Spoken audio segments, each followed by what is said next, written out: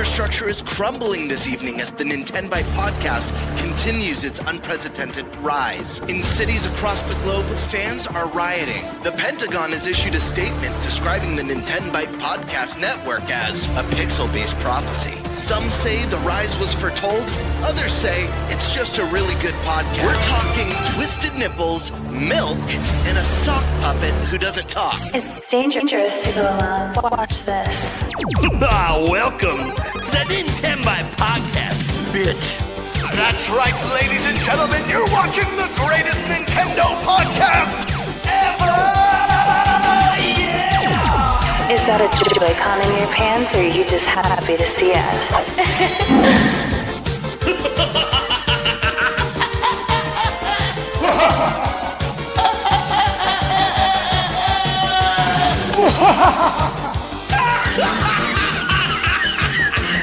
Shut up! Now feel the power.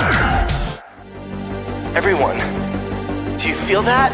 Oh my god, I feel it! I feel it too, Gamer. What is it? It's the power of our podcast.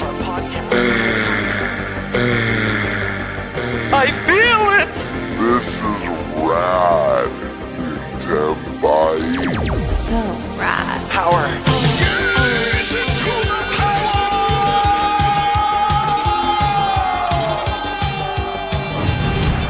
Now bask in their glory. I'm Nintendo Brian. Oh baby.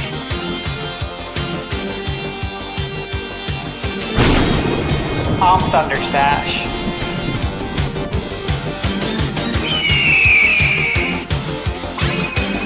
I'm Gamebird Classic.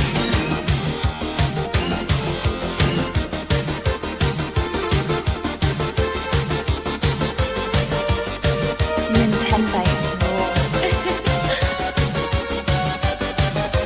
Let's rock. Hey everyone, welcome to the NintenByte Podcast. It is season 3, episode 56, and you just got the core 4 here, ready to maybe get our R-Wings ready to go. You know, there's 4 of us. Which characters are we in Star Fox, guys? Who's who? Who's the captain for starters? Who's Fox? I'm gonna have to be Fox. Yeah, I kind of figured. Stash was going to take Fox. It's fine. I was gonna put Prime as Fox since the Prime started NintenByte, and I was gonna put Stash as Peppy because he's kind of the old soul. He's been there. He's got the nostalgia. He's got the history. Nah, see, I'm more like Falco. See, Eric is Falco. 100% Falco. I don't trust Stash. I don't think he should be the leader. No. That's Falco. Falco's a dick. Eric's not, so he can't. Yeah, be Eric's him. not a dick. Eric's like Well, Slippy. Eric's like literally. I use Slippy too. Yeah. It's the green shirt. No, I was gonna say Falco for Eric because Falco's like he's more of the man of a few words of the bunch, you know? Not in the new game. I guess so. I guess that's A true. lot more. Listen, guys, I should probably be Falco. I'm not a dick, but I am the Birdman. Yeah, Let's be real. There's that. Okay. That's true. Eric? True.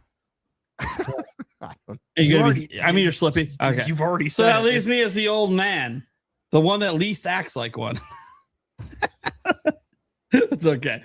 I'm the old man. I'm Peppy. You know what? Maybe that's not the case. Maybe I supersede Star Fox and I'm his dad. I was gonna say, yeah, someone's got to be James, right? Maybe James McLeod. You know, the OG being replaced by the young gun. Maybe one of us is a Wolf O'Donnell. Ever thought about that? Maybe I'm Pigma Gengar. Maybe I'm just the Or wrong. maybe together. no. You know who Stash is? Stash is James McLeod with the aviators. Oh, like the the old aviators. school Yeah. badass. Yeah. Stash is James I'll McLeod. take that. Yeah. Get the cigar going in the ship. Like, what do you do? Smoke it, dude. There's Hey, nowhere hey, for it to go. Hey, got the Yeah, cigars there you right go. here for the trip. There it is. Gotta get ready to celebrate. Oh, God, guys. All right. So we have a good show for you guys today with the Core 4. You guys know it's a lot of fun when it's just us. It doesn't happen often, but when it does, it's always a good time. We'll have guests back on next week. We got some good people coming on. We have actually a lot of really great people coming on through June. The rest of this month, Rogers Base and others. But this week, this podcast became much bigger very quickly. So we were already planning like weeks ago. We're gonna do a bingo, right? We're gonna do Summer Game Fest, Xbox Showcase, Switch 2 logo bingo. Basically, games not confirmed for Switch 2. We think will be shown at this event with a Switch 2 logo in the event, right? It's not revealed after the fact, like we got with all the Sony Showcase ones. There was 5 games revealed for Switch 2 after the fact. So it was like just to make it fun, make it a challenge, right? We think this game's going to show with the Switch 2 logo in these events. Then the Nintendo Directs rumors started coming around. First with Jeff Grubb a few weeks ago being like, oh yeah, middle of June. All right, cool. Whatever. Right? Middle of June, maybe the 18th. We'll worry about next week, maybe next week we worry about predictions. Then Jeff Grubb starts to narrow it down. He starts to say, actually, I'm thinking it's like the 11th, 12th, or 13th. Okay. Maybe he's just guessing. Oh, then Attack the Backlog and Ashweedle come out and both say they're hearing the 9th. Then Nate the Hate today drops a podcast with Modern Midgets Gamer. And on that podcast, he's like, there's a direct next week. And it's a general direct. Well, shit. So it's a general direct, which we didn't know for sure from anyone else. And it's happening on Tuesday. Now, Nate the Hate, to be fair, never said Tuesday. So if it's not on Tuesday and it's on Wednesday instead or something, just know Nate the Hate did not give a day. He gave a week. And Attack the Backlog doesn't feel very confident in his pick of the 9th. But I will say this. I have also heard it's a general direct happening on the 9th. If it doesn't happen on the 9th and it's on the 10th or the 11th instead, whatever. The whole point is there's a Nintendo Direct next week, a general Nintendo Direct. And that's really what matters. If it happens to be on a Thursday, all the more benefit for us, then you'll get a bonus episode. If it's on Tuesday, like the rumors I have right now, cool. We'll just do our normal episode on Wednesday, and that will be our reaction to the Direct.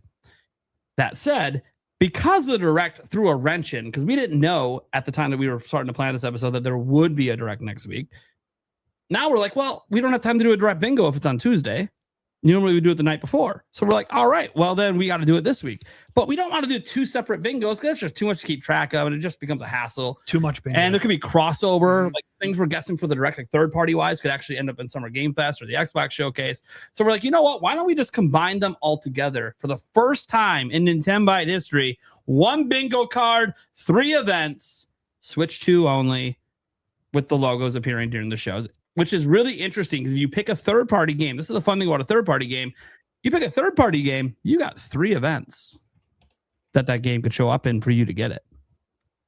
Quite interesting when you think about those odds a little bit. You pick a Nintendo game, you're probably only going to get that in a Direct, right? So if you fill out a bingo card and it's like, oh, all my things are Nintendo games, well, your bingo card's probably going to lose because Nintendo's not revealing 30 games in their Direct for themselves, like published by them. So if you picked a bunch of those, third party is probably the way to lean with maybe some little first party predictions in there. I don't know. You guys fill out your bingo cards however you fucking felt like it. I'm still filling out my bingo card. So I don't even know what's going to be on the rest of my card. I only knew about like 5 games for sure I wanted to put on there. But that being said, guys, we have a killer show. So besides the bingo, wanted to get that out of the way. We are going to talk about the Nintendo Direct on its own. I think, look, we're a Nintendo podcast. We got to give Nintendo's event the extra attention. That's the way it's going to be. So beyond the bingo cards, we're actually going to talk about what we want, what we think is going to happen, how we think they're going to set up the second half of the year. Obviously, we can revisit some of the stuff that Nate the Hate has said on that. But he honestly didn't say that much. In hindsight, if you go back and think about it, he didn't say that much. He revealed in the second half of the year, we're getting what? Pikmin 4 Switch 2 edition, something with Switch Sports, which could just be an update, and Ocarina of Time. That's literally it. There's got to be more. So, and he has said there's more. He has said there is more. So he didn't reveal what might be potentially brand new Nintendo games that could be coming here in the second half of the year. So it's going to be fun. It's going to be a good one. So we got to talk about the Direct. We got to get into that just on its own. Dude, this week was Star Fox preview week. That was really sweet. Stash, I didn't see you with a preview. No invite, huh? Can't really comment. Can't go. So that means there was an invite and he declined. Next up, no, I'm just kidding. I actually don't know. I just know he didn't drop a preview. He might not have declined. He could be using the content for later. Who the hell knows? Maybe he's reviewing Star Fox right now. No one knows what Stash is doing unless he tells us at the end of the show. He's like, I got this upcoming and this upcoming. What he doesn't tell you is the things he can't say that are also upcoming. Yep, that's right. So, all right. Mum's the word. Mum's the word. Can we get 3 examples of things you can't say?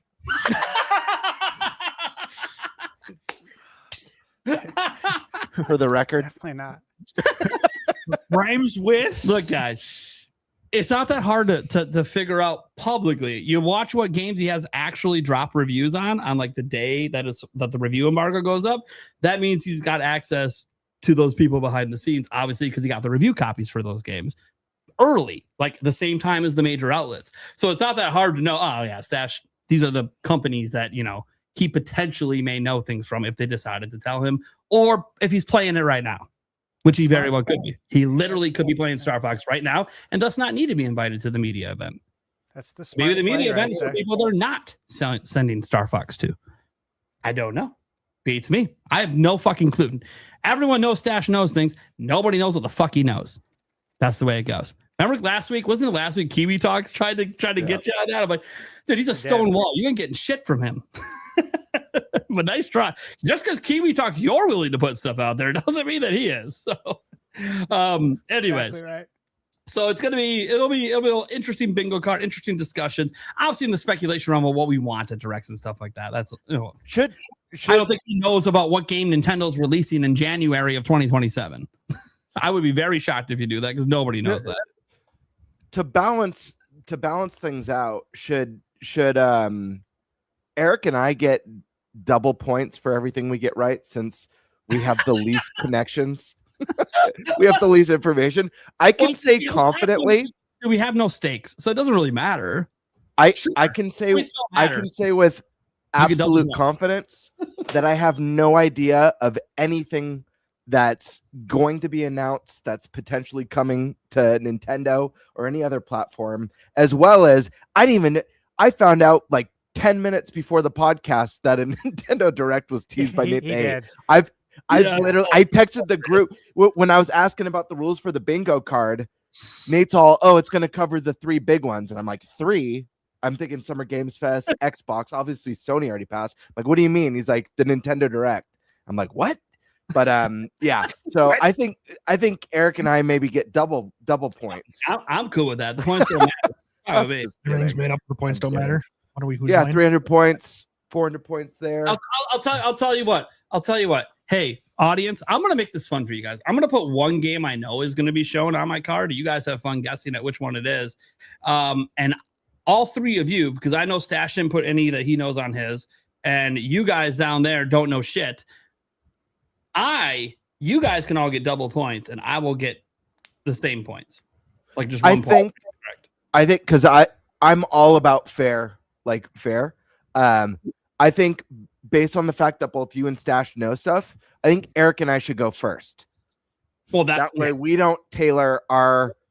Yeah, we don't adjust our bingo. Well, not that I would, but we were talking earlier that we were gonna have Stash probably go last. Okay. Just because his card's gonna, obviously be just guesses on stuff that he doesn't know about, and then so it's probably gonna have a lot of different games than we will have. That's just obvious. But you guys could have the double points. I don't give a shit about that. I haven't finished my card, but I'm gonna be pretty confident in my picks because I'm only gonna put one game on there that I know because I don't think it's fair for me to. I only know about 3 that are being announced in the next week, so like, it's not like I know a ton. I'm not reaching out or they're not. I could know more. I told the fellows before what was going on before the show. Like, I could have known more, but I just didn't want to. So, that being said, we got that today. Bingo aside, we got to talk about the Direct. That aside, talking about Star Fox with all the previews. Get some new information from the previews. Not, unfortunately, the overview trailer. The overview trailer was basically a complete repeat of the Direct. I don't know why they released it, but whatever. Then our other one is a dealer's choice at the moment, only because I ran out of time. Literally, I was still typing up topics, and it was like 5 minutes to showtime. So I probably could come up with one for that, but for now, we'll just leave it blank. It'll get filled as we go. One of us will come up with something. I'm not worried about it. That being said, we know for sure we're going to be saving the bingo for the end. So, who wants to go first? And what topic do you want? Here's Gamer. Here's Eric. Yeah, I'll take topic 2, Star Fox updates and thoughts. Sure, yeah. Start with Star Fox is good. Okay. Let's go to Eric. What one do you want? Direct guesses and predictions. Sure, that's a good second topic. Stash? What's left? It's dealer's choice and then the bingo. Bingo. Okay, yeah, we know bingo's going last, so I'll be the third topic. I'll do dealer's choice. I'll figure out what the hell it is. All right, well then, fuck it. Gamebird, what are we talking about? Right. Let me get the notes back up. All right, Star Fox. A lot of people got to play, guys, and we got some thoughts online. Let me look at the topic and read the notes we got here. So, Nintendo, as Prime mentioned, dropped an overview trailer that's basically just an extended version of what we already saw in the Direct. There's about 15 seconds of new footage with some new dialogue, power-ups, and multiplayer. And more importantly, as I mentioned, media got to go hands-on. I believe from what I heard, I did get to listen to a couple preview impressions. I believe people are saying they got to spend about 2 hours. Does that sound right? Weird. So some of them got 2 hours, some got 90 minutes, some got an hour. I think it just depended on, because these preview events were worldwide. So I think it just depended on like what country they did it okay. in. Dash and just overstay your welcome. I got to listen to 7 trips through all day. I got to watch and listen to a couple. I can't remember. I know one of them was Nintendo Life. I watched their thoughts on it. But from the notes we have on the topic, the general consensus was that the game is visually absolutely gorgeous. To the point, the media who hated the designs actually started to like them more and more as they played.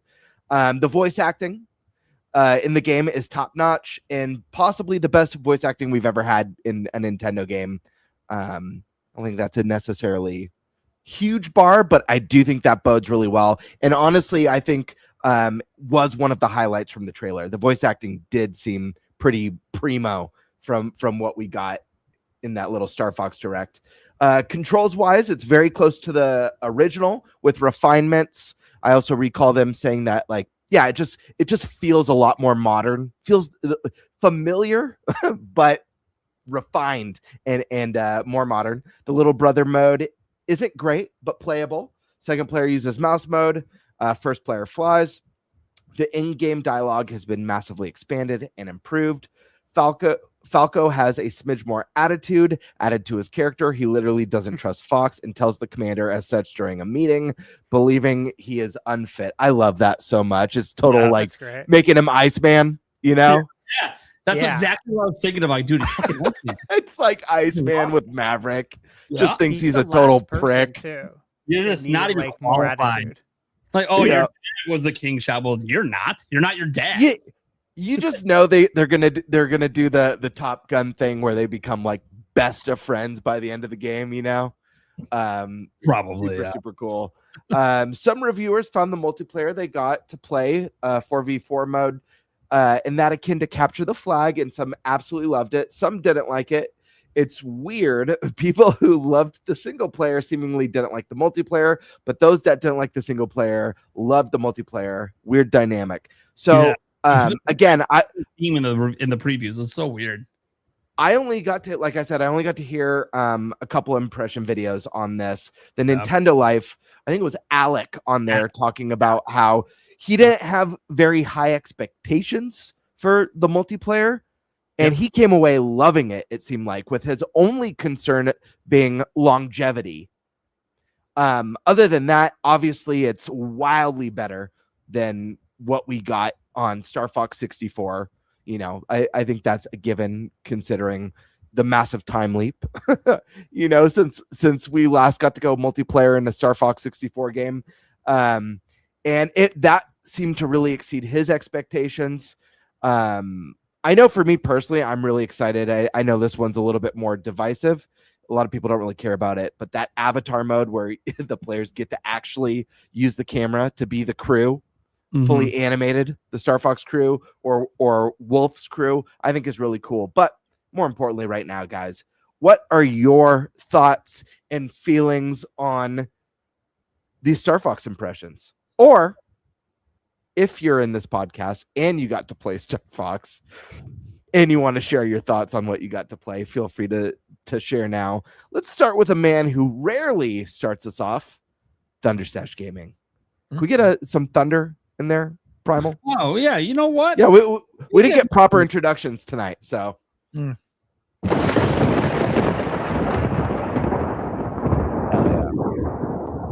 I fall asleep to that sound every night. Sounds good. Yeah. Look, everything that they've put out, I'm really excited for. I think the thing that doesn't get talked about enough is the fully orchestrated soundtrack. That has me like as excited as the visual overhaul. To me, to have a fully orchestrated soundtrack of Star Fox 64, which is an amazing soundtrack, is super exciting. So really happy about that. Love that there's more dialogue. The voice acting does sound good. There's going to be more lore, just overall. The multiplayer I think looks cool. I saw the impressions. I really can't say much. All I can say is like I saw I saw people's impressions. It's interesting. I love this, by the way, because what's really cool, what's happened with this podcast since the beginning, right? It started out, right? Stash is this little dinky channel. You do a reach out, not getting responses, doesn't like know anyone. The anticipation is a little killing momentum. me, Prime. He starts to get all these connections. Next thing you know, the first. Yeah, sorry, but the internet must have went out. Are we good? Are we good? We back? Yeah, we're good. Okay, yeah. I just thought refresh on my end. I'm like, oh my god, my internet's giving me problems. Of course. Anyways, so what happened is this podcast started out. Stash was had like hardly any followers, like 200 or 300 or whatever his subscribers were. I can't remember the exact count. He might not remember because he doesn't even pay attention. Actually, I do remember. It was 589. 589, yeah. So again, under 1,000 subs. Nobody really knows who this guy is. Companies really aren't responding that much to him because again, he's this little tiny guy, and why would they? He's got 500 something subscribers and like 50 views a video. Like, what are you gonna do? Like, it's not really worth responding to from a business perspective, right? He comes on the show. The show does help give him a little momentum, gives him a little bit of subscriber growth. People are loving what he's saying on the show. They're getting to know him more. They're loving the way his attitude. I know my community definitely did. I know a ton of you guys watching on my channel are subscribed to Thunderstash Gaming, and it's because of this podcast. So I'm really happy about that. It really gave him a push. He kept to the grindstone because it don't matter if you get a push. You got to have the grindstone going. You got to have the work ethic. You can get the door open, but you got to put the work to slam that thing open and make sure it never shuts again. And that's what Stash did. He took advantage of the little momentum he got from the show and took off. And next thing you know, we're at an event last year. I used to do private events with Nintendo. They don't invite me. They invite him. And that's how I end up getting in, is because of him instead of me, which is the first time. And I never thought that would happen in the history of this channel when he joined, that it would be him that gets us into the back end Nintendo event and not me. It is what it is, though, because that's what happened. I'm on a review channel. So I'm not like trying to reach out and get reviews and get chummy with all these developers. I just meet them at events, and like some of them hit it off with me, and we end up talking later away from the event. That's usually how I find out anything. But I'm not a game reviewer, right? So I'm not doing the reach outs like Stash has to do all the time. I'm not keeping the constant contact with my Nintendo rep. I'm not constantly doing that like Stash is. And now obviously Stash is blowing the door open, 200,000 plus subscribers, and probably the first of us to a mill, which is awesome. Really happy for him. Great success as a reviewer. And the funny thing is, some of his most successful reviews aren't even from these big boys. It's from some of those indie games. His most successful video of all time is an indie game. Like, it's crazy. That's so cool. And the thing is, you never know which indie game's going to blow up for him. It just happens randomly. It's just sporadically. Like, why did this one blow up? I gave this one my Thunder, whatever thing, and I didn't give this one that, but that's the one that blew up. All right, cool, whatever. Some of them are more obvious. Stash, I've noticed that some of your connections to more 80s and 90s IP retro stuff tends to perform pretty well on your channel. Like the He-Man game example, your preview. Like, yeah, Oh, did yeah. really. I'm like, oh, yeah, it's almost like you have an audience of people just like you. Right. So it's like, oh man, you really like that? Oh man, they know who He-Man is, Master of the Universe. They're gonna want to see that because they didn't get to go and play it. Anyways, so it's funny because we fast forward a couple of years on the show to today, and this is no jealousy on my part. This is just Stash is now the most connected man on the show, can speculate the least on anything because he knows way too much. He's basically our Littlefinger or our Master of Whispers. Yeah, basically. You know, Basically. I love that. one of the character. two. I don't know which yet, but he's one of the What are two. your thoughts on the Star Wars Well- or on the Star Fox stuff this week? He's like, I can tell you that other people previewed it. They seem to like it. He's got to stop. Why? Because he knows too much shit. And he's probably fucking playing it. He just can't even say it. So it's just really funny. I love it. I love the dynamic. By the way, it's not like this all the time. He doesn't literally. He's like but- rolled credits twice already. Yeah, and I know Stash doesn't literally know everything. If he did, he wouldn't even be able to make any bingo card with any guesses because you literally would just know all of them. So, yeah, I think it's interesting. Just the dynamic, how he went from like nothing to now he's like the big shot on the show. Rags to riches, baby. Rags to riches. It's what do they call it? The hero's journey. We're not talking about the money. You already admitted like on the prior episode, the money. Yeah, we know the money shit on YouTube. We got it. That's not good. Yeah, not until you start to get consistently up, at least to the views I'm getting on each review, and I think you're going to get there. I think it's going to get there. So I still work like I have 100 subscribers. So yeah, you gotta. you know, Oh, you yeah. have to. Yeah, you never work like you've achieved anything. Ever, Always strive for more. ever, never do Yep. that in Never life. settle. In anything You're you do. settling. Don't settle. Unless I'll say this, unless you're about to retire. All right, fine. Enjoy. You put in the work for many, many years at that point. Enjoy the rest of your life. But we're not at retirement. We ain't retiring. We got a long ways to go, but this show's got like at least a 20-year run in it, right? Let's go. What are you talking about? I'm tired all the time. Oh, wait. I said No, retired. I know. Oh, yeah. Everyone knows you're tired, Eric. Yeah, right. How many episodes left early this year? No, Yeah, right. I'm just yanking your chain. All right. So, Gamebird, Stash can't really talk much. Call on somebody else. What? All right. It's How about hard you? when you have experience and you're not NDAs and you can't say anything. It's like, what are you going to do? It is what it is. Who cares? And by the way, I I'm will saying say, it, he's not saying it. To be clear. yeah, I will say, as far as I know you mentioned the single player and multiplayer aspect, how like Yeah, the previews were like split on it. It's weird. it's interesting. I honestly, I think it comes down to, I'm gonna guess and say it comes down to competitiveness. Mm. There are people who like to compete. There's people who don't and like to just Just have fun. play solo and take the experience in. When it comes to actually competing against other people, they're like not really into it. Similar to like people who just play, say, cozy games, right? You're not going to find them online playing Call of Duty or NBA 2K or Madden getting into it, right? And like playing in sweaty matches, as we would say. I think it's similar to that as far as the impressions that are out there.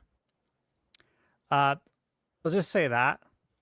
So if you don't fall into that category, if you like to compete and you like also to experience games, you know, like I like to do both, love to do both. So if you're like that, then I think you have your answer. I've got a question that for you, Stash, and we could ask this to everyone because I think this, I don't know. I think the potential with this refresh for Star Fox is really wonderful for the character and for this IP coming off the heels of the Mario Galaxy movie as well. Do you think this will be the best-selling Star Fox to date? Do you think this will propel the series forward a little bit, given the character was introduced to an entirely brand new audience for the first time with the Mario movie. And this game, regardless of what you think of the art style of the characters, this is not even close. It's the best looking Star Fox game, period, and probably one of the best looking Switch 2 games right now. So what did 64 and the SNES one sell? 64 is the best selling one. I can't remember if it was like It's let me get an official number here. 5,070,000. Okay. So yeah, 5.7. Yep. With the Rumble pack Yep. for a long time. The SNES one looks like it's so. Oh, never mind. That doesn't count. That's just the SNES Classic Edition total sales. That's not what it actually sold back in the day. I think we should factor. I think there's a few things that are. Oh, go ahead. I just want to clarify for Star Fox 64, it sold. The only number we know for sure is 4 million on the N64. The extra 1,070,000 came from the 3DS version. I don't think that counts. I would say 4 million. So 4 million. So the best that's ever done. Yeah. Okay. Keep in mind, this game is being sold at a discount price. Got the Mario Galaxy movie introducing the character to millions of people, and just like the what are you laughing at? Nothing. You ask him a question and then you're trying to make the argument for him. I just no. I'm just saying, like, these are important things to think about. Well, I think we already thought about that, so I would assume. Okay, fair enough. Stash, take it away.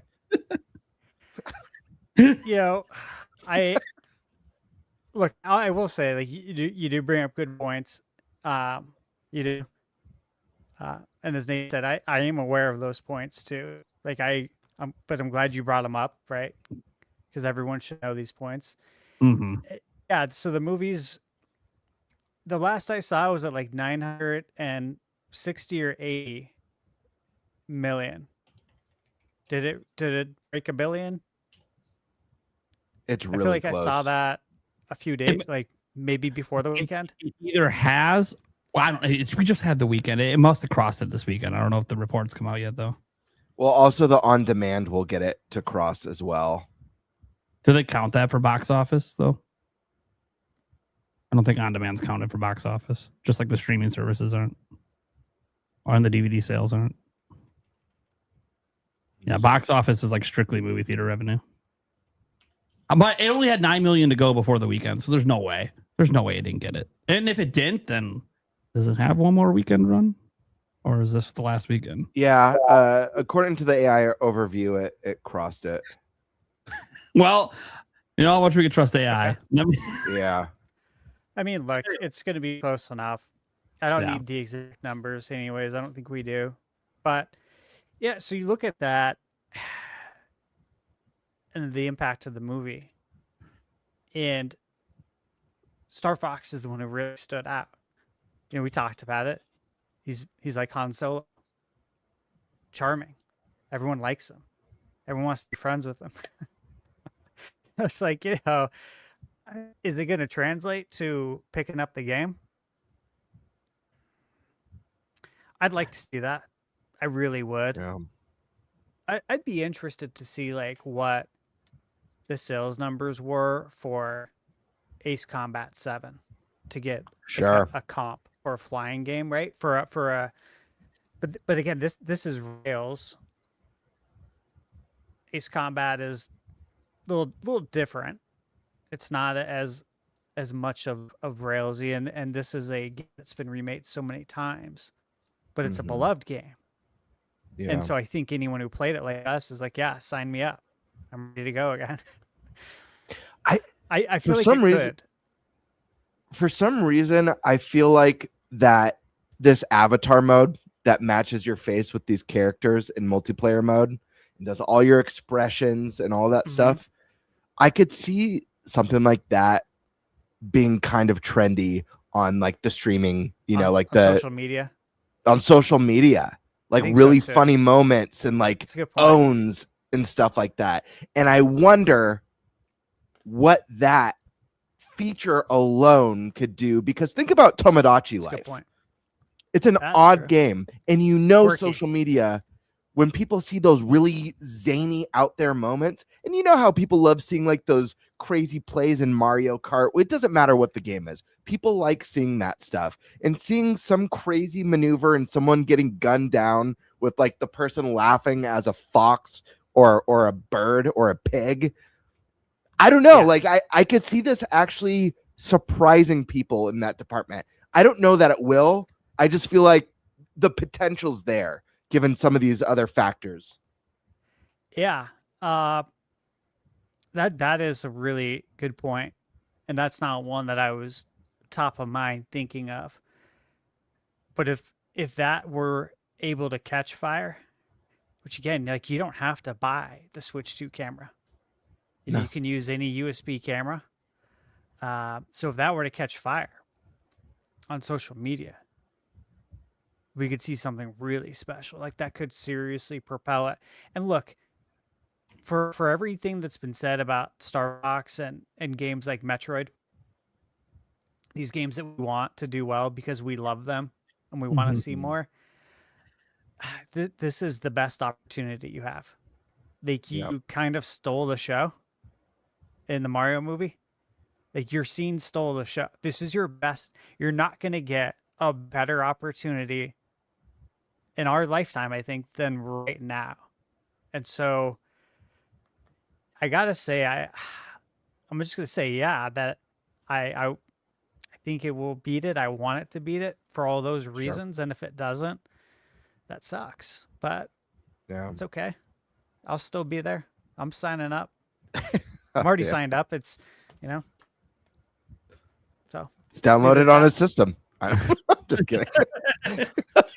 Hold your screen up for I just mean I have the physical No. pre-order, because even if I get games, hypothetically, yeah. Nintendo And to be games, clear, I'm I picking up Nintendo physical. send me codes early too, but I don't get invited to the preview events. That's like the big thing. It just doesn't happen anymore. I don't know why.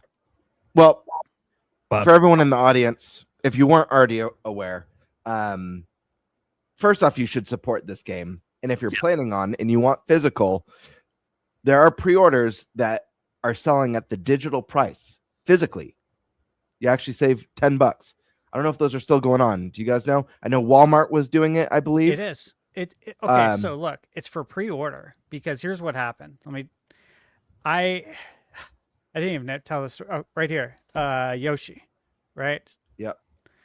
So I wanted to get it for store pickup at Walmart, which is across the street from me. Yep.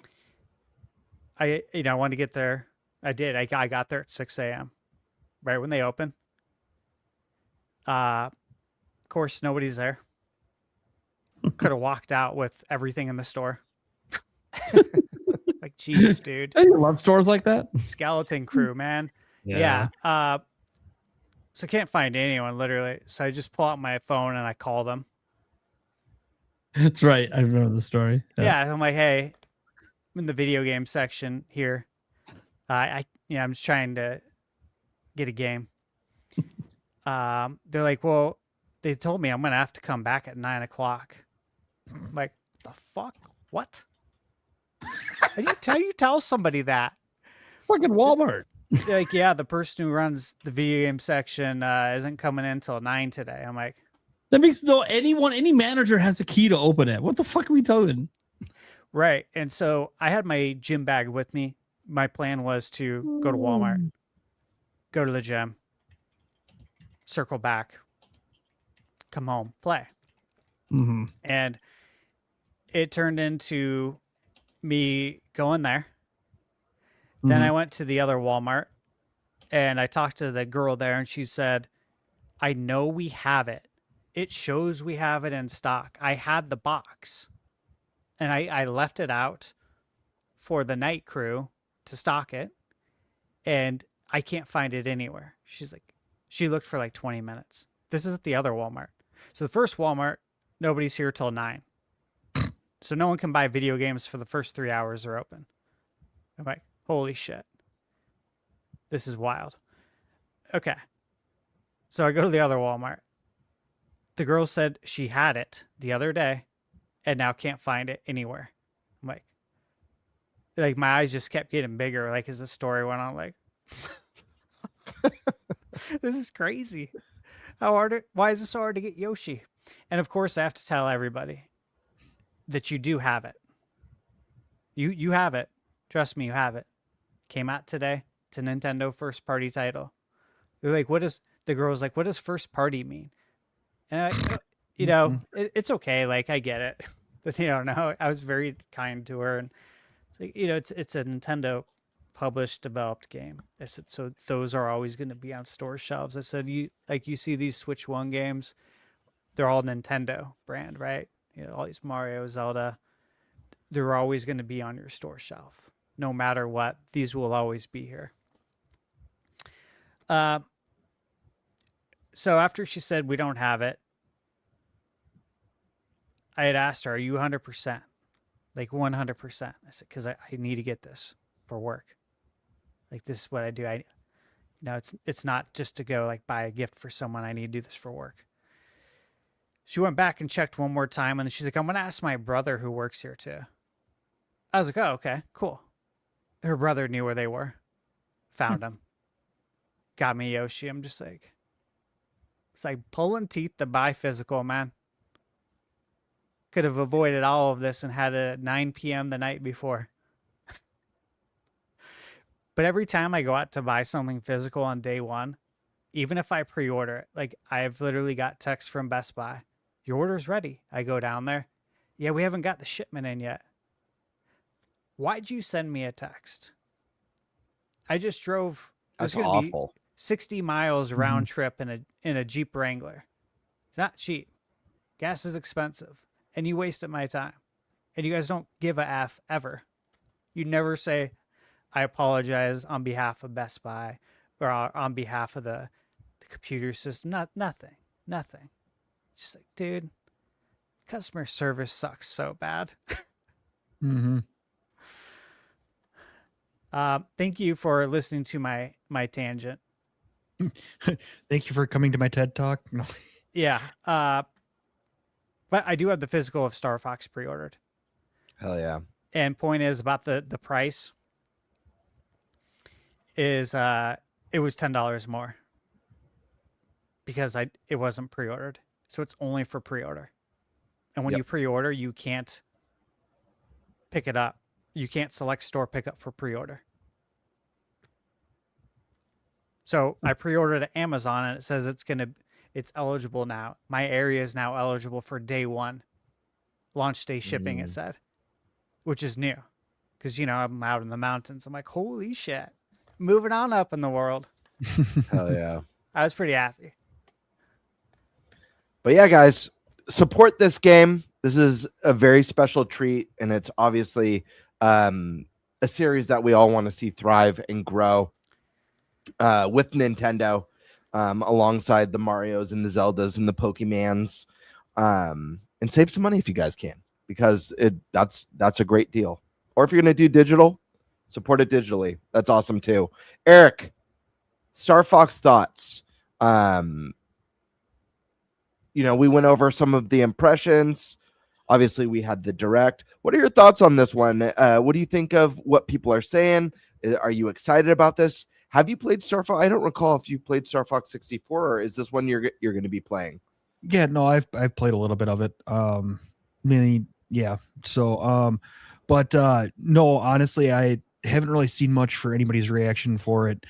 But I know, surprised as hell by the direct. I did kind of I watched most of the direct, if not all of it. I can't remember. I was at work in the very end of the day. But honestly, I thought it was a brand new game. So that's how much I missed of, it being a remake, but it looks phenomenal. Yeah, I do like the graphics updates, the stuff that they do. I do like the looks of the characters, things that they've improved, things like that. So yeah, I mean, it looks like it's going to be very, very good. Hell yeah. Yep. I guess Prime's away, so I'll jump into my thoughts until he gets back.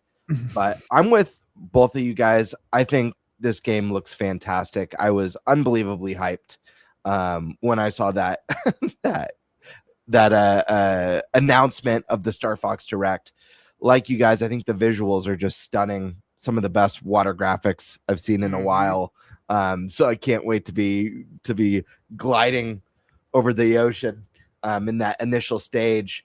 I think the thing that has me the most hyped for this, and you touched on this, Stash, is the added lore, the story dynamics, seeing the crew hanging out and talking about the missions and talking about each other's pasts and all of that good stuff. These are such fun characters, and to see them build a more substantial history and lore and world around them, I think is extremely exciting. I want to know more about this Falco not trusting Fox. I want to know more about why Fox hired a freaking toad to be his engineer, you know? Right. And how If we how get the peppy answer on that, that'll be cool. I know. And why, like, how Pepe's coped with the loss of James McLeod, like in the history with Andros, get more of that villain backstory. I think there's so much potential. I don't know how far they're going to dive into the story, but even if we get like, you know, a minute to 2 minute cutscenes between each mission that really fills in this world, I am all for that. Star Fox 64, I know a lot of us fans who have been there since the beginning, I think initially we're hoping for something new and something different, but I think the potential for this to be a fresh start that leads towards newer and bigger things for the series is very exciting. And Star Fox, to me, despite it being a very short and arcadey game, I do think it's one of the best Nintendo 64 titles. I think it's a flawless game with unbelievable characters. I love all the secrets and branching paths, multiple endings, and incredible music that we're going to hear that's being redone in the modern age. There's just so much to be excited about, guys. If anyone in the audience who's never played Star Fox, I hope this one's on your radar, not just because I'm a Star Fox fan, not just because I want more, but I feel like this is one that Nintendo fans should just experience in general. It's a very important piece of Nintendo history being brought back in a way that we've never seen before. So I'm unbelievably excited hearing these impressions and hearing people really stoked on a game that, because it's a shorter experience, because it's more of an arcadey game, which, you know, I think even you, Stash, mentioned before Star Fox was revealed the difficulties of bringing back like classic Star Fox, just because that style of game isn't as popular in the modern age anymore. As you could get away with that a lot easier. Like, those were big titles back in the day. Obviously 64 was a 4 million plus seller. It's a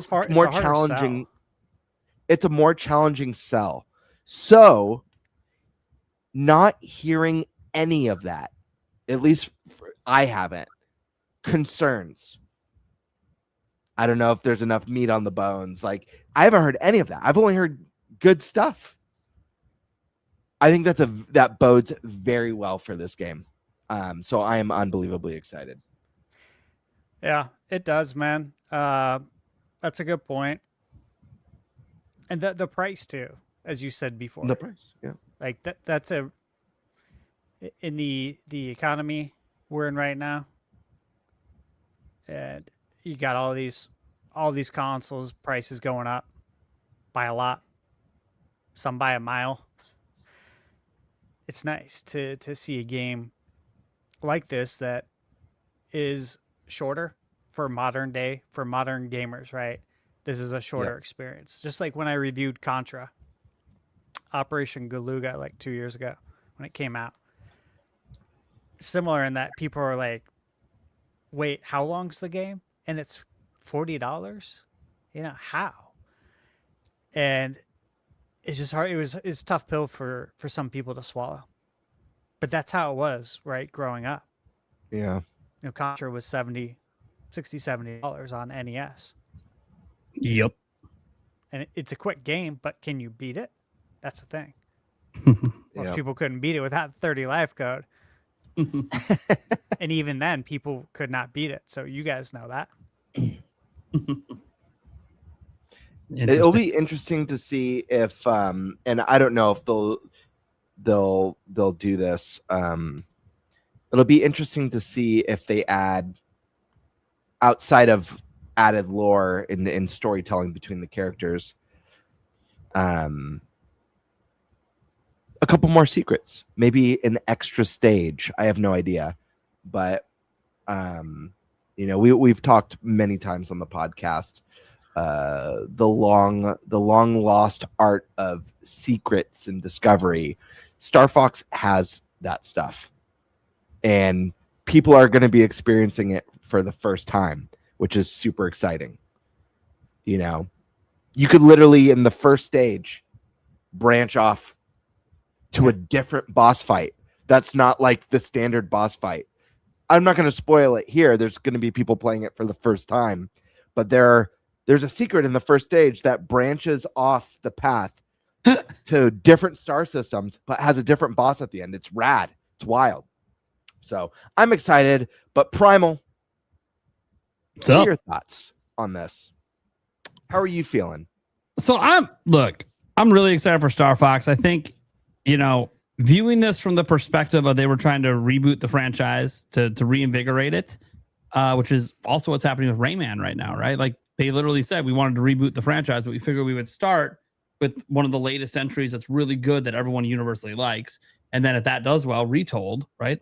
Then they will do 4. They literally already publicly said this. So yeah, they have plans to make a brand new Rayman game, but they need proof that Rayman can sell in the modern gaming environment. So that's why they did Retold. And obviously when you pre-order it, whatever you get, I think you get the first one, the one that came before it, remastered or whatever for free. So you got move. Origins. Yeah, you get like two for one, which is great sweet. move. Such a good deal. Yep. Yeah, great deal. They're both excellent games. We had these back on the fucking Wii U. I mean, that's why I played it. These games were excellent. Rayman, and just another shout out for this game. If you guys like platformers, support this game, please. No joke, Rayman Legends is one of the best 2D platformers I've ever played. It's that so good. Dude, there's that good. All I know, I don't want to spoil it. There's so many good levels. There's so many good levels. It in that seems game. like a lot of people haven't played it. Yeah, insane. Just cool. That's what they're trying to say. Like, can we reinvigorate the franchise, get people excited, and then we're gonna bring you that new one that everyone will really want to have. Like that seems to be like there must have been a negotiation with the upper brass at Ubisoft to bring Rayman back, and they're like, "Well, we'll let you make a new one if you can prove people actually want Rayman. So why don't you remake one of their safer games that won't be such a big budget, and then let's see how it does." That seems to be like they're testing the field. And you guys saw the Rayman Retold one. Like, oh my gosh, the game already looked amazing. Rayman Legends already looks great as is. Like that was the thing. A lot of people were saying, "Oh, what do you mean they're remaking this? It literally holds up. Why would they need to do that?" And then you see it, and you're like, didn't know it could look like that. That's actually kind of insane. I don't know. Everyone's fond of all the voice actors that they put in there, but whatever. We'll see what happens. Obviously, I hope it sells well. Getting back to the Star Fox, the interesting thing with Star Fox is, again, this is just like that Rayman situation. They are testing the waters. They're giving it every opportunity to succeed. And I'm saying this because they literally put him in the Mario movie. He would not be in the Mario movie if they didn't think that could be a boost to the value of Star Fox to make people want to buy it. So I think that it's probably going to sell okay. Will it pass the one that's remade from the N64, the best-selling one? We'll see. Look, Star Fox has never been evergreen, and it's really struggled to do well sales-wise with most entries. So it's really hard to know because on-rail shooters have been very, very hard to popularize. Nintendo's really struggled with this regardless of how good Star Fox was. Assault was amazing. Adventure was amazing. It doesn't matter how good the games are. Just like Metroid Prime 1 through 3, amazing games that couldn't get them to sell. So the question is, was the Mario movie the difference? Did the Mario movie interest enough people, especially younger audiences, to give this a try, to tell their parents, I want this for my birthday this summer? I don't know. What I will say is it is very good that regardless of who did the preview, every preview had something positive to say. And I think that bodes well. Didn't like the single player, but loved the multiplayer. Didn't like the multiplayer, loved the single player. Oh, wasn't a fan of the designs. This was a key thing, too. A lot of people weren't the fan of the designs, as we're showing some of the OG puppets. Wasn't a fan of the designs. Well, they played it, and by the time they got done playing, they're like, actually, these designs really aren't that bad. Now that I've seen this across multiple cutscenes, all the voice and the voice acting's been praised like hell. Everyone thinks the voice acting, like, it's funny because in the notes I said, the best Nintendo's ever had. A lot of the previews were saying this is great voice acting for any company. It just so happens that Nintendo typically is not a company you look at as having great voice acting. So like they were very impressed with the voice acting, and I'm actually curious in the credits who they actually hired for the voice actor, because whoever they did a fucking great job. From everything I've heard from, you don't even need to play the game to know this. Just go watch the footage. You can hear the voice acting. It's phenomenal. Especially now we have the previews. There's a lot more voice acting now that you can hear. It's really good. And I think the thing that I like hearing the most, because we already knew that they expanded the story of the Lilat Wars with the cutscenes. We already knew that. Like the cutscenes were never in the original, not like this. We just had the banter while we were playing, right? And then you had like a little mission brief between. Okay, cool. But you didn't have full cutscenes with all the banter and everything going on. Obviously didn't have the prologue. That's a whole new addition. We hear about what happens to Fox's dad, but we don't get to experience it and play it. Apparently, we're going to get to do that. They didn't get to do that in these previews, but that is, I guess someone asked one of the reps, and you are going to get to play the prologue. So it's like, yeah, that makes sense. Obviously, why include it if you don't get to play it? It's not just a cutscene. Yeah. So that's really cool. I like that. But I think the interesting part here is they expanded the dialogue significantly during gameplay. All the banter between the characters during gameplay has been massively expanded. And because of this, it's leading to a lot of more deeper lore about each character, the world they're in, the galaxy they're in, and obviously why they're doing this and how they got to where they are. And some of the weird things, like why the hell would you hire a frog as a mechanic when he can barely hold on to shit and it slips out of his hands? They make a joke about that. Slippy makes a self-depreciating joke about, hey, you're the one that hired the guy that can't hold on to tools or something like that. It's like something funny. And so it's like, this is actually really, really neat. Like I like what they're doing here. Like this is going to be a hook for people like us that played the hell out of the original Star Fox. And then obviously, Zero and Star Fox 64 and Star Fox 64 3D. Like we replayed this game like 4 or 5 times at this point. And because it's short too, so like you're not actually wasting like a ton of time to go through the single player. Like to do one run through, you can do it in a couple hours. Like realistically, you really could, especially on those older games. I'm hoping it's maybe more than a couple hours for one run through. And yes, there's multiple branching paths. And no, we have not heard about any new planets or any new stuff like that in the core single player yet. There could be some, and they're just going to reveal closer to release, or maybe they leave it as a secret, or maybe you got to beat the game once and it unlocks some new stuff that you can go visit. We don't know, right? Because again, these are just previews. These weren't reviews. So this is information we don't have. But from what we do know, I am so hyped for this game. I've loved it from the very beginning because I just love Star Fox, and the visuals are so good. Yes, I get it, guys. You come off the Sony showcase and you're like, look at, dude, this isn't a PS5. Okay. This is Nintendo. You made a realistic graphics video game. I want to repeat that again. Nintendo made a realistic graphics video game. Let that sink in. Nintendo doesn't do this. They just did. And all these big outlets that play all the big AAA games, they're impressed by the visuals. Just let that sink in. Nintendo's releasing a visual showcase game. They don't do that. This is not what Nintendo does. That is crazy. The gameplay holds up. They added to the banter. The story's expanded. The cutscenes are amazing, apparently. The voice acting's crazy. Oh, and by the way, Nintendo did realistic visuals and apparently did it right the first time. That's wild. So I'm like, where other people get sick of the realistic visuals, if you're a Nintendo fan, what are you sick of? Nintendo doesn't do this. This is actually a paradigm shift for them to go down this route. Yeah. I like this. This is variety. This adds variety to even their artistic style. Like, we're so used to seeing the cell shaded and the cartoony stuff, and then boom. No, this is right there, completely different from all the rest. I love that. The look of these characters, you're not going to see that in any other Nintendo game. I mean, maybe something Monolith Soft was working on, but we don't know. Monolith Soft's always been more in the anime style for their games. So I'm so stoked for this. I really hope it can outsell Star Fox 64. If it does, then I guarantee that means we're going to get a brand new Star Fox game coming up. They're going to work on one. But if it doesn't, I don't know. Because like, they're giving it every advantage. You're on a hot selling system, fastest selling ever. You're priced below all the competition. Decent price, glowing previews. I presume reviews that I'll probably have it somewhere in the 80s. And you have all the hype off the Mario movie. If this game can't sell well, I fear it will be the end of Star Fox.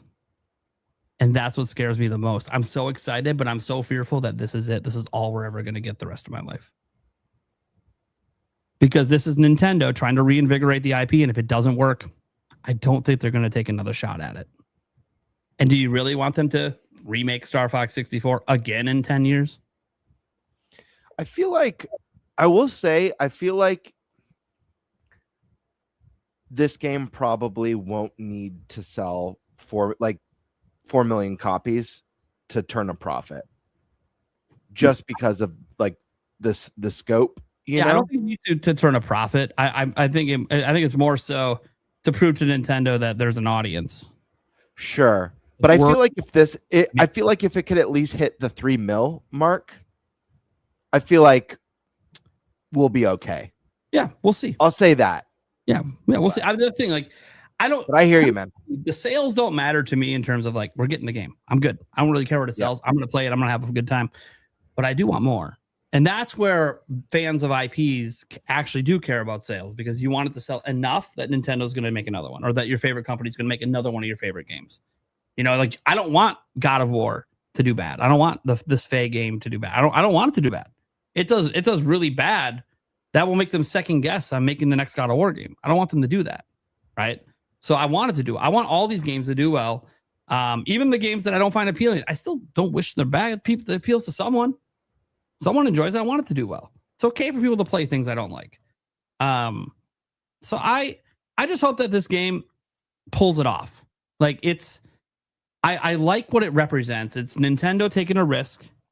It's Nintendo trying something new while revisiting something old and trying to see if they can make, in 2026, an on-rails game actually appeal. Many have tried, many have failed. I really hope it works out. That's all I got, man. This game looks so good. The previews only got me more hyped and more hyped and more hyped. I'm like, dude, this is so good. The only thing I'm jealous of is I wasn't there to play it myself. Mm-hmm. That's it. I wish it was me playing that preview. Because it's funny, I was reading a couple, I'm like, well, when I was playing the single player, you know, the rep kept telling me, no, don't go down that path, go down this path. I would have went down that path. Mm-hmm. Mm-hmm. What are they gonna do? There's nothing new here. We know this is like, we know what's I played this game. I know if I go down this route with Falco, I know what happens. I know it opens up an extra route. So that's what I'm gonna do. And if it crashes the demo, cool. Sorry, my bad. like my bad. Won't do it again. Sorry. But I still would have tried. It reminds me of the Nintendo rep that told me, no, don't go over there. You're not supposed to go over there. And then I went over there and I beat the Stone Talus. Like, so, you know, the reps, they sometimes act like they're telling you what to do, but oftentimes, if you just don't listen to them and you do what you want, you'll find out you actually were allowed to do it the whole time. They don't actually work at Nintendo. So they're just given a script and they just follow the script, and they don't actually know what happens if you go that alternate path. They have no idea, because that's not what they were trained on. Even though we know, and they already showed it in the dang direct, They literally showed that alternate path in the direct. They're not hiding anything. Right. So yeah, it's not like it's even like footage of the game we haven't seen. Like, no, they literally showed us already this alternate path, and they even showed the next planet. So I don't really think Nintendo cared if you went the alternate path when you only. The question is, this is the thing: if they got it out, if they got an hour and a half or 2 hours, and half of that was the multiplayer, all that would have happened. This is one thing. Like Eric and I were talking earlier about my competitive side. He never thought there was anyone more competitive than me until Stash came along, and then we realized that a lot of it is my competitiveness has gone down with my kids. I've had to be like, you know what, I can't be pushing to try to be the best at literally everything all the fucking time when I got to take care of my kids. There's few things I got to push to be the best at, and a lot of that's going to be taking care of my family. However, I still have a competitive side. It's in there. It's festering underneath the surface, waiting to burst out.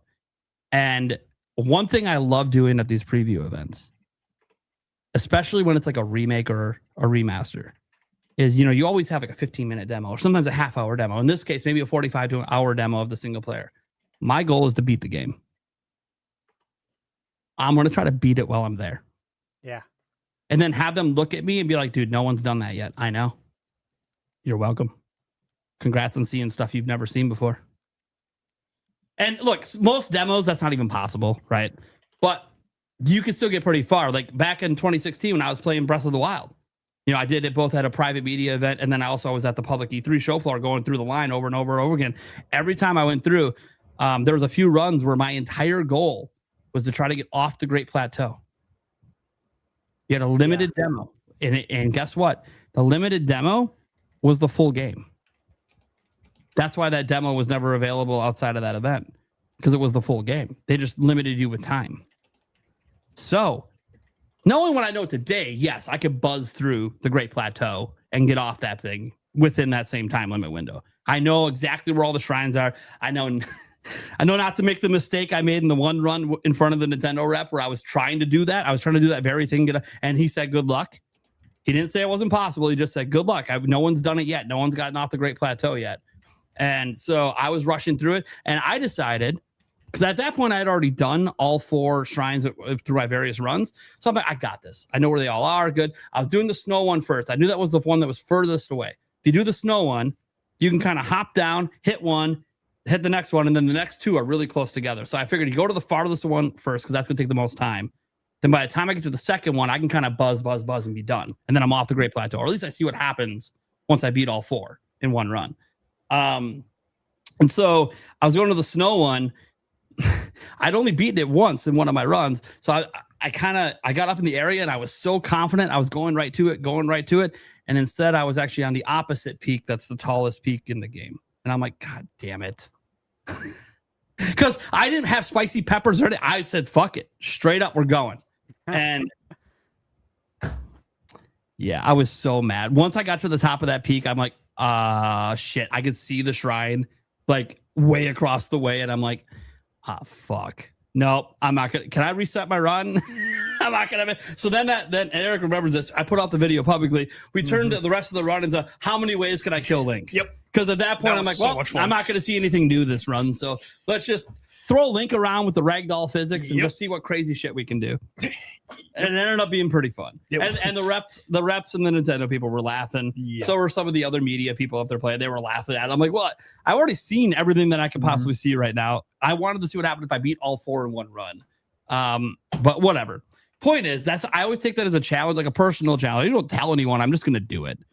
Because when you do it, you often can get, especially when you're doing media preview coverage, you can get new footage that no one has. Yeah, because no one got that far. Right there. Yeah, it's an advantage to your coverage. It's an advantage to be able to show something no one's seen yet. And this is true in any demo, but it's obviously a lot harder in games that are brand new that you've never played before. It's a lot harder to kind of bum rush through at times because you're just trying to, you don't want to necessarily bum rush through, because if you're doing impressions, you want to get a grasp of the controls. You want to really, really get a good lock on that. That's going to take sometimes a little time because every game's different. Especially these events when you're switching between PlayStation, Xbox, and Nintendo controllers. Oh my fucking God. It doesn't matter that at home, it's not a big deal. Yeah, at home, you're not rapid firing every fucking 20 minutes to a different controller. Like it It's gets like an really, obstacle your course skill of video levels are games. not going to be as good at these events when you're rapid firing between controllers. It's just not going to be. It just, even Stash knows, it doesn't matter how good you are. It's just like a mind fuck to switch controllers that quickly. It And is, then- especially with the damn back buttons being swapped on everything. dude. Like, God. And then killing some me. are using like third-party controllers, and you're like, okay, that's even fucking different. Oh, this one's got a paddle on it. What? Okay, well, how's it work with a normal go? Oh, no matter. Just use the paddle to jump. I don't want to jump with a fucking paddle. I want to hit A. Like, I'm like, can I remap this? No. Yeah, you could have, but like they would have yelled at you. So I'm just like, it's not a great event to do. It's already what I'm saying is, so when you're doing coverage, it's already a really hard situation to try to present the best gameplay that you can. But what I find really fun about it though is that aspect of trying to get as far as I can into the game. And that's why I wish I would have went to the Star Fox event, because I'm not so sure based on, and I read like 24 previews. It didn't seem like anyone really tried to push. And I'm not surprised. That's usually not what media does. I would have wrapped my mind around the controls for a second on Corneria. And then boom, I would have just been, from there, we're flying. We're pushing. I'm not trying to get all the collectibles. No. I'm trying to get to the fucking end of the game. Because I know Star Fox 64, I can get to the end of the game in under an hour. I can do it. I've done it many times. I've literally completed all 3 runs in like less than 2 hours to get all the endings and all the planets. So yeah, so I know it's doable unless there's new content, which also would be fun to run into. Yeah. That would be fun to run into some new content. You don't know because again, so yeah, that's why I get sad sometimes when I don't get invited to all the events, just because I know I know the coverage I'm going to provide, and it's going to be different than most people's coverage. And I'm not going to reveal things I'm not supposed to reveal. There's NDAs sometimes. Like even when you go behind the scenes, like when we were behind the scenes with Nintendo at PAX West, there's NDAs. Certain things we can't talk about. Some things we can talk about on certain days.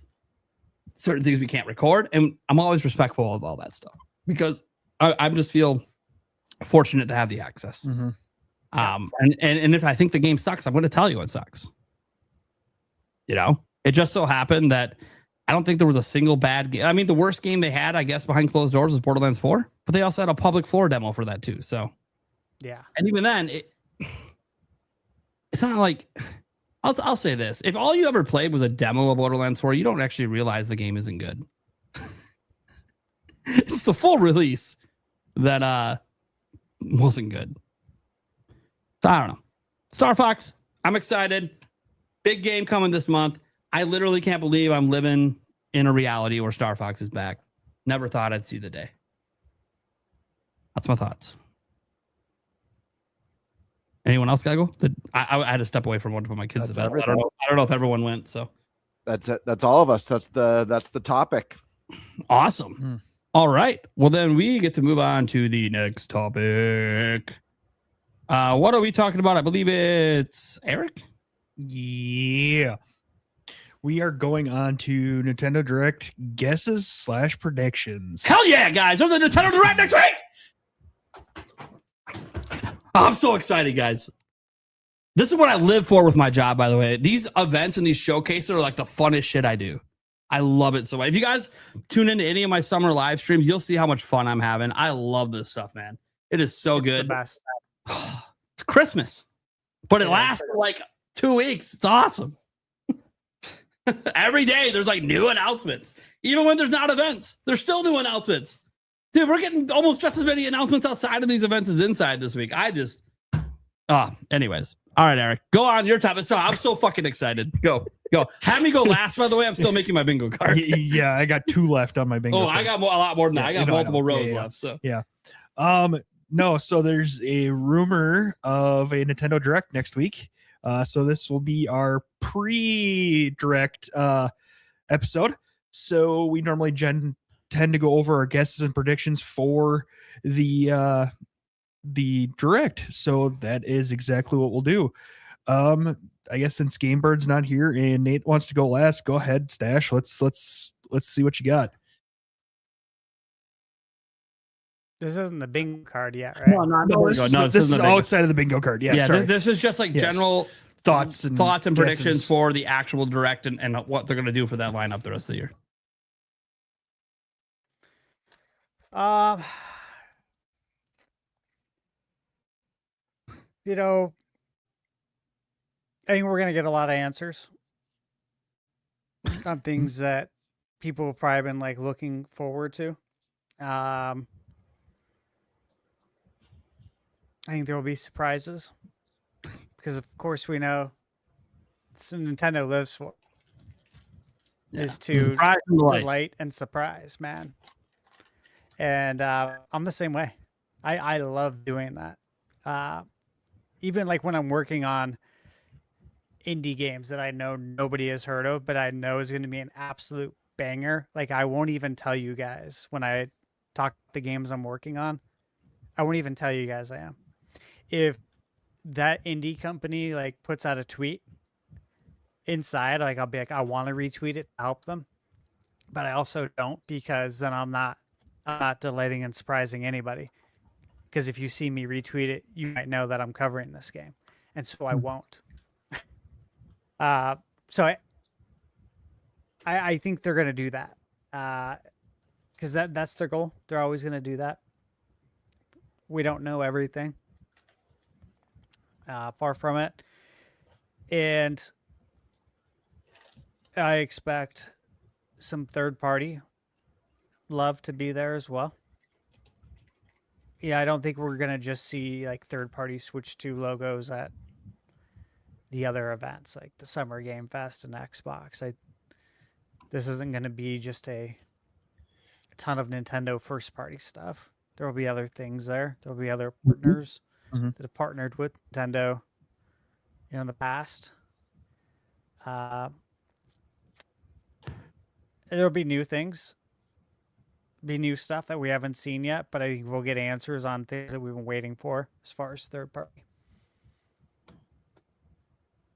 That's about all I can probably say. The rest is on my bingo card.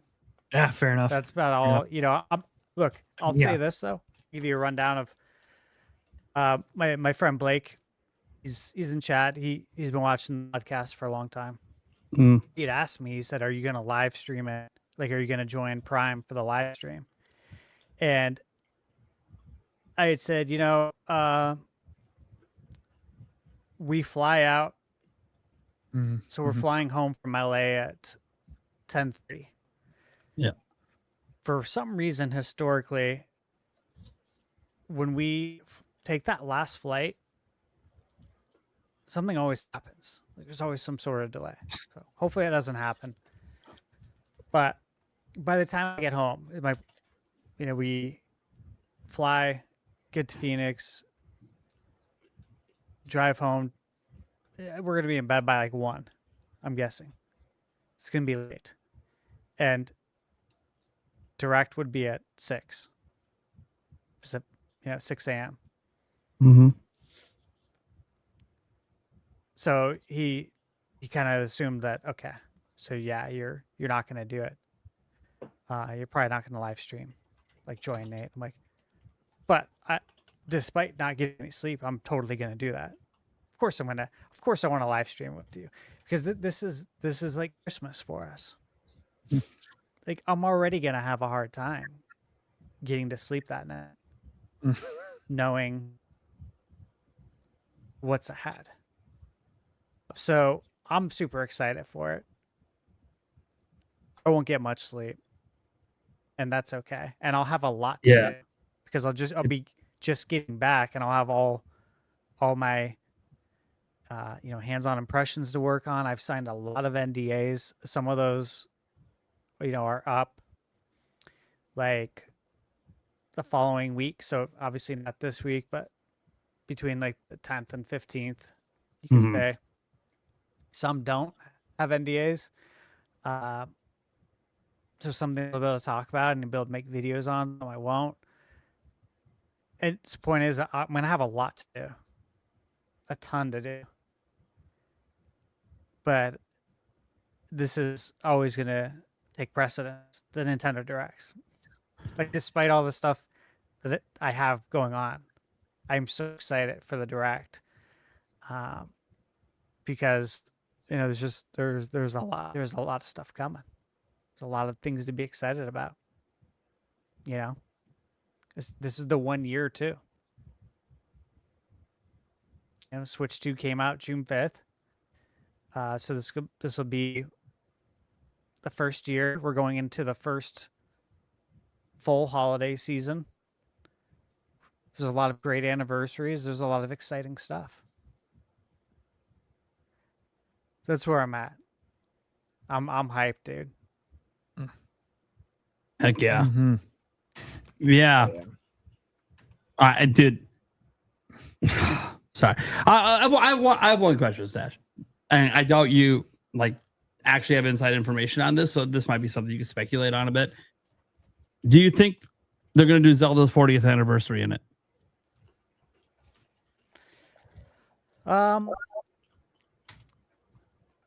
Like, not have a Zelda game, Ocarina of Time remake and all that stuff. We know that, but do you think they're actually going to have like a section for Zelda's 40th?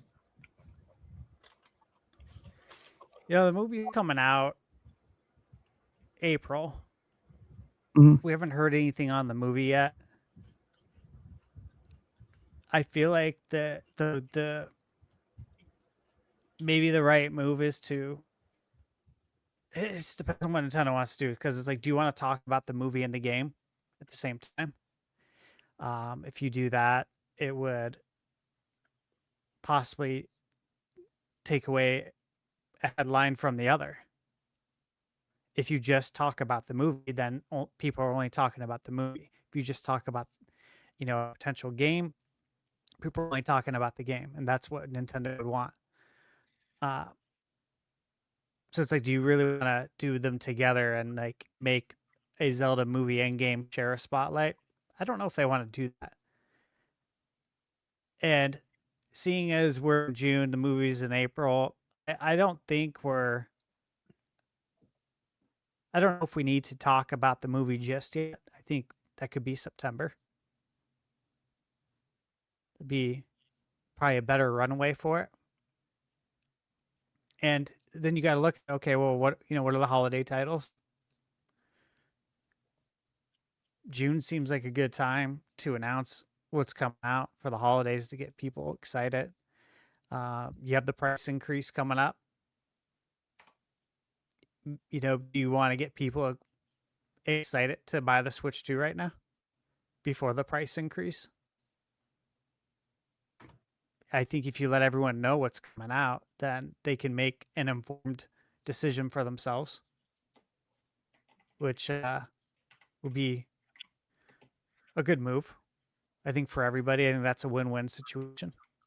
It's a win for the fans, for the consumer, and helps Nintendo move more systems as well.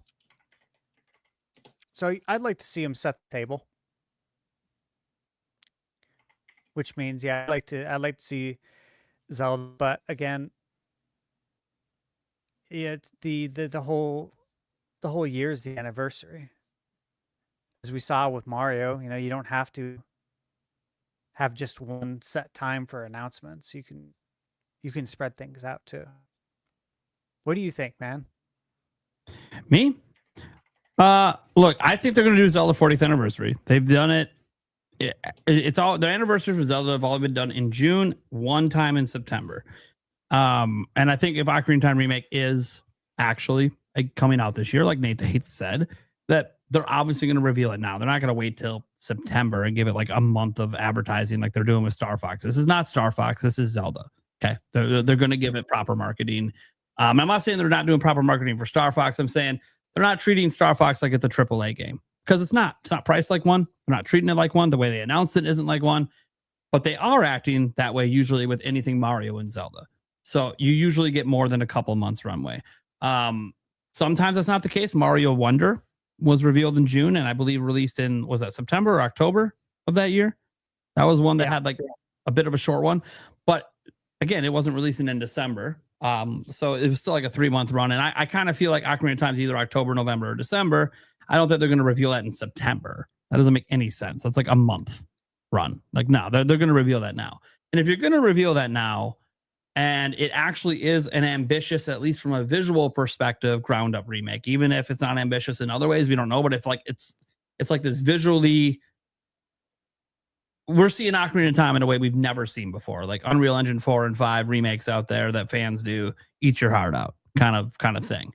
Another kind of visual showcase game. Then I do think that Nintendo would say, you know what, if we're going to reveal that now, then we might as well just do the whole Zelda 40th anniversary thing now. And what they'll do with the movie, because I tend to agree that the movie's still like a year out, a little under a year. They could start teasing it now. Most of the time, a lot of trailers and stuff happens 6 months in. That gets you around that September point. But I do think they'll say something about it. It could just be they're releasing more cast reveals for other characters. That could be a thing where they don't really show the movie, but they show the cast and maybe even show them in one of their costumes in the movie, just to give us an idea of what the look is like. Because we've already seen Zelda and Link, right? We've seen them in costumes. So I could see them doing something like that. I can see them doing a teaser trailer, perhaps, where it's like a little 30-second, thing, title reveal, which will probably just be called The Legend of Zelda, right? I don't even think they'll put movie in it. I think they'll just call it The Legend of Zelda. It could have a subtitle part 2. We don't know. If there is one, then this could be a time to reveal that and get people speculating until you drop the full trailer. There's a lot of ways to tease movies without really showing a lot. People do it all the time. The movie industry does it all the time. I do think a teaser could be there of some sort, but not a full trailer reveal. I think that would be later for September, or a potential dedicated only Zelda movie direct like they do for Mario. So that could be happening later. In fact, they could be teasing it and even announcing a date they're going to do that in the future. Like, hey, come back on September, blah, blah, blah, to see a dedicated direct about the movie. Mm-hmm. I could see them even announcing that here as part of the 40th anniversary celebrations to let you know the buck don't stop here. We got more news coming for Zelda down the line. I can see them doing that. One thing I could see them do, and I've been going back and forth on this for a while. People talk about Twilight Princess and Wind Waker all the time, whether they're going to NSO or whether we're going to get the HD versions or something. And I'm just going to say this. I think one of those two games is coming this year, and it's going to be the HD version, and it's going to release on Switch. Mm-hmm.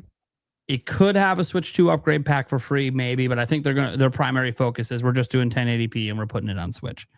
Why? Because Switch is still their biggest platform, and Ocarina of Time Remake's not coming to it. Mm-hmm. So they need something to counterbalance that for the Switch 1 audience. So bringing something back that isn't really new, and it could just even be a straight up port for the most part. We don't really know how they would do it. I hope it's not NSO. Could be NSO. I kept thinking like on NSO, like what Zelda games could they add? Because they've actually been really good about adding Zelda games. And there's some of the lesser known and spin-off and Tingle games they could throw in there. But I kind of feel like, if it is just an NSO update, then I feel like it'll be Wind Waker or Twilight Princess, obviously, for that, or maybe both get announced for NSO. But then the problem with that is that doesn't serve the Switch 1 audience. That's why I kept saying, because GameCube is only on Switch 2, that exactly. I feel like one of those two games, the HD version, will come out specifically so it can be on Switch. That's what I think. And again, there could be an upgrade pack, or if you have NSO, you get it in 4K on Switch 2 or something. I don't know. That's I just feel like they're not going to do the 40th anniversary and ignore 155 million customers that bought Zelda at rates they've never seen before. They're not going to ignore that audience. They're going to throw them something, not something that they spent a lot of time on, just something. And that something could be, again, be a straight up port of Wind Waker or Twilight Princess HD, or both. I know people would love it to be a combo pack. I think Nintendo values the games too much to do that. I know what they did with 3D All-Stars. Yeah, Mario set a precedent back on the SNES with the All-Star thing that they'll every now and then do. And guess what, guys? You know how long it was between the last All-Star game and then 3D All-Star? We got to stop acting like they just do this all the time. Nintendo doesn't do that all. They don't package their games together like that for, $60-$70 all the time. It's not common for them. I would like to see them do like $70 for both. That'd be sick. 35 a pop. I can get behind that. That said, I think there might be other surprises in a Zelda 40th being shown. Every time they always have something wonky, whether it's a Game & Watch or special edition console, right? There's technically a rumor for a special edition Switch 2 console. That would be a massive reveal here.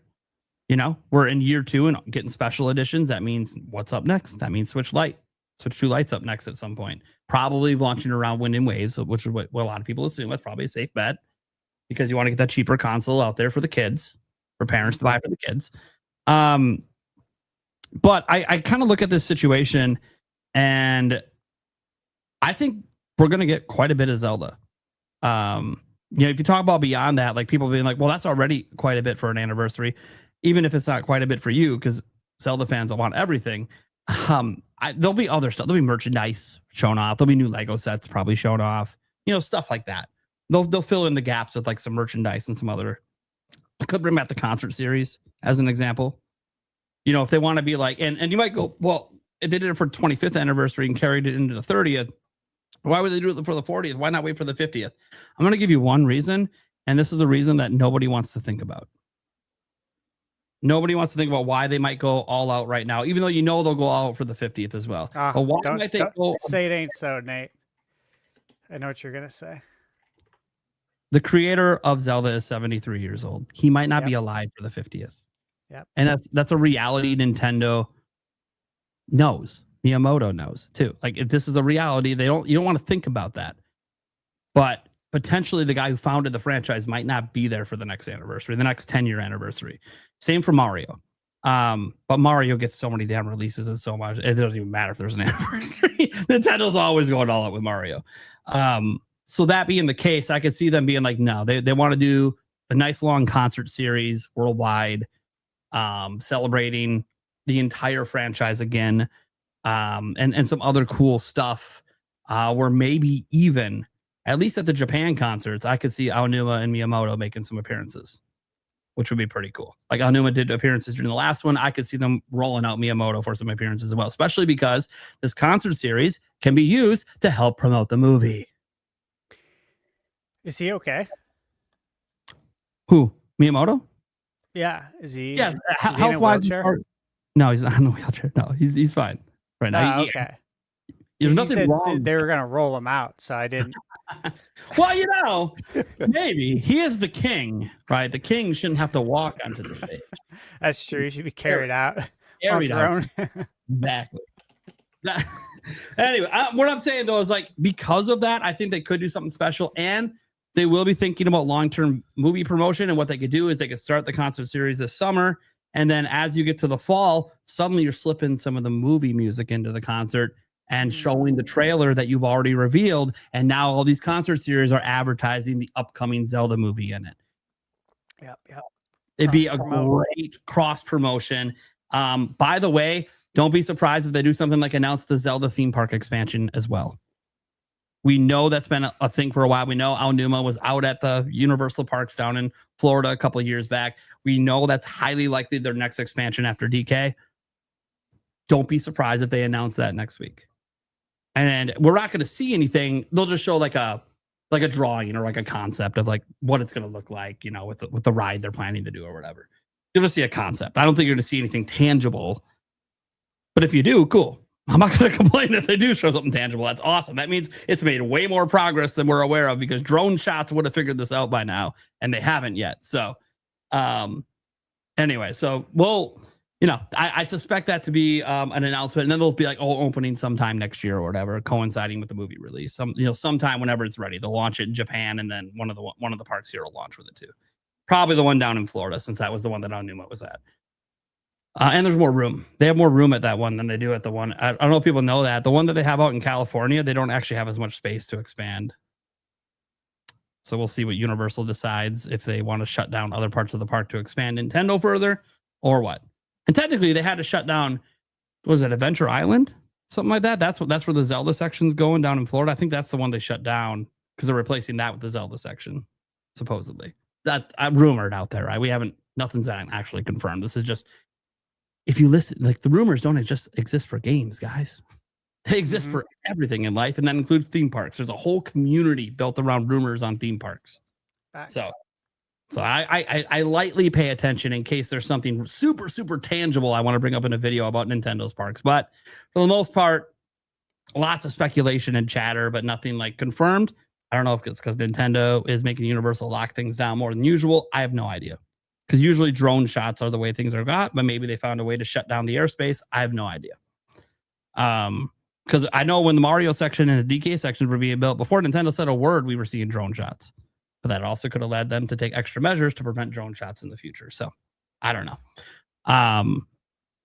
I just know that I'm really excited for like the 40th anniversary stuff. I truly think there is going to be some magical things here, and Zelda fans are going to be eating good. The big question is, setting Zelda aside, do they reveal 3D Mario next week? Tease for 2027. That's my question. We know that Nate the Hate said it's 2027. Nothing else. We have like no rumors or real information on this game. We have no idea what they're doing, which is awesome that we don't know, making the reveal all the more like, holy crap, what is this? That's the question I have. Will they reveal 3D Mario and tease it for next year? Because they do often in the June Direct. I don't want to promise all the time because I didn't check every Direct they've ever done in June. They usually have at least one big reveal that's for the next year. They did it last year in the September Direct, right? They did Fire Emblem Three Houses. And technically they did it in the, was it April Direct? Yeah, the very first Switch 2 Direct before it came out. So they revealed Dustbloods. That was for 2027, right? So they do tend to do that where they give you one game that's in 2027. I think they might give us 3D Mario. Potentially. Because also that'll shut everyone up who's been waiting for Mario and Zelda. Here's a Zelda and here's a Mario. Shut up. And you got Pokemon coming. You already know. Right? So all the people that bitch and complain that Nintendo only ever has Mario, Zelda, and Pokemon, that now have been bitching that we don't have Mario, Zelda, or Pokemon, I think after this Direct, we'll just have all three. So that's a possibility. Just to kind of toss that out there. I don't actually know any of this. I have, guys, I don't know anyone directly inside Nintendo. I have no sources inside Nintendo. I don't know what the fuck they're doing with any of their games. So this is all just me speculating and guessing. There's rumors out there, but yeah, I don't know anything about what they got going on. Pikmin 4 Switch 2 edition. Again, this is stuff Nate the Hate said. Sure, if that's coming out this summer, it's got to be here. If it technically doesn't, they could do a Nintendo Today update for that, but I suspect it would be here. If they do anything with Switch Sports, probably going to be here, right? But the big thing is really like, besides the rumors, like what else could be there? Like what are the games that he didn't tell us to fill in the gaps that would be in this Direct? And that's when the fun comes out, like Luigi's Mansion 4 or Smash Bros. Or, Kirby, a new 3D Kirby game. How about that? The last 3D Kirby game did bonkers. What are we getting a new one? We're due, right? Could be lots of possibilities. Could be a new IP. What if Monolith Soft's new IP is there? That's possible. Or a new Xenoblade game. It's possible. Something Monolith Soft could be there. The same possibilities we were talking about for a Direct back in February still exist today.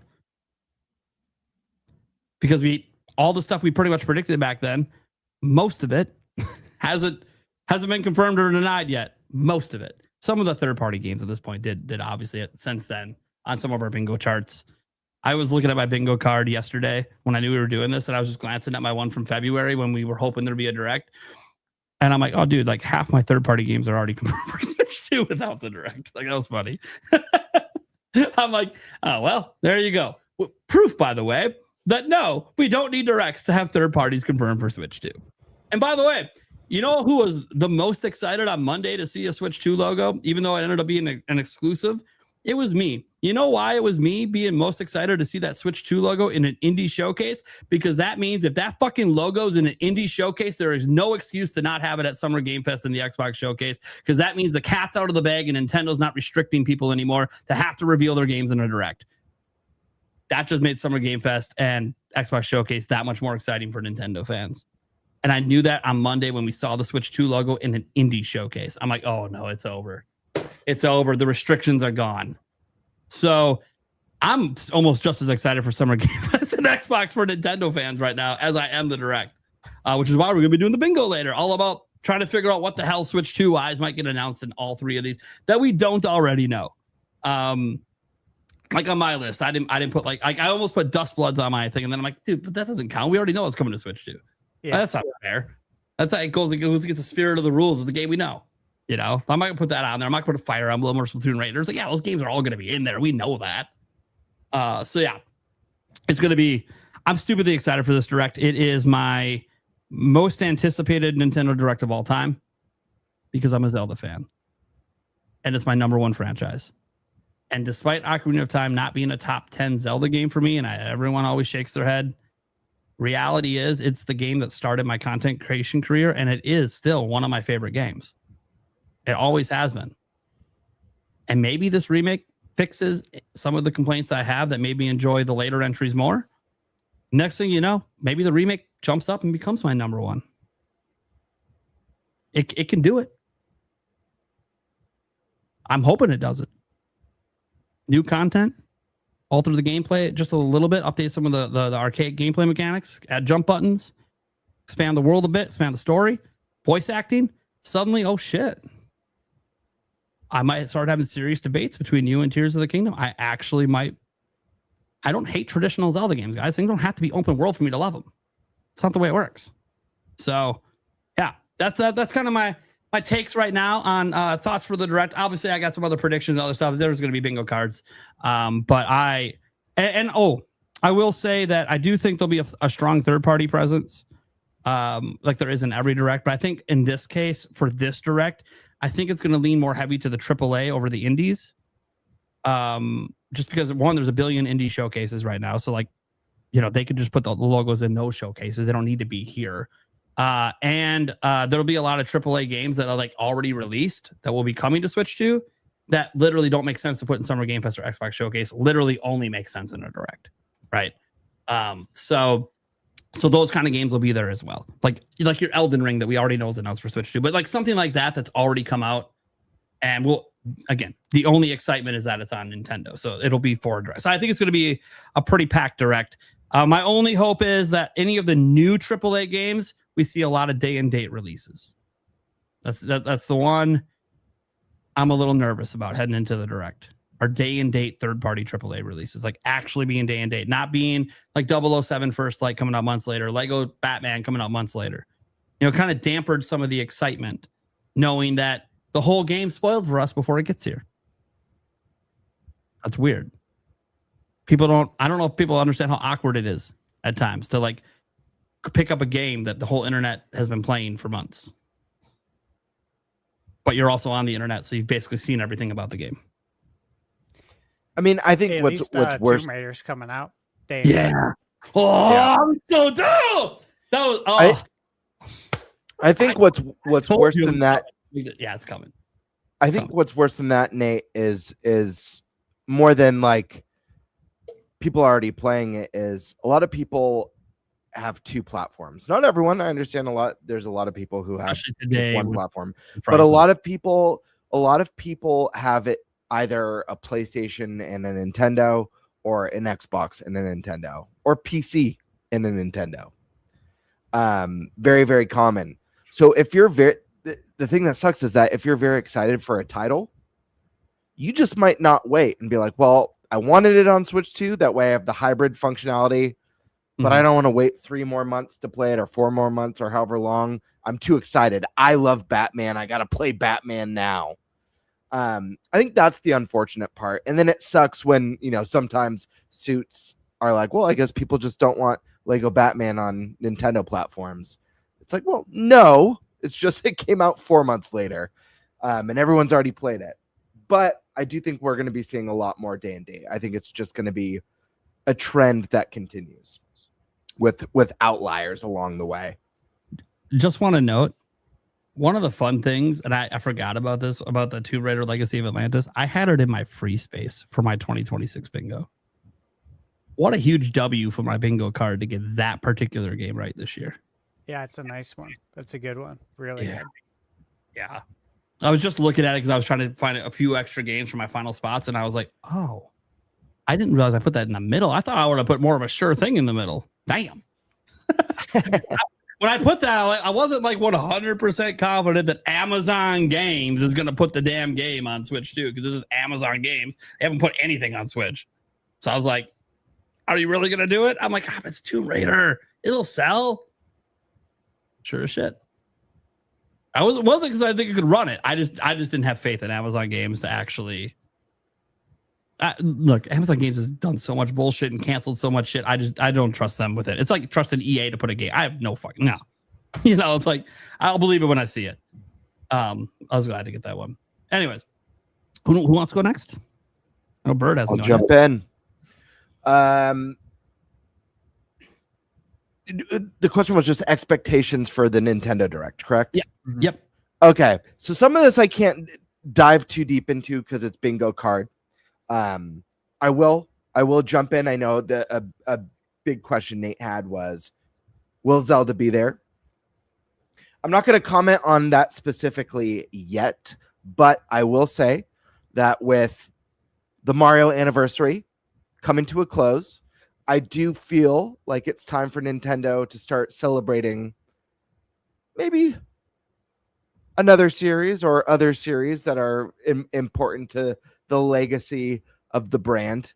So I expect festivities to continue in some form or another. That being said, I think this is an insanely hype, and I don't mean to overhype people. Listen, I'm going to be hype train full steam ahead. It's not me advocating for the audience. I know people get upset when people are overly hyped. Hype is fun, guys. I've never gone into a direct or a state of play or an Xbox showcase or a Summer Games Fest or a Game Awards hyped and then walked away sad or angry or upset, because hype is just this high of the excitement of what could be. I don't have any inside information. I'm not telling you what's going to be there. All I'm doing is saying what I think is possible. And these possibilities, even if we only get one of them or two of them, are extremely hype for me. That being said, we've been waiting a long time now for a main direct. We've got the partner showcases. We've got the indie presentations. But it's been we've gotten the Twitter drops or the Nintendo Today drops. It has been very quiet on the general direct front. It feels like a storm's a brewing. It feels like the I don't know. I tried to think of a phrase. Maybe someone could help me out. I was gonna say like the pinata is about to explode and rain candy upon our bare chests. I'm not really sure. And make it cream. Is that a quote? I'm not sure.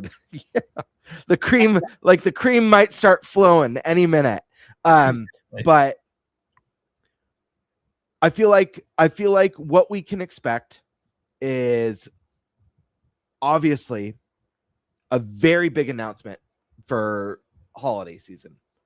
I know Grand Theft Auto is a risk, and maybe depending on what they have, they can do, they can shift it. If they're worried, maybe they have a title that can get away with a week 1 December, and that's not like a nail in the coffin. Maybe they have a game that they think won't be affected by Grand Theft Auto, but we're going to get the big holiday game. I expect 3 to 4 2027 announcements.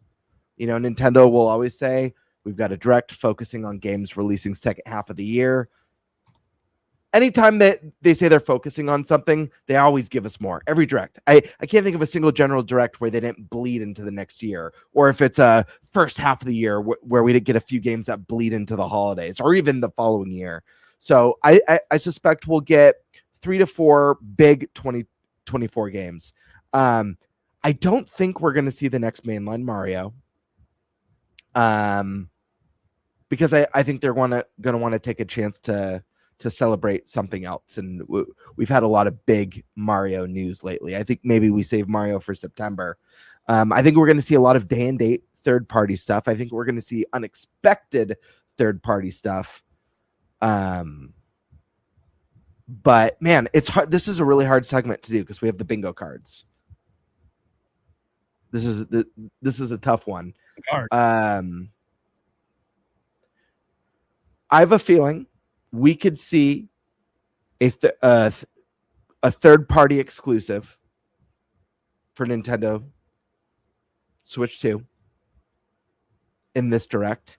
How do I even do this? I'm trying to, I don't want to give away myself. Let me look at my card again really quick. I said some of the stuff on my card. I didn't care. Dude, I got like 30. I know you don't care. I got 30 games. I ain't gonna say them all. That's true.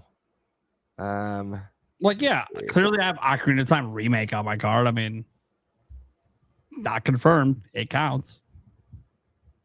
And it's Zelda. I mean, like, I'd be stupid if I didn't put it on my card. Of course I did. I didn't reveal everything on my card, though. Okay. This one's on my card. I'm just gonna give one more prediction because I really want to say for my card's fun because I went extremely unsafe. I have a few things that I think all of us will be like, oh, that makes sense. Like that's very, very likely. And then I went bird balls to the walls with like 90% of my card, maybe 80% of my card. Because it's fun. I don't care if we're competing. I think first general direct of the year, it's probably going to be a beefy one. I think the sky's the limit. I really do. We have the whole second half of the year. We have probably first quarter 2027. So I'll say this. I expect an NSO update of some sort. And whether it's a new lineup of games, whether it's a new game service, whether it's something that's brand new to NSO subscribers, I think we'll be getting some sort of NSO update at this direct. I think it's a service they want to keep growing. They want to keep momentum. I think Virtual Boy was a fun little addition, but now it's time to maybe do something a little bit more purposeful and with the intent of growing excitement or interest in the service. So That's a good point. I'm glad you brought that up because I think so too. I think we need something substantial there because obviously they got plenty of games to add still for GameCube. Granted, it's going pretty slow. We're running out of games though a little bit on some of the other platforms. And again, as Nate reminded everyone too, that GameCube's not available for Switch NSO. Yep, that's why I went with the HD. I'm like, there's got to be something on Switch for Zelda. Has to. Yeah. So do you add a system onto NSO that is also available on Switch? I don't know. But I think you got to do something. Yeah. It's also possible, and I'll throw this out there. There's some faint rumors out there about a top-down Zelda potentially next year. What if that's shown here? Or if it's teased? They do like to tease Zelda fairly ahead of time. Now, usually they're talking about the 3D games that they give years of tease. Like, notice I didn't bring up like, oh, they're going to show 3D Zelda, like the brand new one. I don't think they're actually going to do it this year because I think they might fear that it could overshadow the remake. And I don't feel like they want the remake to be the highlight of the Zelda showcase. They don't want it to be overshadowed by this 3D Zelda game that's coming 2 years, 3 years down the road, right? That's something maybe next year we can maybe start getting into a bit or if we think 2028 is a possibility. But yeah. So potentially top-down Zelda tease. Could see that. And maybe that one is cross-platform, potentially. Do you think it's new or a remake? That's the question, right? That is the question. that's a great question. So it's so tough to know because I'm sure Grezzo's heading it and they do both now. So, Well, if it's a remake of a 2D, though, I guess we could drill down and what would we think it would be, Link to the Past. That's where my heart's at. I think it's like a given. Here's the thing. If Grezzo has another isometric Zelda game in the pipeline, my number one hope for it, whether it's an original entry like Echoes of Wisdom or a remake of whether it's the Oracle games or a Link to the Past, that obviously, like Stash said and Nate, that would be the dream right there. My big hope for it is that it's a new art style. And I don't say that for not liking the Link's Awakening remake art style or Echoes of Wisdom, because I actually love that diorama, like almost like toy art Yeah. style. I think it's wonderful.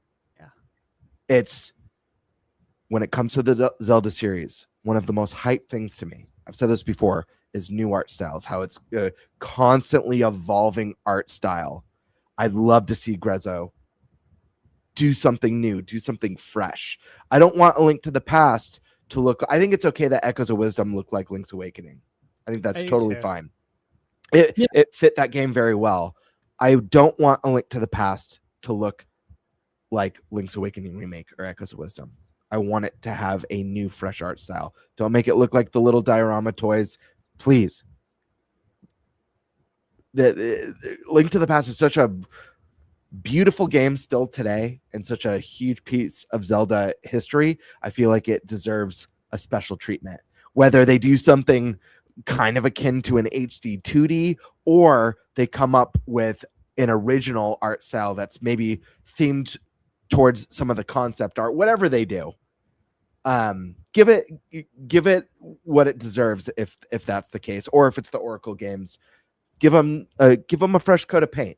I think that'll help generate excitement. Yeah. Okay. Sweet. I Eric, agree with you, by the way. I don't want that same art style. Yeah. I don't.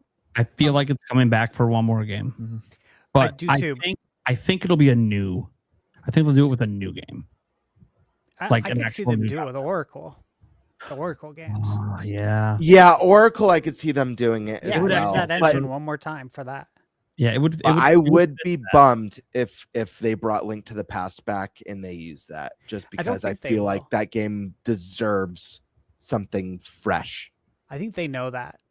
They know how highly regarded it is. I think it's going to be a different art style. I really do.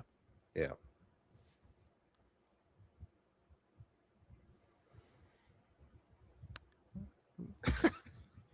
Sorry, I just came up with a surprise thing for our final topic. Yeah, I like it. For the bingo Yeah, cards. yeah, I like it. I I'll like it. surprise you guys. I don't want anyone else to know. Yeah.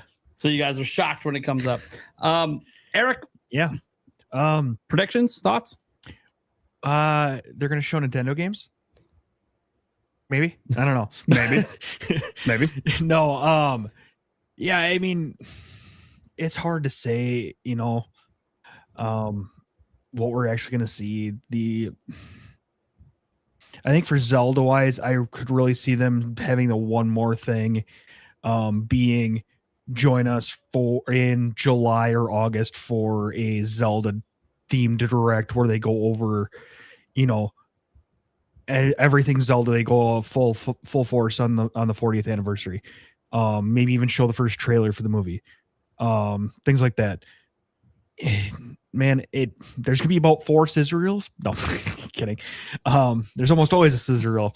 So Yeah. Sizzle reel, jeepers. Yeah, it's without going to like bingo stuff. It's kind of hard to do it. I mean, I wouldn't be surprised if we saw a little bit of Splatoon Raiders. Just kind of say, hey, yep, this is coming here.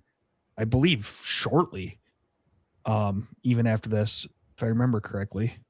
When the heck is that release date again?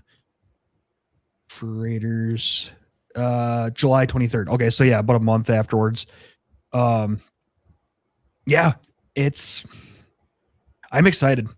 This one, I am just excited because there's so many things we need to learn dates for, and leave it to Nintendo to surprise people because they are really freaking good at it. Yeah, they are. Cool. All right. Well, I guess that'll do it for that topic. What could have kind of revisit a smidge when we get to the direct part, but it is now to the dealer's choice, and the dealer's choice is me. And I was having a hard time trying to find anything because I was literally working on my bingo card up until 2 minutes ago. But I thought that what might be interesting to talk about is just this eternal debate that literally is started by a friend of our show, Kiwi Talks. The guy has been consistent. He's been saying it on our show for over a year, actually. Now, God, he's actually been on here for a year. That's insane. Yeah. Feels like it was just yesterday that Kiwi Talks was on for his very first time. Anyways, very, very consistent that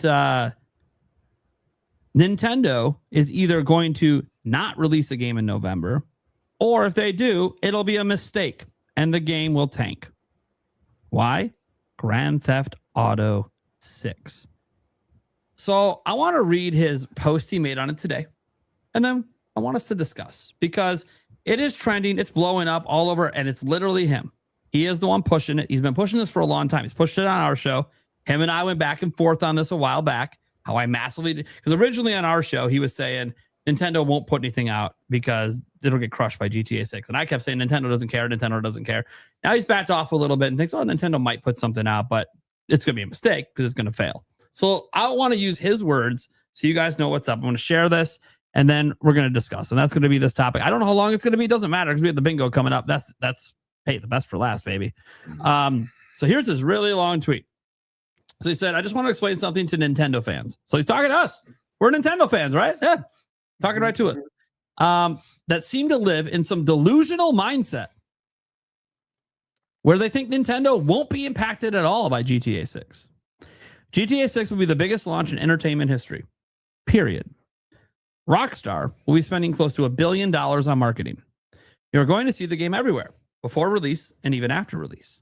It's going to be all over TikTok, streamers, YouTubers, website publications will be covering it nonstop. Word of mouth will be all about GTA 6. Now, obviously, Nintendo diehards will buy Nintendo games regardless of this. But Nintendo isn't just thinking about them. They have to market to people outside Twitter, Reddit, gaming forum bubbles, etc. Now, you can't do that when a single game is dominating the conversation everywhere. This is part of what Nintendo fans fail to realize. This is why publishers would rather risk cannibalizing each other in September than go ahead and go head-to-head with GTA 6. Xmas is the most important time of year for Nintendo, and they will have to spend 3 times as much in marketing to even be close to piercing through the noise of GTA 6, especially in the US, their largest market. Nintendo will have to release something for Xmas, period, no doubt. And I'm sure whatever it is won't flop, but they will definitely be impacted in some way by GTA 6, despite it not even being on the platform, because at the end of the day, attention is the fundamental currency of the entertainment industry. Something to think about. Who wants to discuss first? I have thoughts. I'm sure some of you guys have thoughts. Who wants to go?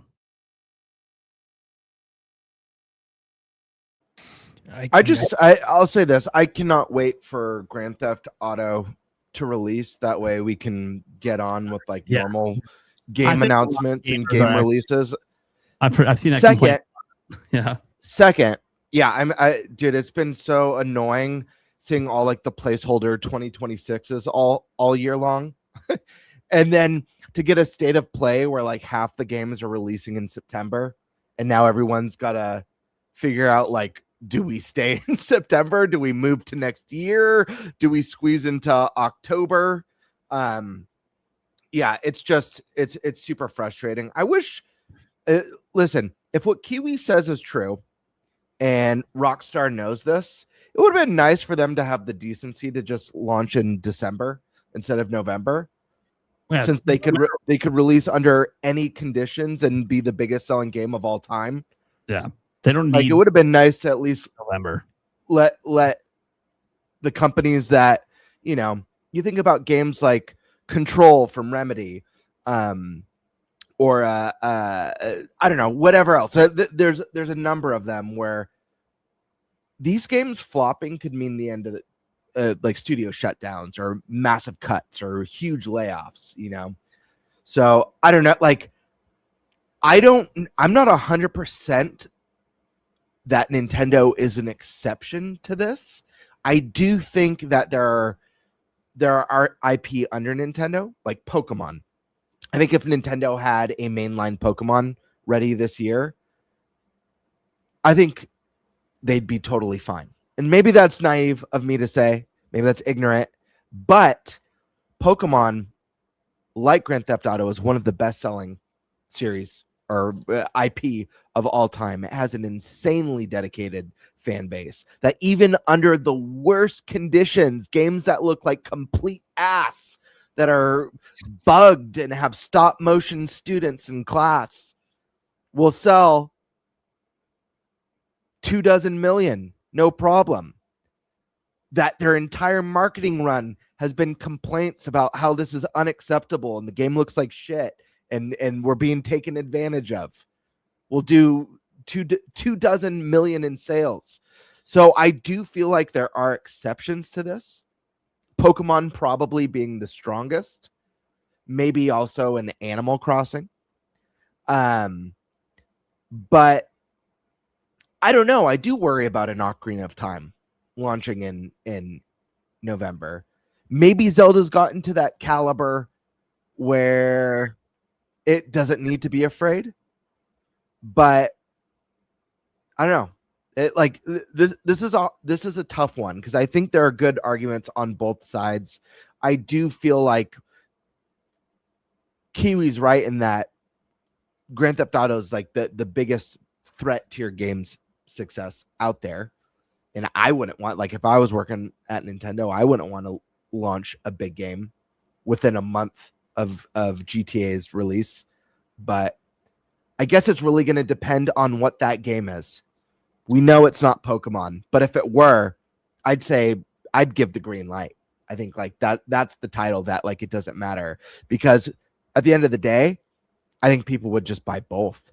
Worst case scenario, people would want both so bad and they could play Grand Theft Auto on their PlayStation or Xbox at home and they'll have Pokemon when they're in bed or when they're on the go. Okay. Anyone else want to go next? I can jump in here real quick. Sure. Yeah, I mean, I don't think any company, or I think every company is going to be affected by GTA 6.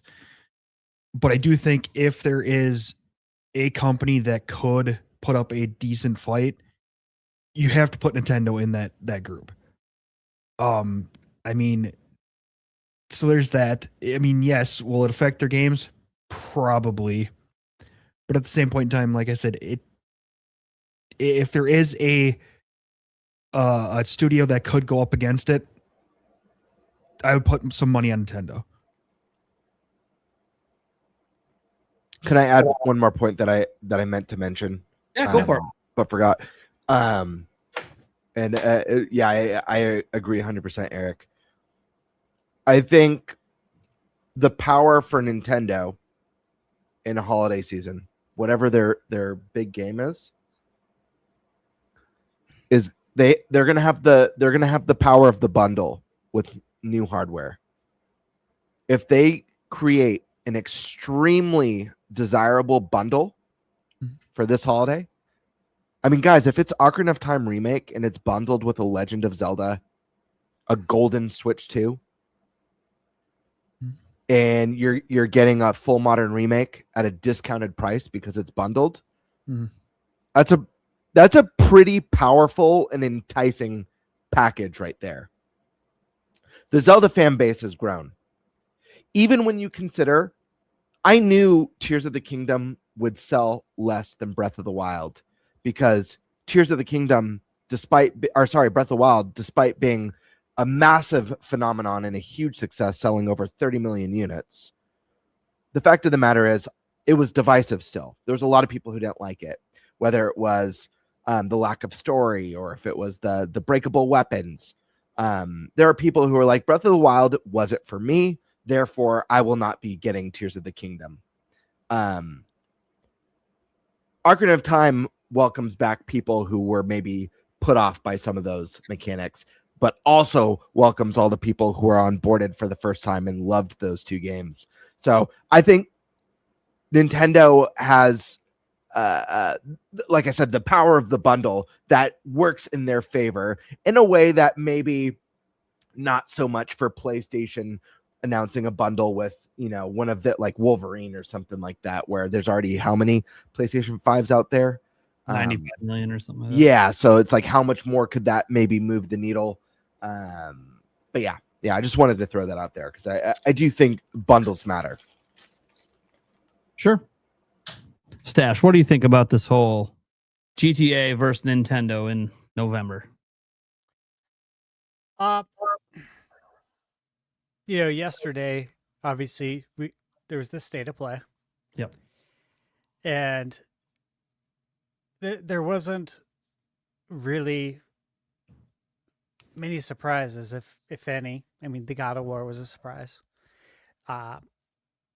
However, we knew it was in development, right? Yeah, it's been rumored for a while. I think Until Yeah. Dawn 2 was like one that didn't really have a lot of leaks around it. Yeah, it didn't. Yeah. But in the first 5 seconds, I'm like, this is Until Dawn sequel. And sure It was enough, it was. obvious. You can tell it's got that look and feel and Style. vibe. I will say though, with that state of play, it got me more excited for Summer Game Fest because it's like there's like no surprises here. Are they all there? I hope so. But what I noticed, of course, like everyone else, is hey, at least we got a ton of release dates, and then we all saw what's going on. And September, yeah. so Michaela's birthday is on the 28th of September, and I'm like, Christ, bro. I showed it to her. It's Like, like babe. AAA game. Just Yeah. crazy month. I was like, you know how the state of play was today? She's like, yeah. And I told her, I'm like, dude, there's so many games coming out like the week of your birthday. I said it's insane. And this doesn't even cover like games that I know about that people don't know about yet, or like indie games. This is just like what PlayStation. This was what was announced today. Point is that there's going to be more, and it's already. I mean, there's no way I can tackle all of that as a one-man show, one-man review outlet. So I bring that up because, yeah, we're already seeing the effects of it. Case in point, it was on full display at the state of play. However, Nintendo, they're different. They're not those companies. And where I'm at with this is that I 100% believe Nintendo still releases a game in November. I don't think it's we think we can beat you thing, or we don't care, or we don't properly estimate your impact. It's none of those things. It's just that Nintendo marches to the beat of its own drum. It always has. It always will. That's something I love about them. And look, I don't see Nintendo saying, yeah, we're going to release it the same day. Like, we don't care. It's not like that.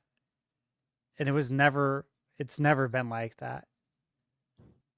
But I still think they released a game in November. When I saw those September release dates, specifically that last week of September, I thought to myself, like, geez, guys, like, don't release it the week of GTA. You should, it would be wise to give GTA that week. So the week of, what was it, November 19th? Yep. Yeah. You should give that to GTA, but the week before? Or how about any time in October? You know what I mean? Like, I don't know. I just thought, like, this is too much, because now you guys are you're gonna cannibalize each other a bit, and I know that a lot of people believe that's the better option than to go head to head with GTA. But the thing is that we're not talking about all the options here. The other option is release your game in October, release your game the first week in November or the second week. How about we don't all choose the same day? Because a lot of them chose literally the same day. We had like between for anyone. between September 24th and 25th, there was like 4 big games, I think. There was Silent Hill, Onimusha, Wolverine, or Control. I don't know. Maybe I I think got one of those Control- games wrong. I think Dragon Quest 11 Switch 2 edition also is coming out that day, which wasn't at the event. So like, point is, this is just what was announced there. There's other games coming out on other Yeah, and platforms that all day those too. companies, all those companies saw those dates and they're like, "Damn it, like shit." Yeah, Phantom Blade, like literally the same day, changed their release date. They pushed it to October. Literally within smart. within like a couple hours. Very smart. like But plant your stake, because everyone's already doing it. October, like I said, is pretty barren right now. So that would be my suggestion, is that based on Kiwi's tweet, obviously people's opinions that I've seen on social media as well about this, that Nintendo doesn't care, they got brass balls, and I don't think it's any of those things. I think you just release your game in November because that is what you have planned, but you don't go head to head with GTA either, because that wouldn't be smart, and they know that. They're a very smart company. So it's not that hard, and it's not that cut and dry. Does that make sense? Sure. Yep. It's like pretty easy. Makes a lot of sense. Is it my turn now? Everyone go? Okay. Kiwi Talks. I will happily join delusional Nintendo fanboy land. I got some stats for you. 45% of people bought GTA more than once. So you have 220 million sales. Guess what? Now chop it in half. That's the actual user base of GTA 5, because people bought it more than once. Some people bought it up to 5 times. 40% of the users of GTA 5, 40% of the purchases of GTA 5 are on PC. Okay, so you have 100 million. 40 million of that's PC. Now you're down to 60 million per console. Now that you have the real numbers of the actual audience that could buy this game day one on Xbox and PlayStation, right? Potentially 60 million. 40 million being PC players. What the fuck is Nintendo afraid of? The people who play GTA are not the people that play The Legend of fucking Zelda.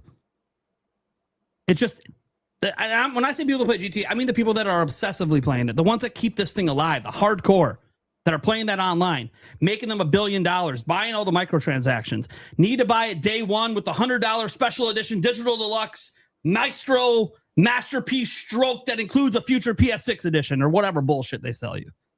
The audience is not actually as big as the sales indicate. It is still fucking massive and pretty much bigger than any game but Minecraft. Okay? There's no denying that. It is going to shatter launch day record sales like crazy. Another stat, just to bring this up. How many, and again, this one I don't know. This is a speculation. Those other stats are things you can look up and verify and debunk or whatever you want. The other interesting point to bring up, Switch 2 is in it's entering its second year, right? Not technically yet. We're going to celebrate the first year anniversary. We're going to celebrate that next week, and reminisce back on the first year of Switch and kind of do a review of that. That's a tease. We're going to do that next week on the show, in addition to reacting to the directs. Those are kind of like our 2 big topics we're going to do. But what I am focused on here is this idea that GTA is suddenly the entire video game industry. He talks about they're going to spend $1 billion on marketing. Yeah, they probably will, because this game's going to make them like $50 billion plus long haul or more. But here's the thing about that marketing. It's an M-rated game. Where does Nintendo market their shit? Nickelodeon, Disney. You ain't seeing GTA on Nickelodeon and Disney. You're not seeing it on family-friendly channels on YouTube. You're going to see it on channels that cater to the people who actually play GTA, not the people that actually play Nintendo. So how does Nintendo market it? By literally targeting their audience, which GTA will not be targeting. It doesn't make any sense. There's almost no crossover there at all between how these games will be marketed, because they're not being marketed to the same audiences. They're not being marketed to the same channels. They're not being marketed on the same channels on TV. The only thing you could argue about is in-store marketing. And you know what Nintendo already has locked in place? Shelf space. You just put the marketing on your own shelf space. So they will have in-store marketing. They already probably have deals in place long before GTA set a date for marketing for this holiday at things like Target. Look what they did for the 40th anniversary of Mario, right? They took over the Target balls and they put the Mario wrap on it.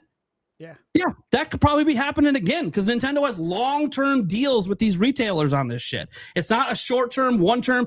Like Target's not looking at, oh, they're going to give us, $100 million to put this here. Yeah, but Nintendo might give us $1 billion over 10 years because they're going to keep marketing in different ways there. Okay. In addition to that, this is what's crazy to me. It's like GTA 6 is an M-rated fucking game. They have to market it to adults.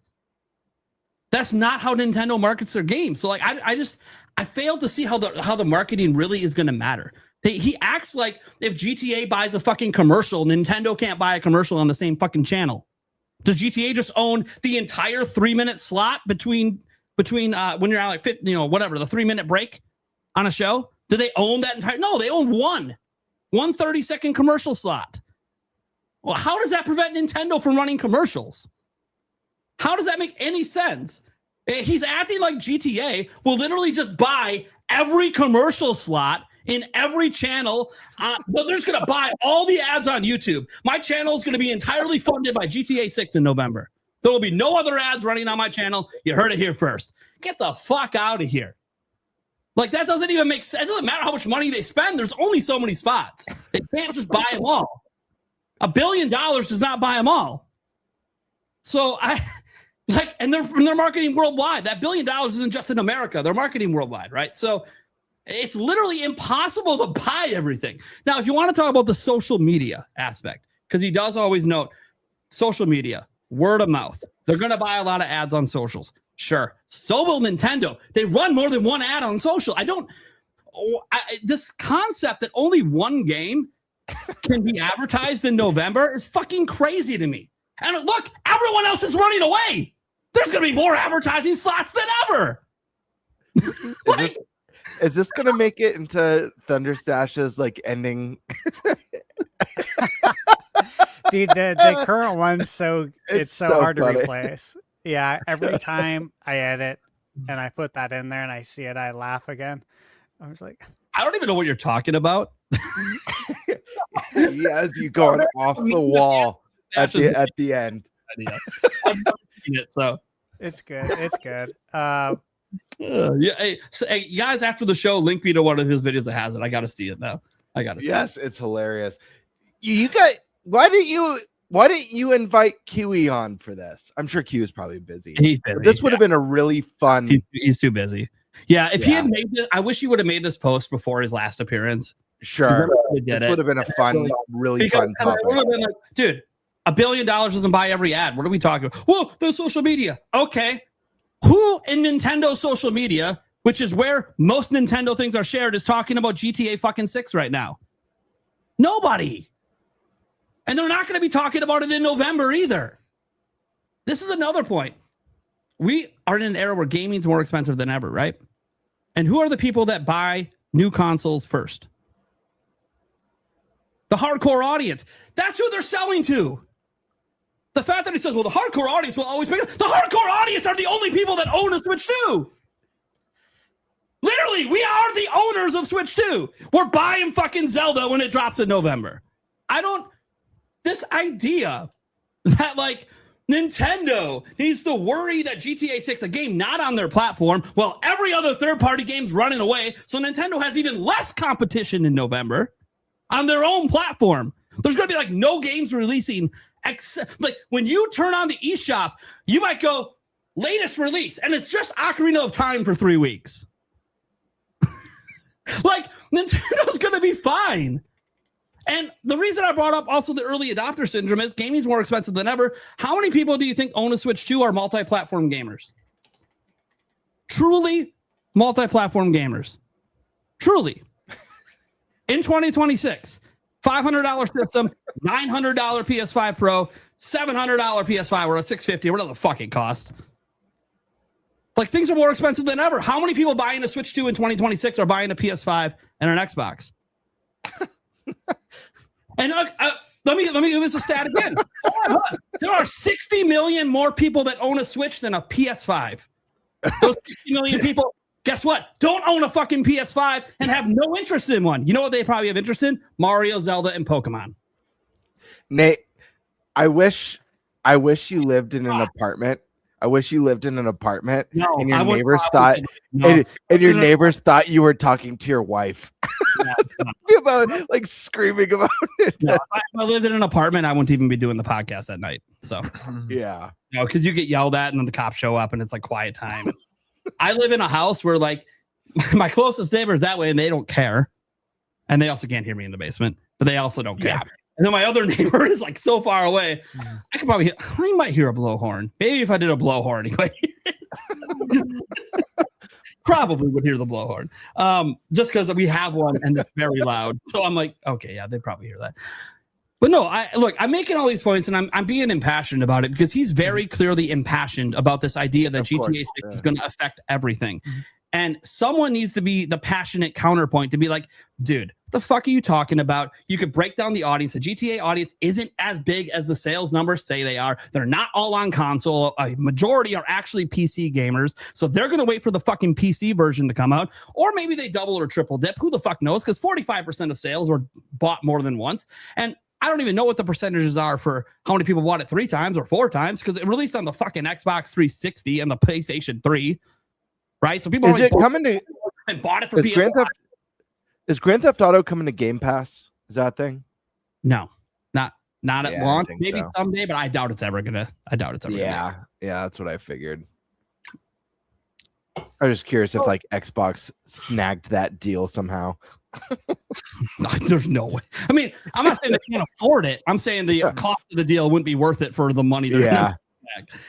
It'd be better if they threw $100 billion and tried to make it exclusive, because then they might actually do something with it. And it would be to try to swing it on Game Pass.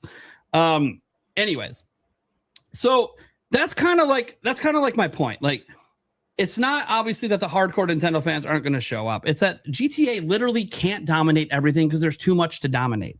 They can't own all the commercial slots. They can't own literally every inch of a store's marketing. It's not going to happen. The stores won't even allow it. They have limits on how much they can offer each company for marketing space. Okay. On top of that, and I just know this when I worked at Walmart, we used to set up signage. There's like limitations on how much they could sell for each company. The reason they don't want their whole store taken over by one company. You know what that's called, Kiwi Talks? A monopoly. And you're claiming GTA 6 is going to have a monopoly on marketing in November. You're full of it. It's literally not even allowed. Now, on social media and word of mouth, yes, GTA is going to pop off. No fucking doubt. Not with people that own Switch 2s.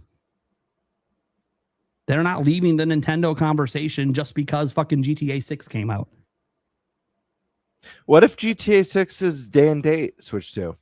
And by the way, GTA 6 is great. Nintendo's games are evergreen. It's not just about launch month. Like, what are we doing? Zelda, Mario, and Pokemon are evergreen.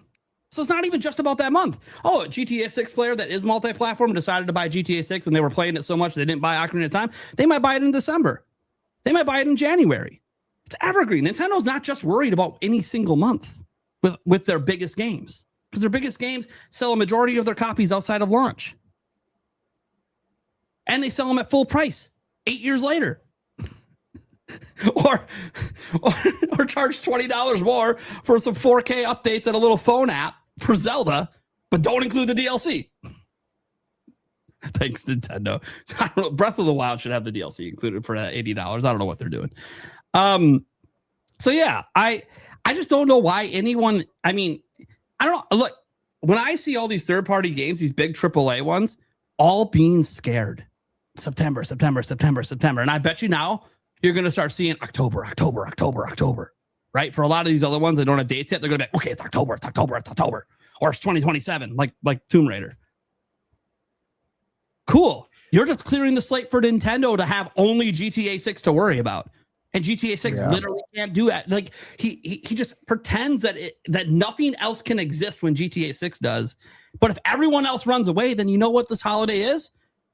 It's the Barbie Oppenheimer all over again, baby. It's the Zelda GTA. That's all anyone's going to talk about because that's the only things that are going to exist. Mm-hmm.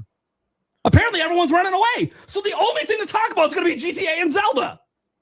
That actually, to me, gives Nintendo a bigger boost because they're not having it taken away by Fable. They're not having it taken away by Elder Scrolls. It's just them. And then GTA, which is a completely different game and M-rated. I don't understand why there's this thing. If you truly believe, and we are seeing it, we are seeing third parties run away scared. We're seeing it. We're seeing delays. We're seeing them all pack into September, which, by the way, AAA third parties, you're going to have a problem in September because you're going to cannibalize each other. You're going to create the same issue you were worried about with GTA 6, except it's with each other because no one's going to have the money to buy all those AAA games in 1 month and have the time to play them all in 1 month. Besides, maybe Stash Man. And that's with him literally doing it for a job. He's doing it for a job. People with real jobs, like outside of YouTube, social media, aren't going to have the time. Yes, Bird. There's another advantage that Nintendo has here that I think reinforces the idea, and I kind of touched on this a little bit regarding third parties and obviously why they're scared. Think about like Western budgets and how inflated they are. You know, I think Control Resonant bombing for Remedy would be very disastrous. I'm sure that game costs a shit ton of money to make. Nintendo has much smaller budgets. They obviously create premium products with a smaller investment, and they use the art of surprise and joy and unique gameplay to popularize. They have that plus the evergreen, like you mentioned. I think you're making a lot of really great points, Nate. I think there's more. I think there's more to lose for third parties than Nintendo. And I think you've kind of spelled that out too with like if there's like Nintendo's like kind of the exclusion from this. But to be honest with you, if I were them, if I were all the other people, I'd be like, fuck it. Let's take the war to Grand Theft Auto. And I say, everyone release your games in November. Flood the market. Let's get 30 releases that release every day in November. see how GTA likes that. There's also this. So we know Nintendo's three biggest markets are Japan, Europe, and US, right? We know that there's about 20 million-ish Switch 2s floating out there. We have the data from Japan. 5 million people in Japan own Switch 2, and it keeps selling a shitload every week.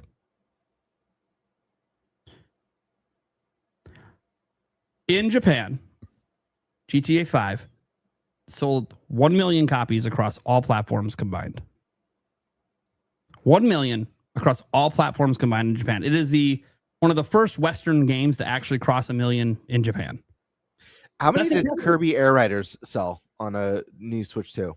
I'd have to go look at the latest. I'd have to go look at the latest Famitsu, but more than 1 million. Yeah, that's wild. That is a great point to make there. That Kirby Air Riders outsold Grand Theft Auto in Japan on a console that has a small install base at the time. So my point is that like in Japan, they don't give a fuck about GTA, not to the level they do anywhere else in the world. So Nintendo just going to abandon their own market and run away scared? They own Japan. Now, Nintendo's games won't even be affected there. So, like this idea that Nintendo has to be scared, I don't subscribe to it. I don't think like GTA, will it have an impact? Honestly, I think it's having a positive one. Anything that could take away from Zelda sales is being scared away.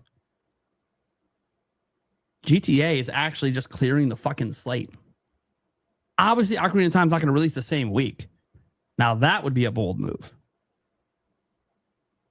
If Nintendo has some balls, they drop it the same day. That would be crazy. It would make midnight launches a little insane. I would say that. The midnight launches all across the U.S. will be a little insane if it's GTA and Zelda on the same day.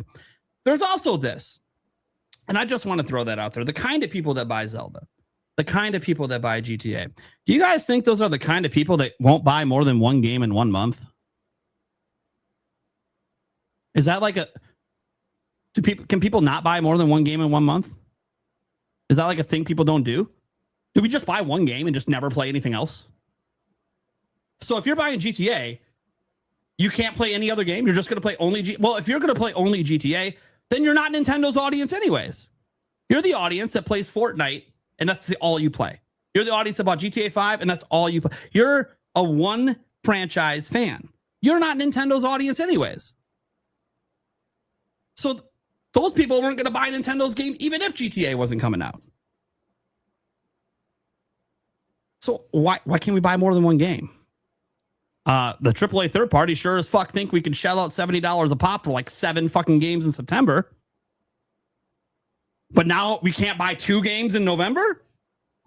Like this idea, and I get like the social media. I don't think Nintendo is the company that could tweet out the word Zelda and they will be number 1 or number 2 on trending for like a week. Yeah, maybe GTA is number 1. Someone's got to be number 2. Like, and if no one's showing up to the party, like I find Kiwi Talk's take to be hilarious because all it's doing is all the games are running away, and I don't think Nintendo's going. And obviously, we're assuming it'll be Zelda. We don't know what game they're going to put in November. Obviously, it could be something. Maybe it's Luigi's Mansion 4. You know, it could be something. We'll get to our direct bingos here in a moment, but I just find this interesting. You know, as Joshua Collin, the future comment says, you know, Kiwi Talks will prove me wrong. Kiwi Talks can't prove me wrong. The sales data is what proves you wrong. Kiwi Talks has nothing to do with it. He's just like me or you or anyone. He's guessing. Remember what Kiwi Talks said heading into this year? It was going to be a light year on Switch 2. Hey, guys, has it been a light year so far? Seriously, I'm asking you guys on the panel. Has it been a light year for Switch 2? No. Nintendo's dropping a game every month. We're getting big AAA games every month. I've been slammed. I think it's actually been a very solid year. Obviously, we don't have Zelda or Mario yet. Despite that, yeah. we've had great releases. We've had very high rated releases. We've seen incredible third party support. Game of the year. I mean, just look at what's that? Already dropped from Nintendo this year. Pokopia.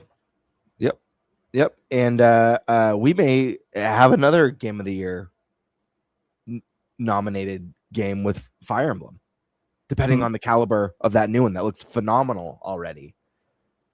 So, you know, Ocarina of Time modern remake comes out. It's a pretty big deal. It's pretty monumental. Yeah.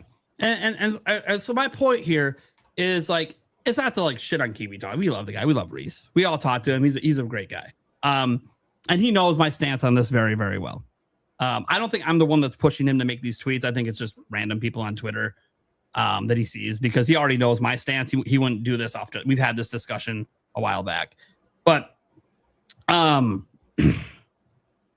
would like for Prime to show where Kiwi said Nintendo can't release any games near GTA and that people will literally only play GTA. Never said that. You're just making generalizations. Well, how about the fact that he just said that it's going to be impacted because apparently they're going to spend $1 billion in marketing, and so Nintendo has no possible way to market the game. What do you think that means? He's literally saying the sales will be hurt because Nintendo can't successfully market the game. His words.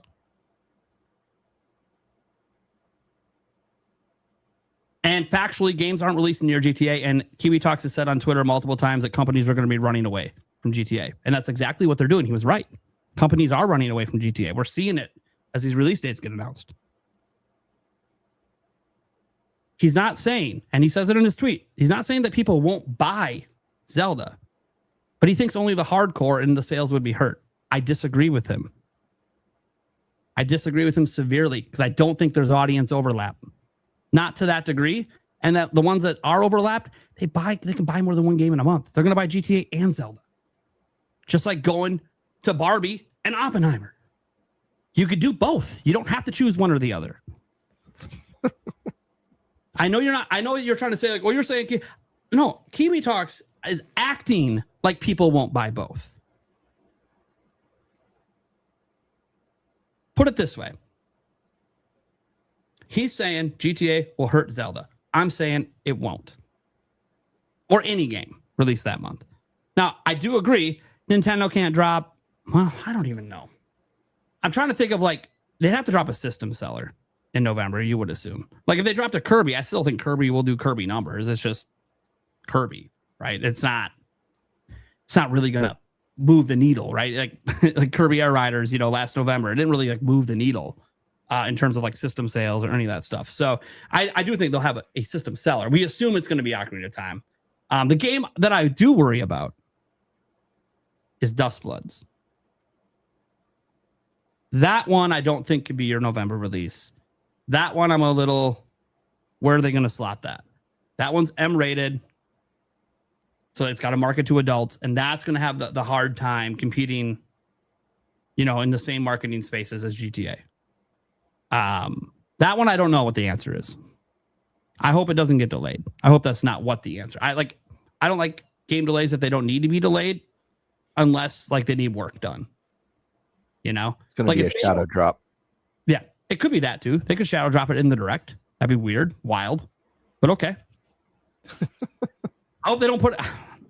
Look, Nintendo hasn't announced their September game yet. I swear, if it's Dustbloods. I feel like it's. I think September is going to be Fire Emblem, personally. Yeah, watch it be Dustbloods in September. Or actually, maybe they moved that to October. It releases the same day as your wife's birthday. Just to screw you over for more games that week. So this happened like a handful of times last year. I don't know if you guys probably don't remember, but maybe you do. There's a few times where I was just like, I have all these embargoes this week because all of these games are coming out on the same day. And it happened, I'm pretty certain it was in September, it was in November, and then it was in December. Like December 4th, I remember like Metroid Prime 4, and then like 3 or 4 other games. I'm just like, what are we doing? There's wide open dates, but that's the thing is that you have to stake your claim and then hope nobody else puts their game there. Yeah. What These can you companies do? don't always know when other companies are releasing things too. They don't. You got to start pre-orders. You got to start your marketing, and you just got to hope that someone didn't pick that date too. And what keeps happening is everyone keeps picking the same date. It's like, dude, we can't keep up. Yeah. So we'll see. Obviously, guys, we have no idea what's going to happen, and we don't even know if Ocarina of Time's coming out this year. We don't even know if it exists. Technically, it hasn't been confirmed. We don't have any stuff. It's just pointing out that like Nintendo of all the companies has like the least crossover of like any of the platforms of GTA players. Like just the least crossover. The last time Nintendo got like a full like actual like day and date GTA game, I might thought like you could talk about the trilogy. That was garbage. But in terms of like a new game, shit, was it DS? Chinatown Wars? Yeah, DS. I think Like so. GTA has not built an audience on Nintendo, and Nintendo's been surviving this entire time through GTA 5 doing record numbers. GTA 5, guys, is not going to sell 200 million copies this holiday. It's just not. Is it going to sell 20? Probably. And that will be, a record 40, maybe. I can see a 40 mil spot. Sure. I don't know if there's actually that much more audience for it beyond that. Especially if there are people that don't already own a PS5 and now they're looking at the prices and they're like, holy shit. I thought I only needed $500. And now they showed the game and it actually only runs well on PS5 Pro. Now I need to spend $900. Some people will do it, the hardcore. But those hardcore weren't the ones that were going to buy Zelda anyways. Those were the hardcore GTA fans. And there's a lot of them. Oh, yeah, there's a lot of them. We know. Probably more than any other IP. Maybe Minecraft has more. Maybe. Roblox probably has more too, but again, free to play. And kids. Definitely a game for kids. So we'll see. In the end, it's not like we know. We don't know what's going to happen. Kiwi Talks will probably be on at some point later this year. I'd like to actually get them on in December. I think that would be cool to revisit after November is over and just kind of the dust has settled and we see a little bit what's going on, assuming that both companies announce sales numbers. I'm sure they will. Maybe they won't. I don't know. We'll see. But yeah, I'll actually talk to Reese behind the scenes. Actually, I'll reach out to him and see like if we can like plan ahead to revisit this topic in December. I think that would be actually cool before the end of the year to revisit it once we're past November and the dust is settled a little bit. GTA 6 is evergreen. It's going to keep selling for months and months and months and years and years and years. So like as much as the dust can settle, we're outside of launch. I'll reach out to him. I think it'll be a fun one. I know I'm not. Some people in the chat I see saying like, "Oh, I'm glad you're not way to stay." Why would I stay away from any discussion, unless it's politics or religion? I don't care to have that kind of crap talk or DEI bullshit, which I guess at this point is political. I don't want to talk about any of that bullshit. I want to talk about games. I don't care that God of War is a female protagonist. Fuck off, dude. They're filling in story gaps. Yeah, I was actually interested, about that because, if you've played the God of War games, obviously. Just tell me you haven't played God of War. Yeah, she's referenced many times. I mean, it's the focal point of the reboot, the God of War first one, the one before Ragnarok, and I thought that was really cool. I've seen the discourse. Cliffy B. Oh yeah. He posted on X earlier today the GIF of the guy like pulling out his fold-out chair and sitting down. He's like, "This is going to be me," like reading all these all the discourse from God of War. And I'm thinking like that was me yesterday. I was like reading some of them off and showing them to Michaela. I'm just like, dude, it was like bad. some of them are funny, like some of them are clever, the things that people have came up with to like diss on the game. But yeah, me personally, I'm really excited for it. I think it looks cool, man. Kratos will be back. He ain't going anywhere. We can have both. We can have a Legend of Zelda game starring Link, and we can have an Echoes of Wisdom. It's all good.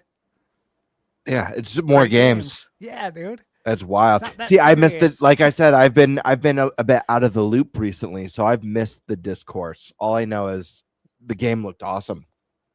It looked like a lot of fun. That sword combat that you could do with Faye looked really fun, and I love the. I don't know all the. I couldn't tell if it was like it almost looked Mayan themed a little bit. But the character that's like the gelatinous square with the sword in it remind me of a Dungeons and Dragons enemy or something. Very, very cool. I thought it looked awesome.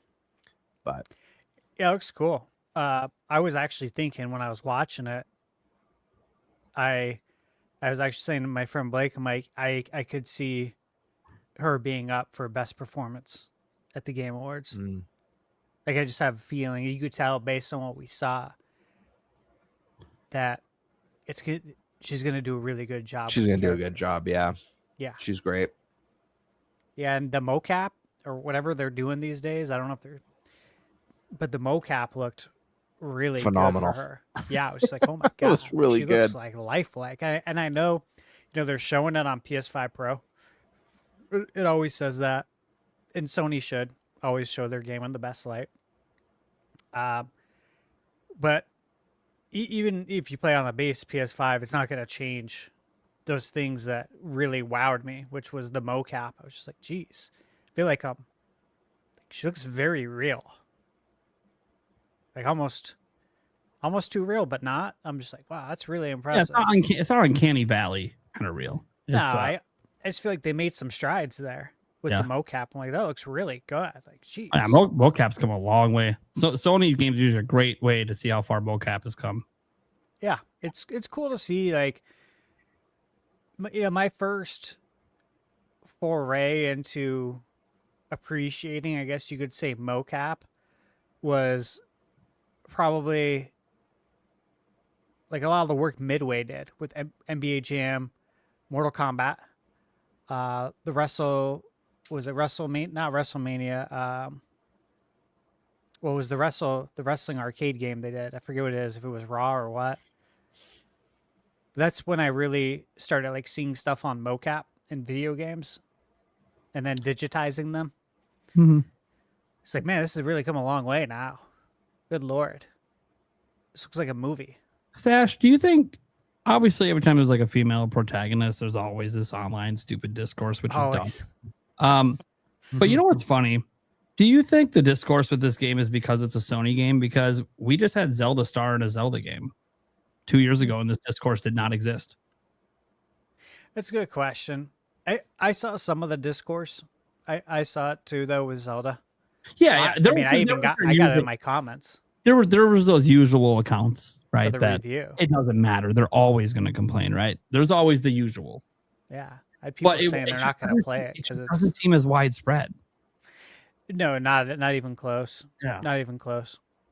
I always wondered that because like Nintendo has female protagonist games and like no one says anything, and Zelda's never led a game before, and now she did. And yeah, I've seen people already say that this is their Princess Peach Showtime version of God of War. oh God, The most basic one I heard, God of War, GOW. The most basic one I heard was, now it's Girl of War. I'm like, like That's pretty good. That's Isn't why I it said, usually- like, some of them made me laugh, and I'm just like, okay, like, hey, dude, I'm not in this emotionally. I already know I'm going to play it, but some of the lines people dropped, like that one, I'm like, that's a good one. That's a good one. Girl of War, clever. Is it? I haven't seen much of the discourse for this because again, I've been a little bit MIA from the updates, but I feel like I feel like it's moved a little bit, and maybe I'm wrong on this. Just recent stuff that I've seen has moved less from the girl protagonist to like not sexy enough. Like I feel like that's usually what I see is like this character's not sexy enough for me. Well, a lot of the comments were bringing that up too, and they're people have memes for this showing like the female protagonist and what's happened to them basically, and how they went from being attractive to not being attractive. It's just like it's all the same discourse every time. It's like I've seen this meme so many times before. People just have it ready to go, locked and load it for when the next. I think here's what some people say, is that they don't mind that it's a female protagonist. It's that you're taking a guy from the role and replacing it. Like if you give us a new IP, or if you give us both, a God of War Kratos game where you actually play as the God of War, and you also give us this, great. And it's like, well, I mean, that is what's going to happen. Kratos is that's literally, You guys are being totally like, well, that's just being a sensationalizing baby. Everything, and it just seems like, you're all acting like NPCs right now, which is typical. But it's just like Kratos isn't going anywhere.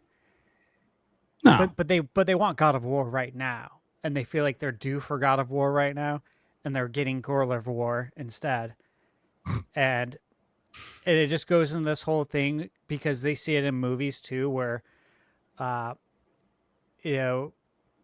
what's this? What's that movie coming out? I'm talking about the Odyssey. Yeah, it's stuff like that where it's like you're taking a role that, but this has been going on like nonstop. You Yeah, know, it's people nothing joke about it all the time Yeah. with like Netflix stuff. Mm-hmm. You know, if it's a documentary about a African American guy, they're going to get a white guy to play it, and if it's a documentary about a white guy, they're going to get an African American guy to play it. It's like they're running out of ideas to like make things unique and different. And I think people latch onto that and don't let go. And it's like, it's not that deep, man. This No. is just entertainment. It's like when I hear people complain about some even like what I even think is a little bit of forced inclusionary stuff at times into some games. You know, if you just play games for the game and you stop thinking about politics and religion all the time and you actually just play the fucking game, Yeah. it actually isn't that bad. That's the thing. Give it a shot. You know, like Harry Potter. Michael Gutman in chat just said, you know, Harry Potter. Yeah. Right? Yeah, you know, the again, snake like, thing is a big controversy in that one. Yep. yeah. And they're like, you know, it's not how he's described in the book either. It's like, yeah, I know. And like, hey, dude, these things happen. This happens all the time in Hollywood, and it's in video games now. It is. It has been. However, is the game fun to play? Is it a good time? Did you enjoy yourself? That's what matters. It's just like the Harry Potter show. Yeah, I'm gonna watch. I'm a Potterhead, and you know I'm what? gonna watch it. If it's good, cool. Like, look, the guy can be whatever race he wants. If he can act, he can act. That's what matters to me. Who said adaptions have to be 1-to-1 with a book? They haven't been 1-to-1 with books in a long time. They have It's it. always inspired by, Always. based upon, Creative liberties. not 100% the same. I just care that the acting's good. The script is good. The storytelling's good. I think The people settings are are good. upset that a lot of their favorite things they feel like are getting injected. Like the Star Wars, the Acolyte. Yeah. You know, people were really upset about that. Like, Yeah, why yeah. does this exist? Yep. But they know why it exists. And so that makes them more upset with the direction that Meanwhile, I didn't know any of this discourse. I just watched it and it was good. that's the thing, man, is that if you go in with an open mind to really anything in life, you might be surprised at how you feel when you walk away, what the results are if you go in with an open mind. If you go in listening to what everyone else has to say, you know, same reason why when I review games, I don't watch anyone else's reviews. Mm-hmm. Yeah, when you're reviewing games, you don't want your review shaped by anyone else too. Well, yeah, I don't want any of my experiences shaped though by other people. I want to go in first and see for myself. Yeah, I just like I agree with the sentiment that like it's like, dude, it's video games. Play them, have fun. Don't get worked out. It's literally video games. Who cares if the protagonist is a male, a female? Who cares if the protagonist is sexy or average or ugly? Who cares? It's about the game. It's just a weird thing to review or base an opinion on a game on, in my opinion. And I know a lot of people feel like that stuff's been really, whether it's like politics or ugly or attractive characters is like a kind of a newer thing, but it really has been around. Like all this stuff has been around in games for a long time. I think people just didn't mind as much before. Like even like obviously Samus on the NES, like, you know, that was a huge deal back then. Didn't this all like, you know? really? And there's been other awesome, you know, Tomb Raider, Lara Croft. Wasn't a lot of this. No one was losing their shit back then. Real quick, Nate, and then, you know, even like the politics side. Politics have been injected in video games forever. We talk about a game that we all love on this podcast that's being remade, Final Fantasy VII. That's an entire game that literally has to do with big corporations and like the cons of capitalism and the impact it has on the planet, like literally about pollution and capitalism and great, like this stuff. I mean, look at all the Metal Gear Solid. Metal Gear Solid is so deep in anti-war messaging and politics. Like this stuff is like, those are just a few episodes or a few games off the top of my head, but I'm sure you could do a Google search across all generations, and this stuff has always been there. So at the end of the day, this stuff's always been there. It's always going to be there. Maybe some generations it's more or less. At the end of the day, this is an awesome hobby, and I don't think we should be punishing teams because we don't find a character as sexy enough for our liking. Play the game and base it on its own merits. That's what I say. If the game looks fun, give it a go. If the story seems interesting, give it a go. Yeah. I'll just add this, and then we could probably move on to our bingos.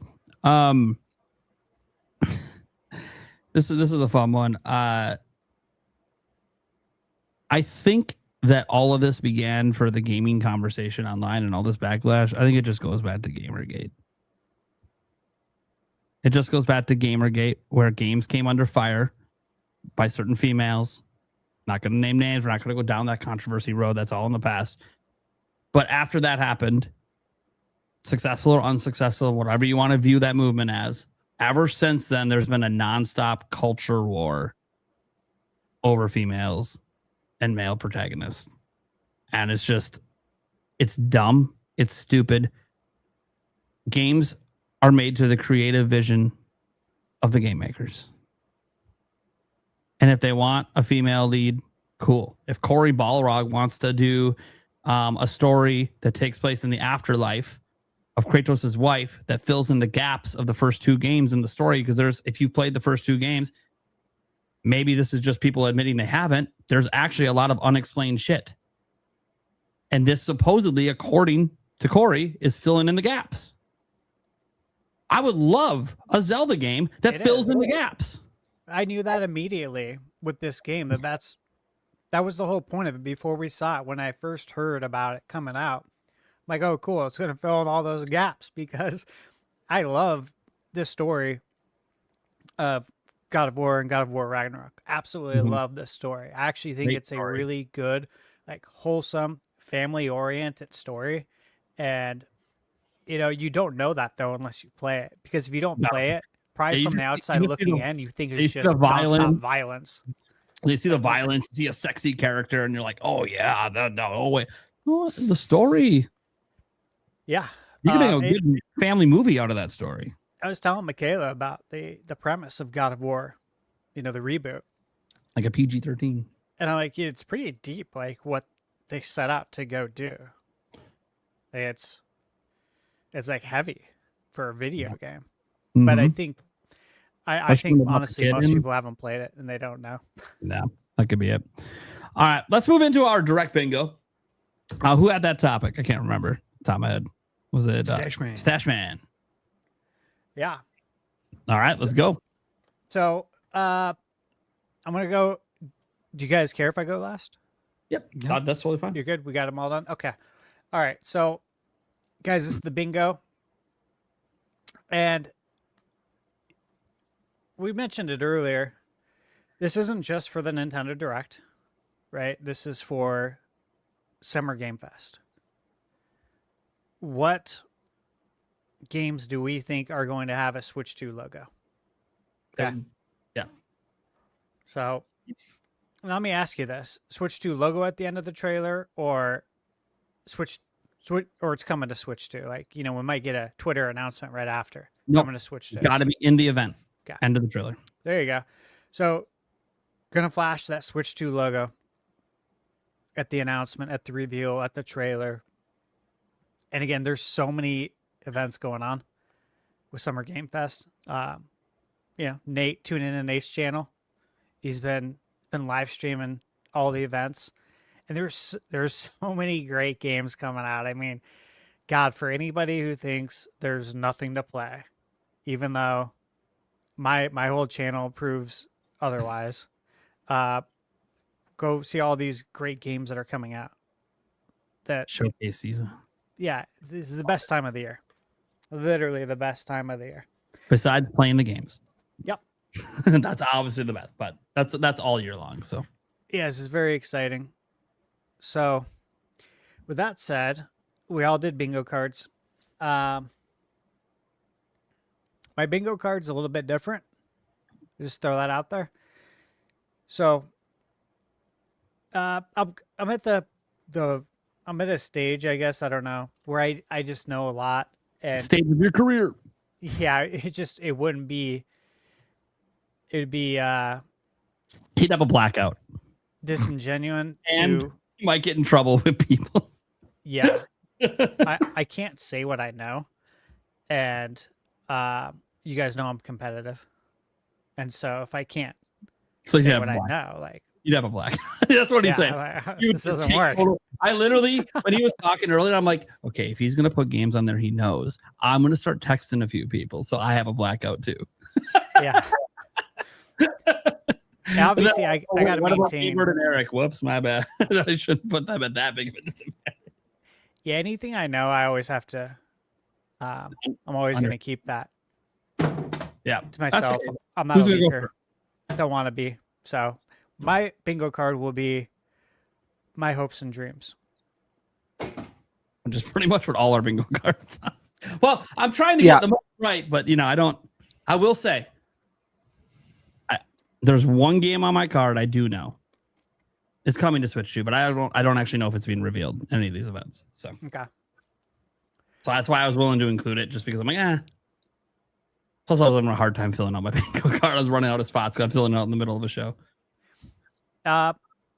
Eric, you want to kick us off there? I can. Yeah. Let me bring up my bingo card. I have no idea what's on his. I love bingo. Bingo cards. Anytime we have an episode fun. of bingo cards, I'm like, all right, like it's fun to make these. Yeah. It really is, because Chat. I have iterations. I don't know about you guys, but sometimes I'll go through a couple of iterations until like, okay, now I'm good. When I have time. Yeah. Yeah. Yeah, that happens. I will also note, I know that some fans, I get requested on this all the time. Like, when are we going to do like a fan direct bingo contest again? I don't know. Stay tuned. I've had some thoughts on it, how we can refine it, because basically nobody won last time because nobody followed the rules. So maybe the rules were too complicated. It really wasn't. It really wasn't when you read really it, wasn't. but then again, you got to make it as simple as possible. But we didn't want it to. I don't know. It's something that we'll revisit in the future, and probably have a competition again for you guys, especially since like it's getting to the point now, because Stash is so in the know. We had a brief discussion on this. That we had like a fun idea for stakes about like buying drinks and stuff. Like, it's so hard to even like, Stash is really competitive, and he knows he's at a disadvantage because he can't put anything on that he knows. And then you have, it's just we're to the point that things like bingo cards, we can't really put stakes on anymore. It's just for fun.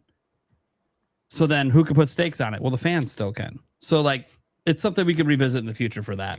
You keep saying steaks, and I know I just want a steak. Yeah, I was thinking the same thing. Well, I do Yeah, have man. a steak and cheese sandwich here that I have to wait till Yeah, after the there's show that. to finish, because I think it's rude for me to munch down on this 6-inch on screen. As That's me. Stash starts digging into his bowl of food. That's me. I'm not saying he's rude. I feel like it's rude if I do it. I'm a very loud chewer, even with my mouth I was shut. gonna say, so. you have a mute button. I don't care. I'm a fat guy. You know how much fun I get made of when I eat on stream? Oh, It don't matter that I I'm know. down 42 pounds in the last 2 months. Nobody gives a shit. They just see fat guys eating food. Doesn't mean that's the only food I I'm know. eating today. The only calories I'm ingesting today. I realize don't care. that, because Congrats, man. Every time. Yeah, I had to wait all fucking day to eat because I was so fucking busy. Yeah. Anyways, All right, Nintendo Direct Bingo. here we go. What do you got, bud? All right, I got Splatoon Raiders, Star Fox. I think we're gonna see some of those in the Direct. Sure. Never know. Luigi's Mansion 4. I really hope gets announced. Hopefully we can see a little bit more of Dust Bloods, maybe a release date. Rayman Legends Retold, the Ocarina of Time remake, Danganronpa 2 by 2, Fire Emblem Fortune's Weave. Hopefully we get some sort of, something on that, whether it's release date, another trailer, things like that. Human Fall Flat 2, Professor Layton, seeing something like that. This Nintendo Switch logo I did as an actual first party Nintendo announcement at Summer Game Fest. Which one? Think the Switch logo. Okay. That stands for some sort of Nintendo first party announcement at Summer Game Fest. Going in on Nintendo showing up. I don't think they've ever really done anything, have Nope. they? They've never been part of Summer Game Fest. That's what I thought. Ever. So that's what that's for. Okay. That's a bold prediction. Yeah. It's never happened. Yep. Clockwork Revolution. I would really like to see this come to Switch. Yes. The Switch 2, because damn, it looks Yes. good. Silk Song DLC. Hell yeah. Part 3 for Final Fantasy 7. Spine. Turok Origins. This one I could see coming in. Yeah, I did too. I would have put that on my list if I remembered. This one I could see coming in the direct. Hi-Fi Rush for Switch 2. Red Dead. I mean, it's got to come Red Dead 2. It's got to come sometime. Sure. It does. Mass Effect 5. Persona 6.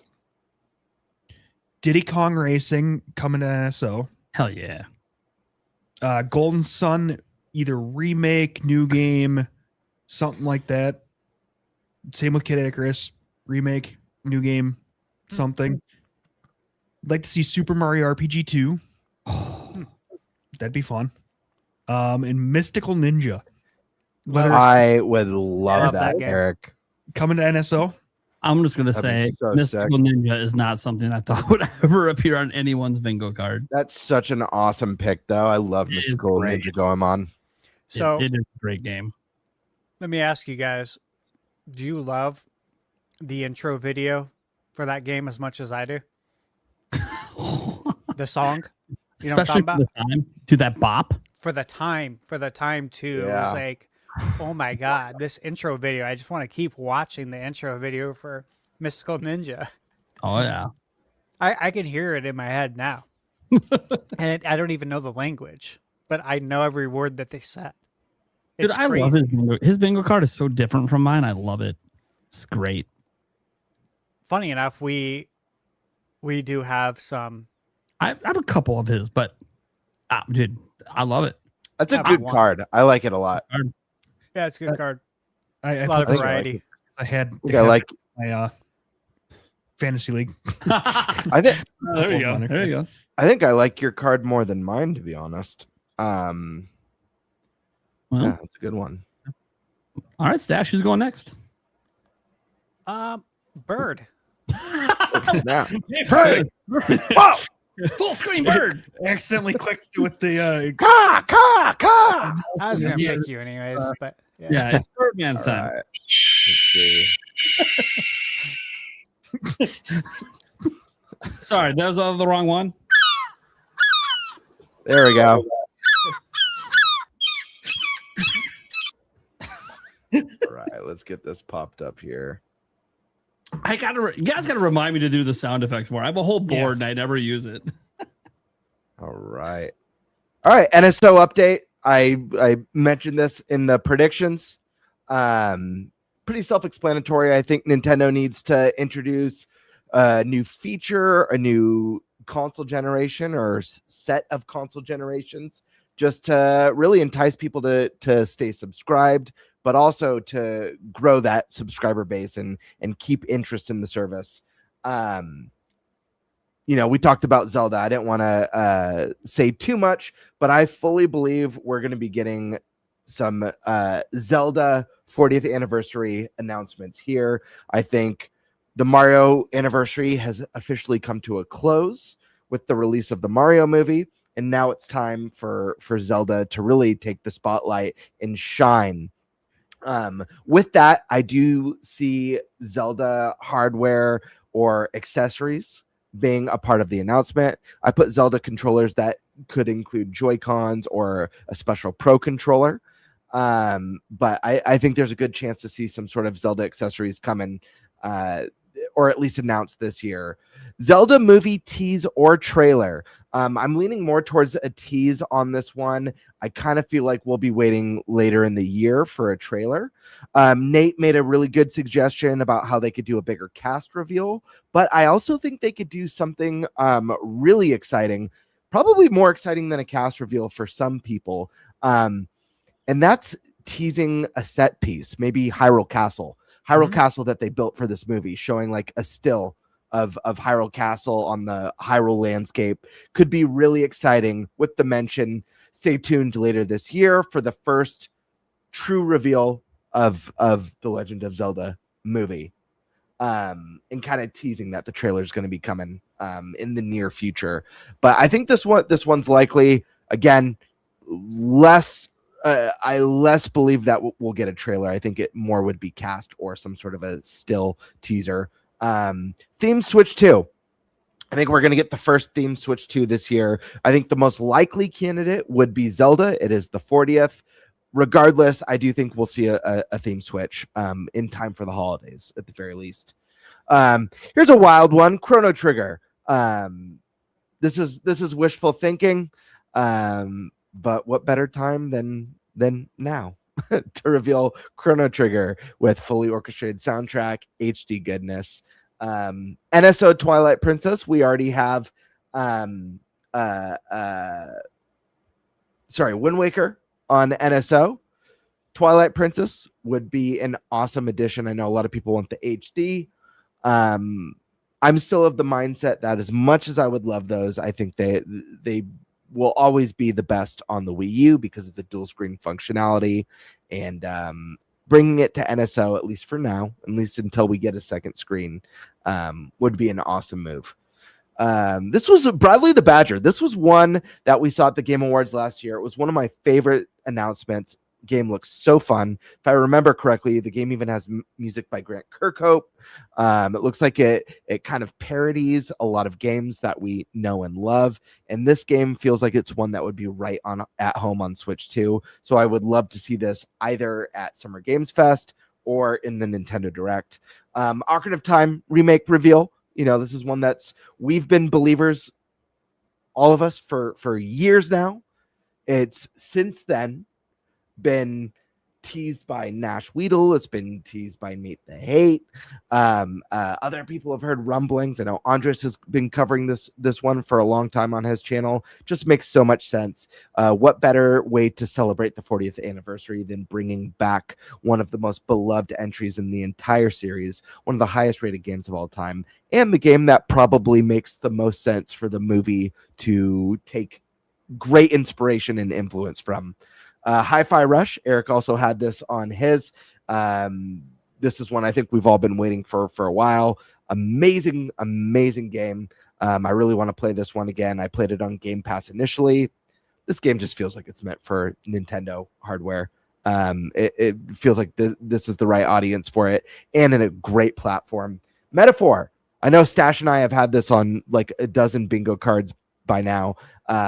And if we keep putting it, we're going to be right eventually, because we all know Switch and Switch 2 are two of the greatest platforms for RPGs, long RPGs packed with content, being able to play at home and on the go. It's also a Game of the Year game, Game of the Year nominated game. It just makes so much sense to be there. So I could totally see this either in a full announcement or a sizzle reel in the Nintendo Direct, but I expect this one to be coming. Here's a wild one, Splinter Cell. Could this be a WTF game? I don't know. Ubisoft has not been doing well, but they earned a little bit of grace back with not only reimagining of the greatest Rayman game ever made and one of the best 2D platformers ever made, but you can get a 2-in-1 where you get an enhanced version of Rayman Origins. What a freaking deal. People, go support this. These are the type of moves that Ubisoft should be making. Ditching this live service, this quadruple A crap. Splinter Cell is one that fans have been asking for so long. They're sitting on an amazing IP. Maybe Splinter Cell's a WTF game. I don't know, but it definitely would win some grace with people who have been down on Ubisoft. So who knows? New Platinum game. This has been on my bingo card for like six prediction videos. But we know how great the relationship is between these two. We know Platinum does games like Bayonetta or Astral Chain. We could definitely get sequels to those, or maybe Platinum's working on something new for Nintendo, a new IP, or they've working with a Nintendo IP we haven't seen in a while. Either way, I think it would make sense to see something Platinum. You know, Switch 2 has a year under its belt now. Maybe we get something from that. My safety is Dustbloods. I don't know if this game is going to release now because of how crowded the second half of the year is. Maybe it needs more time, more polish as well. It is an online multiplayer game, but I do think we're at the stage where we need to see it. I could actually see this one being in Summer Games Fest and having a bigger showing there than the Direct. Jeff Keighley, he's a big FromSoft guy. He's friends with Miyazaki. It's always, you know, they got the Armored Core reveal. I think Keighley had the Armored Core reveal. I know Elden Ring was like the big Summer Games Fest end of show reveal its first year and really carried that whole show. It was such a big announcement. I could see Dustbloods being there. Guys, I need to take a little pit stop right now. Onimusha.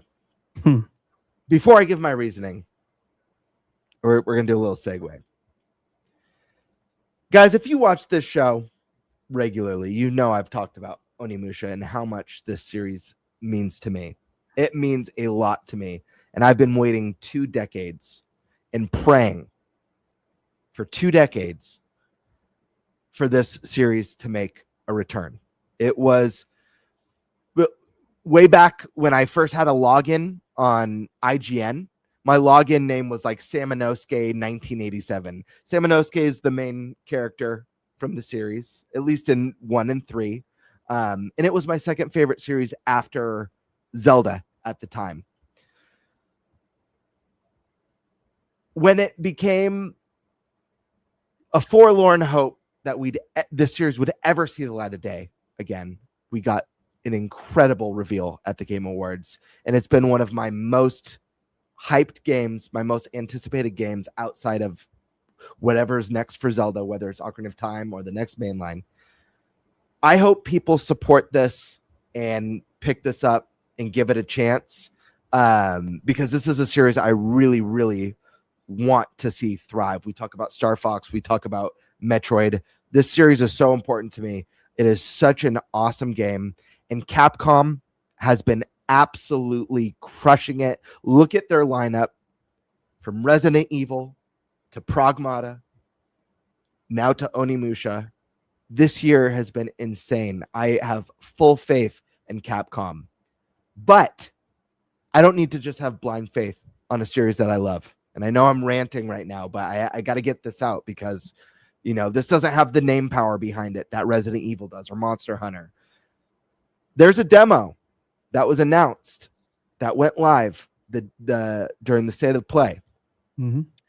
For the love of God, go play this demo. It's phenomenal. Has anyone on the panel played this demo yet? No, I was too busy getting my Fair enough. 007 review out, but I did actually I can't say anything else. Fair enough. I'm For sorry. the love of God, people, and all that is holy, go download this demo and give this game a try. The blast from the past, it literally feels like seeing a friend that I haven't seen in 20 years and just picking up where things left off. And that is the best compliment I could give. Obviously, there are changes, and there are some things that are going to be missing from this that were staples of the past that I'm going to miss a lot. That being said, this was some of the funnest swordplay combat that I've played in a long time. I'm not the biggest parry fan. I'm not a parry expert in games. As much as I love the Souls games, this parry system is so fun. It's pretty forgiving, but it's multi-mechanicked the way it works. I don't want to give away too much. The demo is very linear, and I believe the game is going to open up beyond that. not fully open world. I don't expect that. These games were more akin to, at least back in the day, Resident Evil, but with action samurai combat. Really cool. And a lot of stuff from Onimusha inspired Souls games. The whole sucking the souls of your defeated enemies and using that to power yourself up and level up and stuff is classic Onimusha. Anyways, I've ranted long enough. I just really want to push this game because I believe in Capcom, and this game was beautiful. The combat was amazing. The music was great, and the demo ends in a boss fight that was challenging but very fun. And I hope most of you, if you have a PlayStation or PC or Xbox, you go out and try it and show this game some love. It's got that Gamebird Classic seal of approval. Segues over. Onimusha I'm putting on here. Capcom has consecutively delivered on bringing their big IP to the Nintendo Switch 2. We got Resident Evil day and date. We got Pragmata day and date. Baby, give me that Onimusha. I don't know if it's going to be day and date, but what I will say is if anyone's going to make this game run well and look fantastic on the Switch 2, it's going to be Capcom. And I think this game will thrive being across all platforms, at least enough to keep the series going. Classic Sega reboots, my friends. This is something that's been teased, and we've gotten screenshots. We know they canceled their Super game, whatever that was going to be, but we know they've still got their reboots of iconic series like Crazy Taxi and Jet Grind Radio and Golden Axe and much more. So I feel like now's the right time to see some classic Sega stuff reborn. New Monolith game. What's Monolith working on? I think we're going to find out very soon. Deca Police. It's been delayed. It's been added to other platforms. I think we're going to see a release date for Deca Police. It feels like if we don't, something is very wrong. This was a little bit hopium, but also like the timing feels right. Luigi's Mansion. I think we're ready for that Christmas scare, that Christmas Halloween haunt. Doom is a staple for Nintendo platforms. We need Doom the Dark Ages. This is where I get a little bit more third-party-ish. Diablo, it's another one that's been on multiple bingo cards, but it just fits so well with the hybrid platform. I think this would be a huge win, huge success. Metroid reveal. I forget who it was, but I remember we talked about once that there may be some rumor about a Super Metroid remake. So let's go for it. I'm here for it. I don't even remember Prime 4 came out, and I said that's right, that I could see a Super Metroid remake coming out next year, and then a couple of months later, someone named Nate the Hate said there's a Super Metroid remake coming out. That's right. That's what I remember. And now that you say it, I remember you mentioning it too. And what better way to celebrate Metroid's history and anniversary than by bringing back, again, just like Ocarina of Time, one of the most beloved entries in the whole series, if not the most beloved. Mm-hmm. Witcher 3 Switch 2 edition. Cat's out of the bag. We got that DLC announcement. Well, we need a Switch 2 update for Witcher 3. Get people pumped up for that new DLC. The game ran fantastic on the Switch 1. Let's get that boost going. Orbitals. I know we've seen a lot of this game by now, but this is a new IP coming exclusively to Nintendo. I think it's smart to let this game shine a little bit. The game looks fantastic. It has lead designer from It Takes Two, and maybe as well as Split Fiction. I'm not sure if the person was around for both games. Either way, it looks like a ton of fun. It's 80s iconic, amazing art that is a full throwback to classic anime. Pokemon Gen 10. I know Pokemon usually does their own thing, but we've already gotten the full big reveal for this one. Maybe we'll get some more details with a window this time. And then the last one, this is my crazy ass prediction. Banjo-Kazooie 3, getting jiggy with it. That's right, folks. Dude. Time for a good title. I love it. I'm serious. It is a really good It's title. Very good title. It's goofy enough, but like it works because of the game. Mhm. That Hell I think yeah. it could do really well, actually. Yeah, dude. You guys know I'm a banjo believer. I know Kiwi said, I think Kiwi said on one of his episodes for me to let go because I asked him what the odds were of Don't let banjo go. making. I can't let go and I won't let go. So if we don't And, let go of NBA Jam, we do not let go. We of don't an- let go. of band. Rare. Vice If anyone grip from Rare until we is get it. listening, if anyone from Rare is listening or watching right now, do you guys really want to be the Sea of Thieves guys? Actually, Sea of you Thieves know what we guys need to for do, the rest guys? of your life? Hold on. Microsoft has a new head of gaming, right? We're talking about Asha. She's very responsive on socials. We need to start a movement to get her attention. We Amen. love Rare. I even have the Rare Literally. controller. That's how I'm not much I even- love them. I'm not even joking. I think if we start a movement, it'll get her attention and she'll say something. I Let's know. do it. She's I'm very in. active. Like she's very I active. I am in on it. And so again, Rare, if you're listening, do you really want to be the Sea of Thieves guys for the rest of your lives? Or do you want to take a chance on something magical, something that brings the community together, something that lets us relive incredible memories from our childhood with Banjo-Kazooie 3, getting jiggy with it. And that, my friends, is my bingo card. Okay. Let me make some comments on your card. I think we should comment on these cards. Go for it. Zelda controllers, love it. NSO update, yes. Theme switch to Chrono Trigger, yeah, great. Bradley the Badger, I'm glad you brought up Bradley. I want to see gameplay Yep. from Bradley. Yeah. I've reached out to them to like try and get some info on the game. I don't know when it's releasing. I don't even know what year. I don't know. There's really no word on it, and we haven't even seen gameplay. It would be hilarious I if- will say I'm excited about the premise.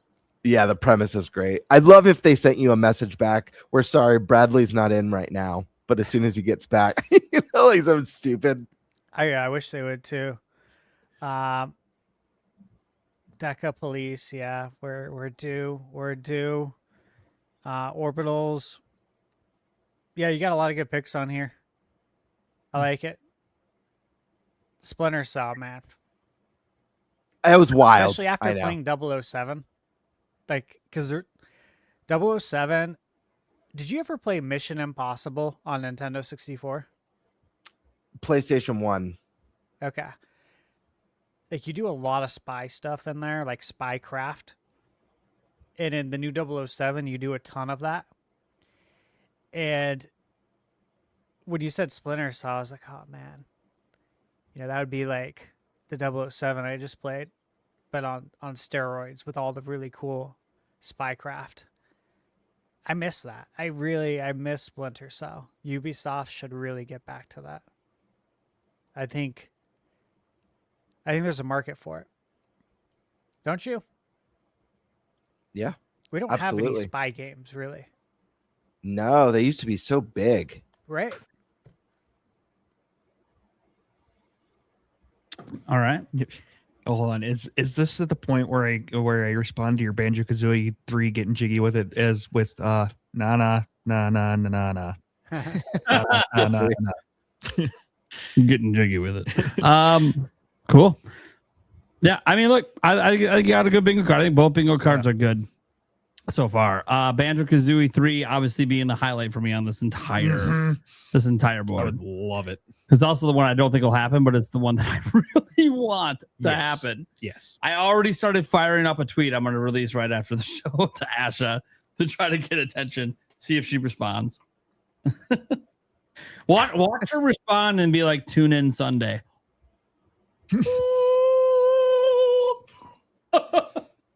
Right? That would be awesome. There's no way she's going to do that this close to the showcase, but that would be funny.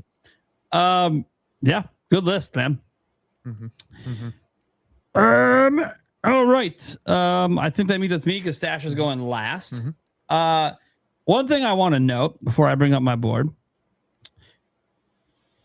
I will be the first bingo board following the rules as Super Chatter Reaper, BM points out. I thought the bingo card was just if they have a Switch 2 logo in it, not games that already are coming to the system. That is correct. That is the rules. But here's the thing. There's no stakes, so it doesn't matter. So rules are made to be broken. If there were stakes, then we'd have to be like really super strict on enforcing rules. But it doesn't really matter because it's just for fun. We also thought that we also said that these games are going to be in some sort of showcase with the symbol in it. We never said that just because it's already been shown in a different showcase, it doesn't mean that it's not going to be shown in these ones. Eric, you're wrong. Read the actual doc. It's in the rules in the doc for the segment. Actually, and it's in the text message chain. I was very clear that it's not games we already know are coming to the system. Whatever. But that was back when we were still considering stakes. So that's why I said, since there's no stakes, it doesn't really matter. It's just for fun. But I wanted to point it out because the audience noticed it, because it actually was mentioned also while we were on the podcast. But that being said, it doesn't matter. It's for fun. I'm not trying to insult you guys. I wanted to address the audience who might be confused. To be fair, my card was done before the show started, and I was in a scramble. I thought I was only 30 minutes late, so I didn't actually read the rules until you mentioned it on the show. Yeah, and it doesn't matter because there was no stakes. Then we have to care about the rules, and then we'd have to get rid of the stakes because it wasn't followed. It's not a big deal, guys. I just wanted to explain it for the audience that caught the rule that we said it, and then obviously the 2 bingo cards that didn't follow it, which it doesn't matter. It's about fun, but that means you're going to see a bunch of games on mine that aren't on theirs. So that just makes the bingo cards even more interesting because those bingo cards were very different. And mine's very different as well. So this is for the Summer Game Fest, Xbox, Nintendo Direct. I believe these games in one of these events will have a Switch 2 logo. Let's go. Final Fantasy VII Rebirth, I think the easiest thing to bank. Hate to Hate literally said it's going to be at Summer Game Fest. We know it's coming to Switch 2. I don't know why they would show it without a Switch 2 logo. We just got Rebirth this week. I mean, come on. Silly. We know it's coming to Switch 2. It'd be so weird. Jet Set Radio. I haven't looked at any of the leaks. So I know the trailer. I haven't looked at it. So maybe we already have the answer if Switch 2's in the trailer. I don't know. I haven't looked at it. I intentionally refuse to look at it. It's going to get shown this week. I will watch it in Summer Game Fest or wherever it's going to be at. So obviously in one of these showcases. I didn't go with all of the Sega classics. I don't know if they'll all get announced for Switch 2 at once, but Jet Set Radio seems to be the one coming soonest. So that one is one I think will have a Switch 2 logo in one of these events. Ocarina of Time Remake. Again, it's not announced yet. Not confirmed. Throwing it in there. Assassin's Creed 4, Black Flag, resynced or whatever they're calling it. I think it's resynced. Very shocking it wasn't announced for Switch 2 when they revealed it. Kind of interesting. That's one that I think would have to be at the Nintendo Direct. It is possible they show it again at Summer Game Fest, and then we just happen to have a Switch 2 logo slipped in. But they might have something special they want to do. I mean, Black Flag was on Wii U, guys. I just don't see how it's not on Switch 2. It just doesn't make sense to me. So it's got to be there. We got Shadows. Like, I don't want to hear It Can't Run. We have the latest Assassin's Creed on Switch 2. So, yeah. I just got a feeling it's going to come. Tales of Eternia remaster. There's a remaster in the works for those who don't know, if you haven't paid attention. But it is not currently announced for Switch 2. Again, I think that'll be in a Direct with a Switch 2 logo. This is the swing, the 3D Mario reveal. I do think that will be the game they tease for 2027. It'll either, I think it'll be the show ender. I think they'll go early, Zelda 40th anniversary, early in the show, Mario to cap. And Mario's that thing that gets you just hyped as hell for 2027. NBA The Run. Only platform that's not on or announced for is Switch 2. So, yeah. Just throwing that out there as I think, and there's nothing in that game that suggests it can't be on Switch 2 or anything like that. So, yeah. Obviously, Beast of Reincarnation. The Game Freak game. Mm-hmm. They've had Switch 2 dev kits this entire time. Maybe back when it was revealed, that was during that time period where Nintendo wasn't allowing logos outside of their events. That time has passed. So we'll see what happens. Expedition 33, that would obviously be a Switch 2 announcement unless they're doing some like Game of the Year edition or something for some reason, and then it's on all platforms in one of these events. But I think that's going to be on in the Direct Expedition 33. We know Samful Interactive has said they were exploring getting it on Switch 2. That is not the same as it will be on Switch 2. Then we got the Star Wars Racers game. I don't know how the hell this wasn't announced for Nintendo to begin with. It's the home of Pod Racer. N64. I don't know why you wouldn't be there. And maybe it's because, again, could have been in that time period before Nintendo was widely allowing people to put Switch 2 logos in any event. So that's what I'm banking on. I'm hoping when it gets showed, it's going to get showed. You know it's going to get showed this week. Probably at Summer Game Fest. Yeah, I expect to see a Switch 2 logo there. Ace Combat 8 on Switch 2. What are we doing? Ace Combat 7's on Switch. Get out of here. Ace Combat 8's coming to Switch 2. Again, it was in a PlayStation event or something like that. So, like, they only show PlayStation logos. You'll see the Switch 2 logo during the Direct. Gothic 1 Remake. I have no idea why this isn't announced for Switch 2 yet. There is nothing about this game that screams, hey, let's just avoid the most popular portable platform in the world. I don't understand that. I think we're going to find out during one of these showcases, maybe even a sizzle reel, that it's going to be coming to Switch 2. Pikmin 4, Switch 2 edition. Technically not announced or confirmed yet. Zelda 40th anniversary. This is just them doing a celebration at all. It doesn't mean what it is. Just them uttering the words Zelda 40th anniversary. And nothing's confirmed. It's just something we think will happen.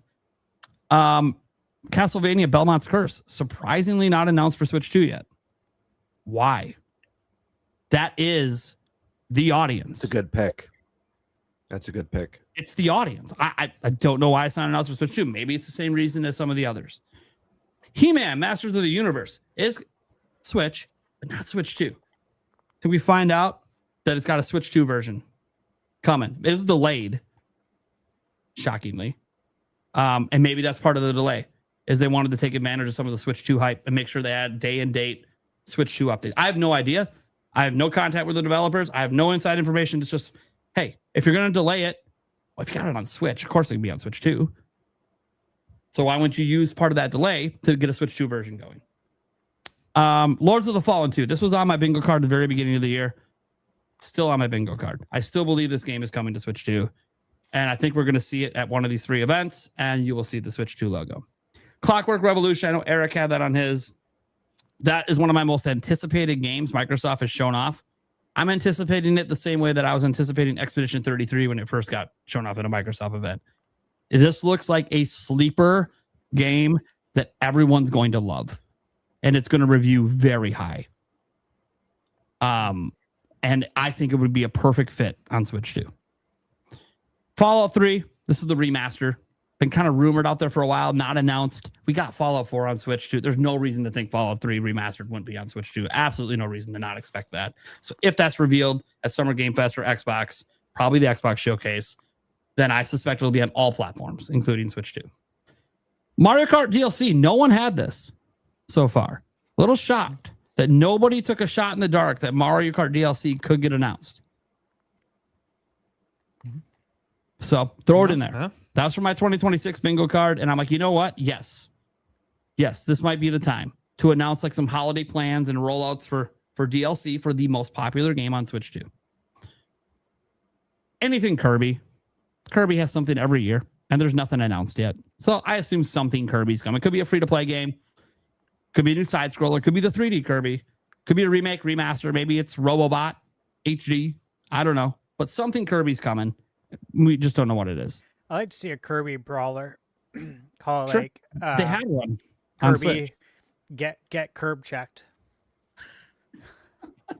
Could be M-rated. Get curb stomped. I was gonna say technically there is a Kirby fighting game. It's on Switch. That was I think a free to play, right? Something like that. Yeah. It was okay. I mean, like, it's free. It's hard to really complain about a free game. A Kirby zombie shooter. Dune Awakening. I've been on this game coming to Switch 2 since it was announced. I truly believe it's happening. This one is one that would be in the Xbox Showcase, showing off the Halo Combat Evolved campaign. that they're working on that's supposedly coming out this year. Supposedly, I have no idea. Maybe it got delayed to 2027 because they're avoiding GTA. But I believe that we're going to see more of it, and the Switch 2 logo will pop up, and this will get everyone hyped because again, Halo coming to Nintendo, Halo coming to PlayStation. It's going to be big. Both logos are going to be there, and people are going to be hyped. Xbox, this is a commitment before Asher Sharma was there. Who knows if they're going to go back to exclusives, but I think this game is going to everywhere. Luigi's Mansion 4 seems to be a popular pick. I think we all know it's time. This year or next year, we're getting Luigi's Mansion. I don't think there's any shot it's released after that. I think Luigi's Mansion 4 is either this year or next year. So pretty safe to throw that one out there, especially if you think 3D Mario is in 2027, right? Then it feels like, okay, if Mario's next year, then we should probably do Mansion this year. And again, it's about the right time for that development studio to release a new game. It's also about the right time for Luigi's Mansion to have been cooking for a bit. So, and then Toys for Bob. Technically, we think we know what they're working on, but there has been no announcement from them other than that they're working on a game and they're working on it for Microsoft. Ironically, after Microsoft tried to close their whole studio. But now they're independent, but hired for their very first game as an independent studio by Microsoft. Again, this is a really weird scenario to make a game. We assume we know what the game is. We think, obviously, the chat's already all over it. Spyro, right? We assume it's Spyro, but we don't know. But I think that game's getting revealed and it's coming to Switch 2. Whatever it is. Probably at the Xbox showcase, I would assume. Although Xbox will have something at Summer Game Fest because PlayStation and Xbox always do. I just think that something will be something that's already known, a known quantity. I think they'll save the Toys for Bob for their showcase. Could be wrong, though, because they're an independent company. Maybe they'd rather be in Summer Game Fest. I don't know. But Microsoft will have a say because they're paying for the game to be made. And that's my bingo card. Very different from your guys's, of course, because obviously it's all games that have no confirmations. What do you guys think? How'd I do? Pretty good, man. Yeah, I like see. a lot of these picks. NBA, I got the runs. Yeah. It's not even because I think the game's good. It's just I like it. Do you? No, It looks fine. I did a video on it. I played in the playtest. Yeah, I saw it. That's what I watched. I watched your video. I played in all 3 playtests. Gotten better every time. Oh, good. We'll be reviewing it. I'm actually supposed to get the game tomorrow. Perfect timing. Can't play it. Can't play it, on right? PS5. Yeah. If it was on Switch 2, I could play it on the plane and start working. What, you don't want to remote play on your phone on Wi-Fi on a plane? Absolutely not. Controls aren't very good. They're not very responsive. No, I'm really excited for that. But yeah, Beast of Reincarnation, good pick. I agree with the Star Wars. That should be on Switch 2. N64 is synonymous with it, in my opinion. Yep. Gothic, I think it just needs to be announced, honestly. He-Man, it's been once I got delayed, I'm like, oh, okay. Yeah, from what I've heard from other people that review games too, is they haven't communicated with anyone. They haven't replied to anybody's email. So yeah, they didn't reply to mine either. Once it delayed, I reached out and then they just crickets. Yeah, so who knows what's going on there. I like the Lords of the Fallen 2. I've been excited for Clockwork Revolution since it was first shown a handful of years ago. I'm like, dude, this game looks sick. Literally makes me feel the same way when I saw Expedition 33 that first time. Yeah. Like it's just really special. Something special about this game. I don't know what it is. There's something special.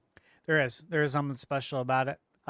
Assassin's Creed, yeah, I mean, I expect everything to come over, especially because I've spent quite a few hours with Shadows on Switch 2. And, I came from, I think, like 82 hours on PS5, transferred the save. And the fact that I can just play it and, like, yeah, it's not the same frame rate, but it feels great. Still feels great, and be able to play it in bed. And, like, sometimes, be planning on going to bed when I go to bed. And then suddenly, like 3 hours go by. I'm like, shit, I got stuff to do tomorrow too. Just shut off. Yeah. So I think all the ACs come over. Mario Kart World. You know, we're at 1 year. Yeah, we all know DLC's happening eventually. Like, there's no way they're not doing DLC. So it's a matter Toys of for when. Bob, Crash Bandicoot still, right?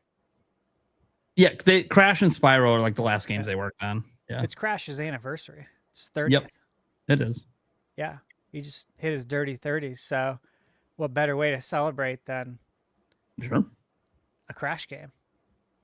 Or at least a Switch 2 edition of like Crash Night of the Nitro Racing or Crash 4 or the Insane trilogy. Sure. Yeah. That's my thoughts on your card there. I really like my card a lot. Bird, you got any thoughts on my card? I think it looks really great. I think a lot of these are extremely plausible. I see a little bit of crossover with mine from Jet Set Radio with the Sega Classics, obviously Ocarina of Time, Zelda Anniversary. But everything here, I mean, Castlevania Belmont's Curse makes so much sense. Like Stash said, Galactic Racer just feels like a no-brainer. Yeah. Yeah. I mean, I think this looks great. Nothing here feels impossible. Yeah. And Pikmin 4, I've already said it so many times that all the Pikmins are coming to Switch 2 with mouse Joy-Con controls. Like you could take that to the bank. So I want to think touch I said on that a year ago though. I want to pull up a comment right here, and I don't mean any shade at this person. It says, you guys always overhype this shit. There may be 4 or 5 big games, but temper your expectations. The way bingo cards work is no one's expecting, like, it's not meant that every game on our bingo card is going to be announced. The whole point is to get 5 in a row. That's all you're trying to do. So these are all potential games that could be at Summer Games Fest, could be in the Nintendo Direct or the Xbox Showcase. And if we get 5 in a row, if we get 5 right, like you mentioned, 4 or 5, then that's bingo, and whoever does that wins. None of us might get bingo. We might only get a couple of the games. But just to be clear, the way bingo works is that we're not expecting all of the games on the card to be there. We're only hoping that we get 5 in a row. If that makes sense. Yeah, no, it totally does. Yeah, it's how it works. And Taylor, I got news for you. If you think they were overhyping my bingo card, it's my hopes and dreams because I can't give predictions. I know too much. And I'll just say that I'm excited about a lot of things that are coming. So I don't think they were overhyping. All right. With that said, let me share my my screen here.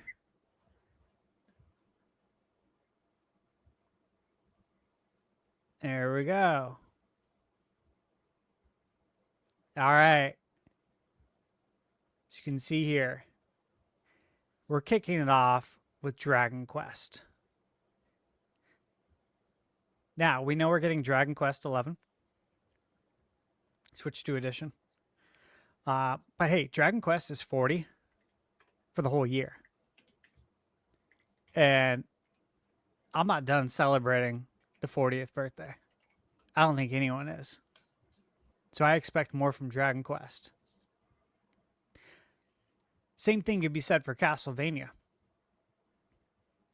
I just put Simon's Quest here as the placeholder.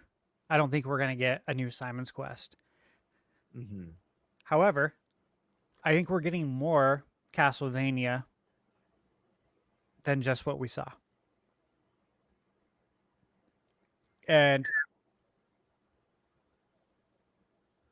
Konami's even said it.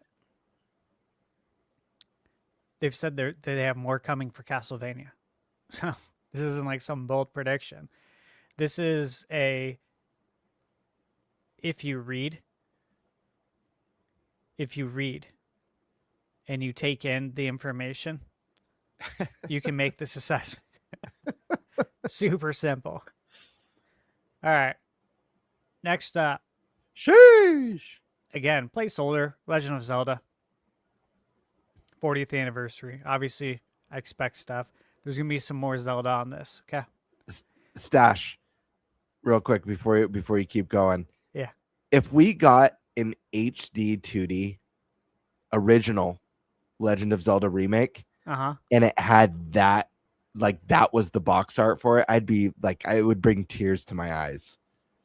Oh, dude, That same. Switch 2 case that you made is a thing of beauty. Like to me, like Thanks.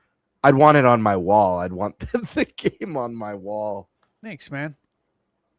Yeah, it's awesome. Look, I love the original Zelda, so yeah, we just never know what they're gonna do, how they're gonna pair things up with the movie, how many games we're gonna get. All right, so I got Banjo-Kazooie here, and again, I do think Banjo's coming. I think it's just a matter of when, not if. So if it hits here, great. If it doesn't, no big deal.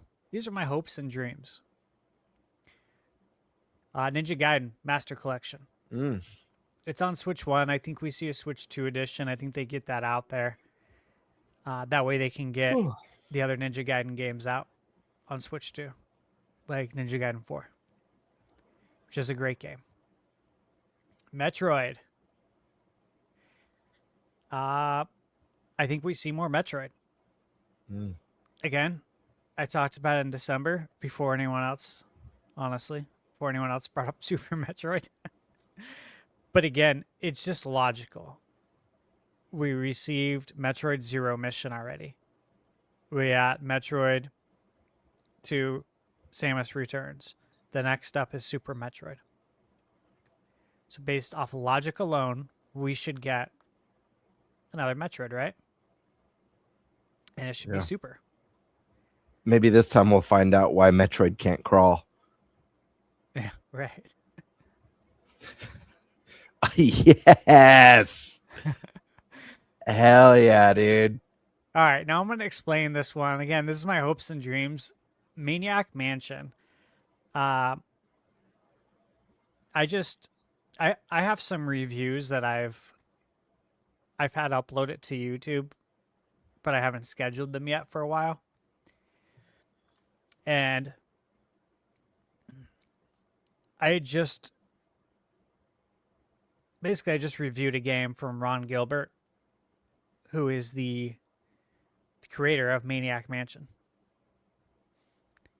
And I was doing some research on Ron.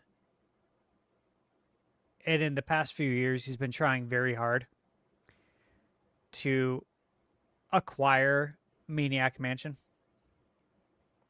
or at least make a new game. And I think this is like one of the last things he probably wants to do before he retires. And so I do think at some point, because of those reasons, that we will get a Maniac Mansion. And I also say that because there's been quite a resurgence in point and click games. And you may not be aware because they don't all come to console, but there's been a big resurgence on PC. And again, some of them have come to Switch too. And some I've reviewed on my channel. And between that and the fact that Ron Gilbert is trying his hardest to get a hold of Maniac Mansion and make another one, that's why I think that. Tales of Eternia. I do expect this. I don't want to say anything else. Resident Evil. I do expect more remakes to come over. Code I'll leave it at that. I don't want to get specific. Yeah, that was one of the ones. There was some I was going to put on mine, but I was like, yeah. I feel like Code Veronica needs it the most. Like that game should be remade. I know some people say Resident Evil, but that game, man, that GameCube Resident Evil looks gorgeous still. I think modernized controls / gameplay would help with that Resident Evil. But as far as looks, dude, still looks so good. Dude, stunning. Insane how good it looks. But no, for Resident Evil, I'm talking like 2, 3, 4 coming over to Switch 2. Code Veronica is coming though. Halo. Again. Been expecting that. Hey, you guys know there's I've been double talking wham. about this. Obviously I saw that on yours. Eric, it was on your card, right? Yeah. I was happy to see that because look, I know Square is releasing their games on all platforms now. Rightfully so. I think that's a great move. However, there's a relationship in place already with Nintendo. They worked together on Super Mario RPG in 1996. And, they did it again with the remake. I think they brought the remake to Switch to pave the way for Super Mario RPG 2. Like, this is going to be something that they continue to collaborate on. That is my belief. I won't say that's my understanding, but that is my belief. Mm-hmm. Now, look, if we can bring back Star Fox 64, surely we can bring back Wave Race 64, right? Mm-hmm. Hey, man, this is my hopes and dreams. And look, Star Fox 64, Legend of Zelda Ocarina of Time. If we're digging into the 64, you got to pull out Wave Race as well. We want it. I didn't think about it like that, but that would be absolutely wild if Switch 2 was a vessel to bring back the glory days of Nintendo 64. Seriously. We get Ocarina of Time, we get Majora's, we get Wave Race, we get Star Fox. Microsoft I don't know. brings Banjo back. Banjo. Yeah. That would be absolutely nuts. I have a feeling things Maybe might work Perfect out Dark good for gets us. rebooted. I want Wave Race so bad. Ah, God. Yeah, too much water. Okay, IGN. Earthbound 64 on the NSO. Nintendo's going to come out and say, hey, guess what? We took the prototype. We reached out to, what was it? Shigesato Itoi, the creator, and he finished the game. And now we're releasing it on NSO. Obviously, this is a dream, guys. Mm-hmm. But hey, you see this art style right here? Yeah, like claymation. This is what I want for That'd be really Earthbound cool. HD like 2D remake with this art style. They Just could like do they it did with easy. Dragon Quest 7 reimagined. They already was it? What one's has like the clay art style? Is it Kirby or Yoshi? One of them it looks like full clay. Am I wrong? No. Maybe I'm wrong. Did I dream this? Symphony of the Night. Bring it to Nintendo for the first time ever. It's the 40th That'd be cool. anniversary. Figure things out with Sony. Let them know we want to release this on Nintendo Switch 2. This belongs on Nintendo. It's a shame it hasn't came over. Yeah, it's insane. Yeah. I really want to see it. But again, hopes and dreams. Nice. And again, hopes and dreams. NBA Jam. Look, the NBA, they need good press. Let's just say that. I'm not going to get into everything. They need good press, man. They need charisma. They need excitement. They need people to be excited about the players again. NBA Jam could literally help all of that. When the NBA was at its peak, was when, Jam came out, its peak in the 90s. And honestly, Jam really helped to popularize the NBA because this was a game that anyone could play, regardless of if you played sports games, you played NBA Jam. They need that now, like more than ever. This game will help, I think, bring some more personality and likability to the league. Now, the problem is I have zero faith in Slugworth, aka the NBA commissioner, Adam Silver,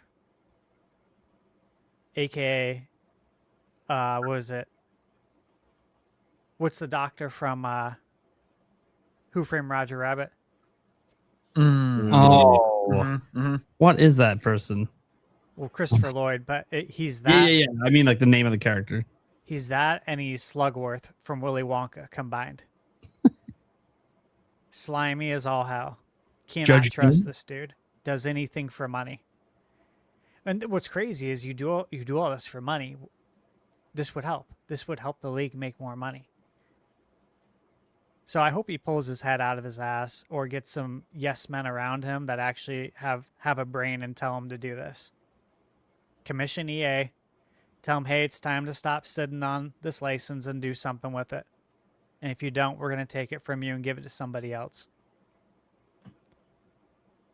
That's what you got to do. Skies. Oh my, get out of Arcadia. here, dude. Get out.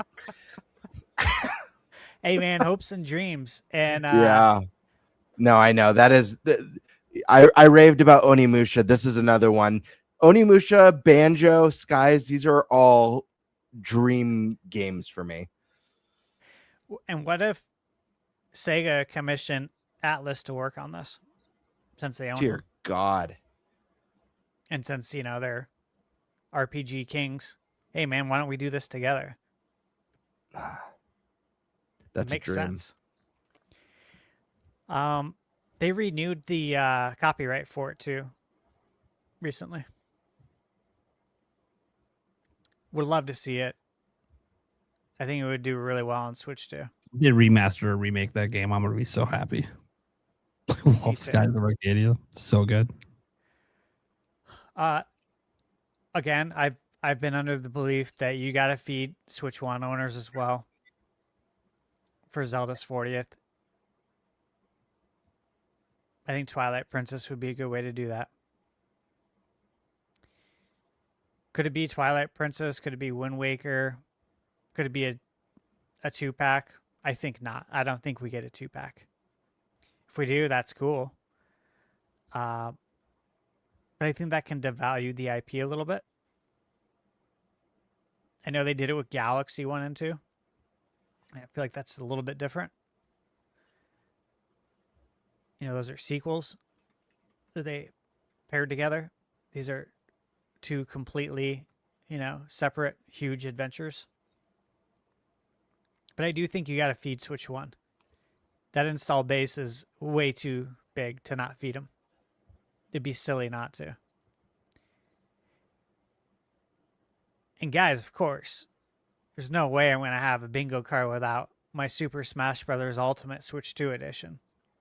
Because I 100% believe this is happening.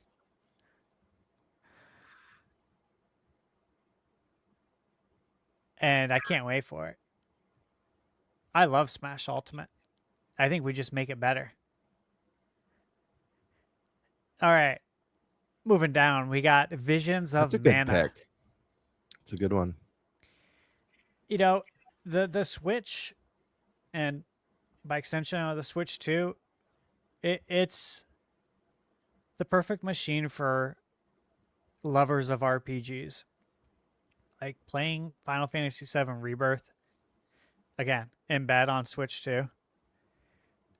What I had meant to do was test it out in bed so I could talk about it in the review, get a feel for it. And then that turned into like 3 or 4 hours of playing it in bed. And now I'm like, I better get to sleep before the sun comes up. Otherwise, I'm not going to get to sleep. Dude, but being able to play this massive RPG like Rebirth and handheld, I mean, both of these games right here, just be absolute bangers on Switch 2. I do believe we're going to get both. And it just comes down to a matter of when, not if. What do you see here? Super Mario 64 Deluxe. I really want a Mario 64 remake. I've talked about this before. I brought it up at least a year ago on the podcast, and I love that game so much. There's so much charm with it. Jumping through the paintings, such a great idea. The soundtrack, phenomenal. I would love to get a remake of it with an orchestrated soundtrack. I'd love to hear, Bob-omb Battlefield and Dire Dire Docks, Cool Mountain, all of those with an orchestrated soundtrack. Oh, man. Be amazing. And again, this goes along with the theme of, hey, we're remaking games from Nintendo 64. Let's grab all the good ones and remake them.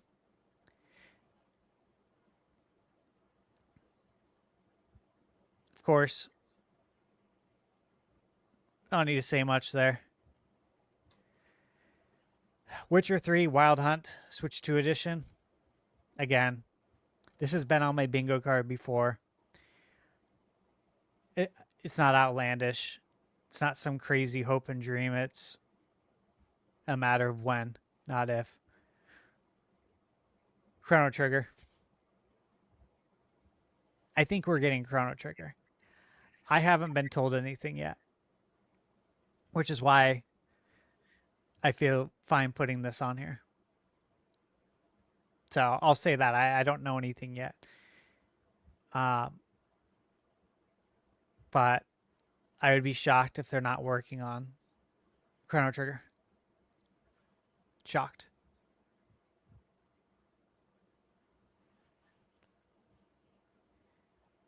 Yeah, Mother 3 is still there.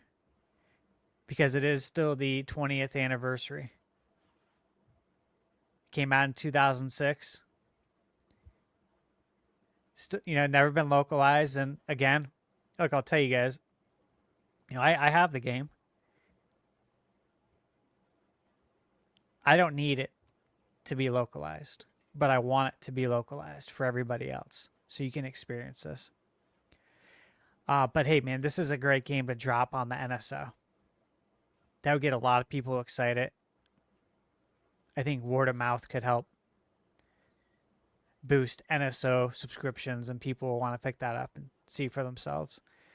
Again, hey, dude, N64 remakes is the theme. Pilot Wings. We're grabbing all the gems, man. Pilot Wings today, 60 frames per second. Actually, hey, why not do 120 frames per second? I love Pilot Wings. Let's bring it back. Oh, it says Bloodborne. Bloodborne on Switch 2. Why not? Why not, right?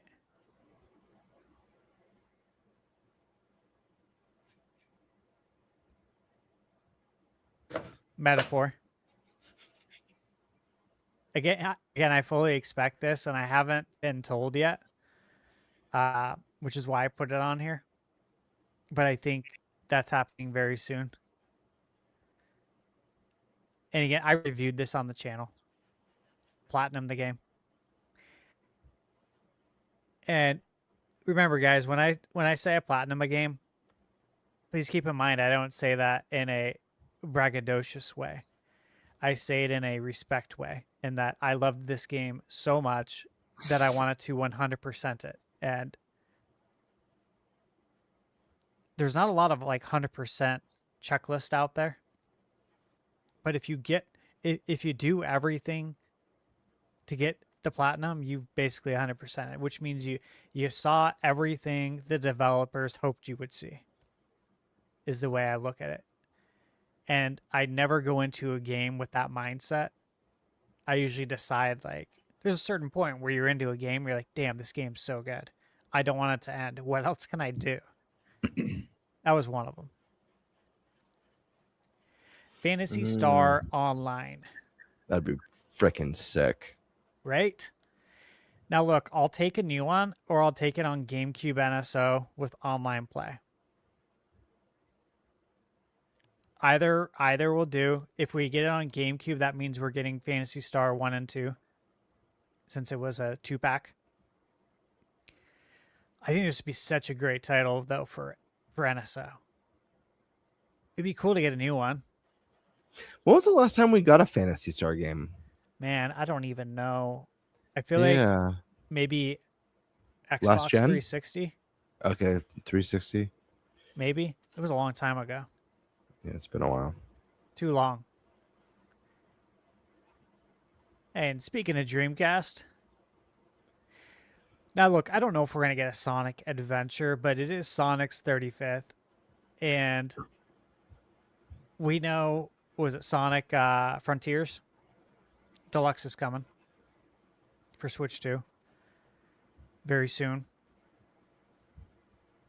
But it's Sonic's birthday. I expect to see some stuff here for him.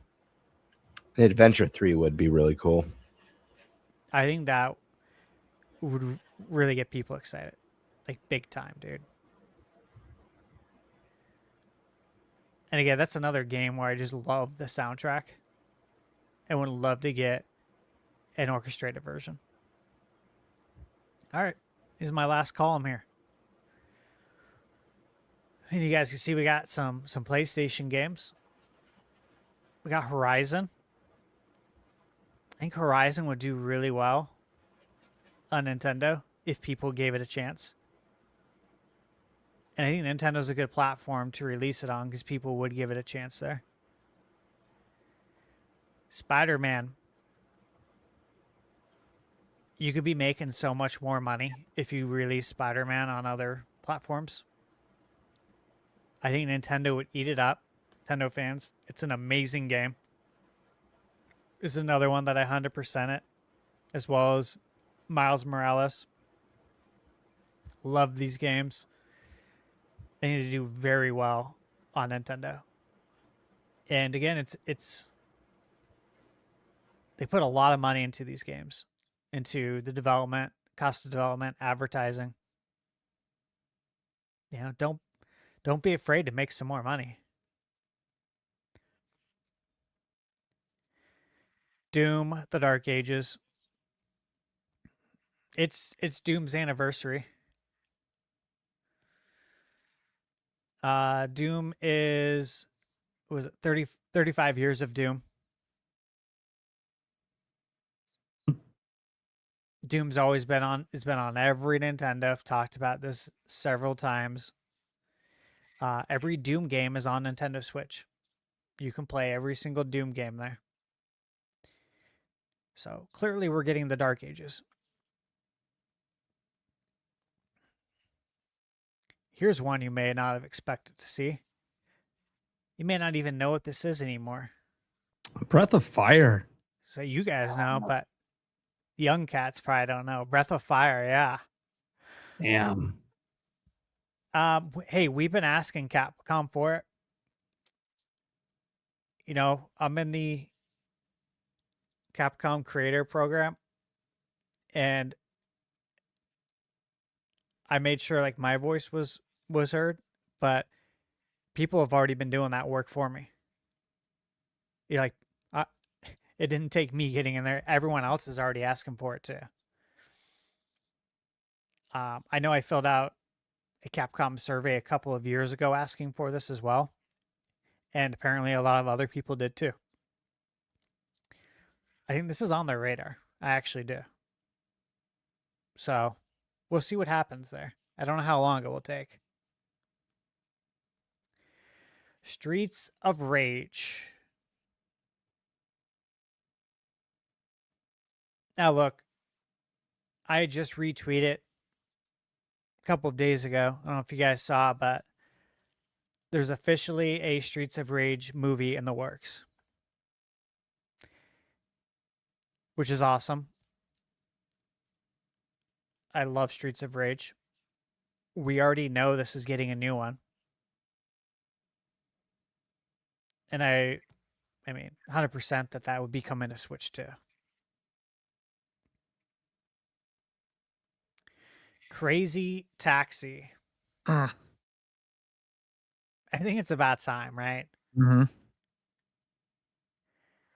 I think Sega's got a lot. Sega and Atlas, they got a lot that's coming to Switch too. And of course, they're going to be reviving again those IPs. That's been in the works for quite a few years now. But yeah, Crazy Taxi, Streets of Rage. I wouldn't be surprised to see a Super Monkey Ball for Switch 2.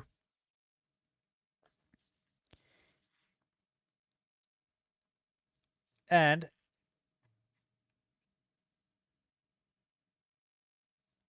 there it is, guys. Those are the hopes and dreams.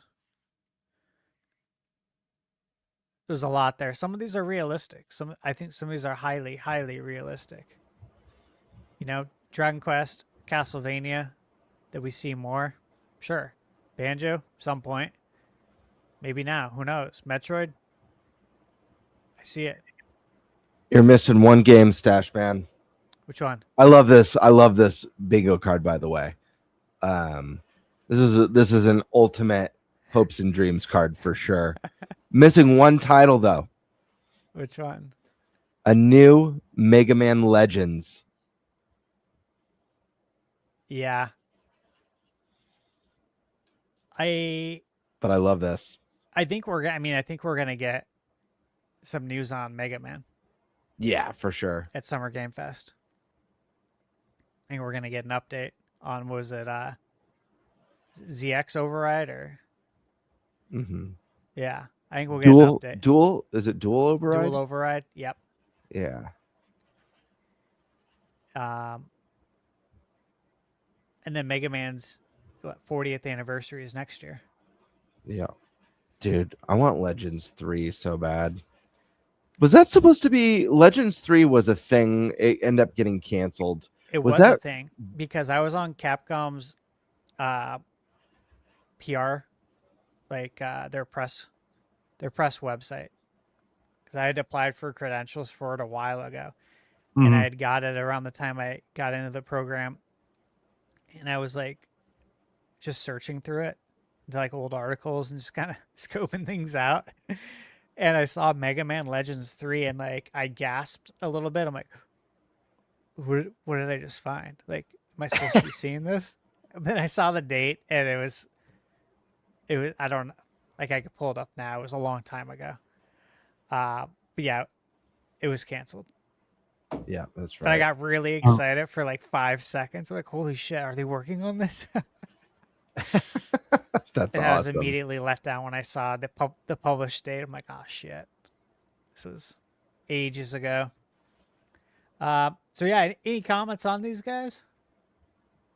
Anything on here that you'd really like to see? All of them. Yeah, everything.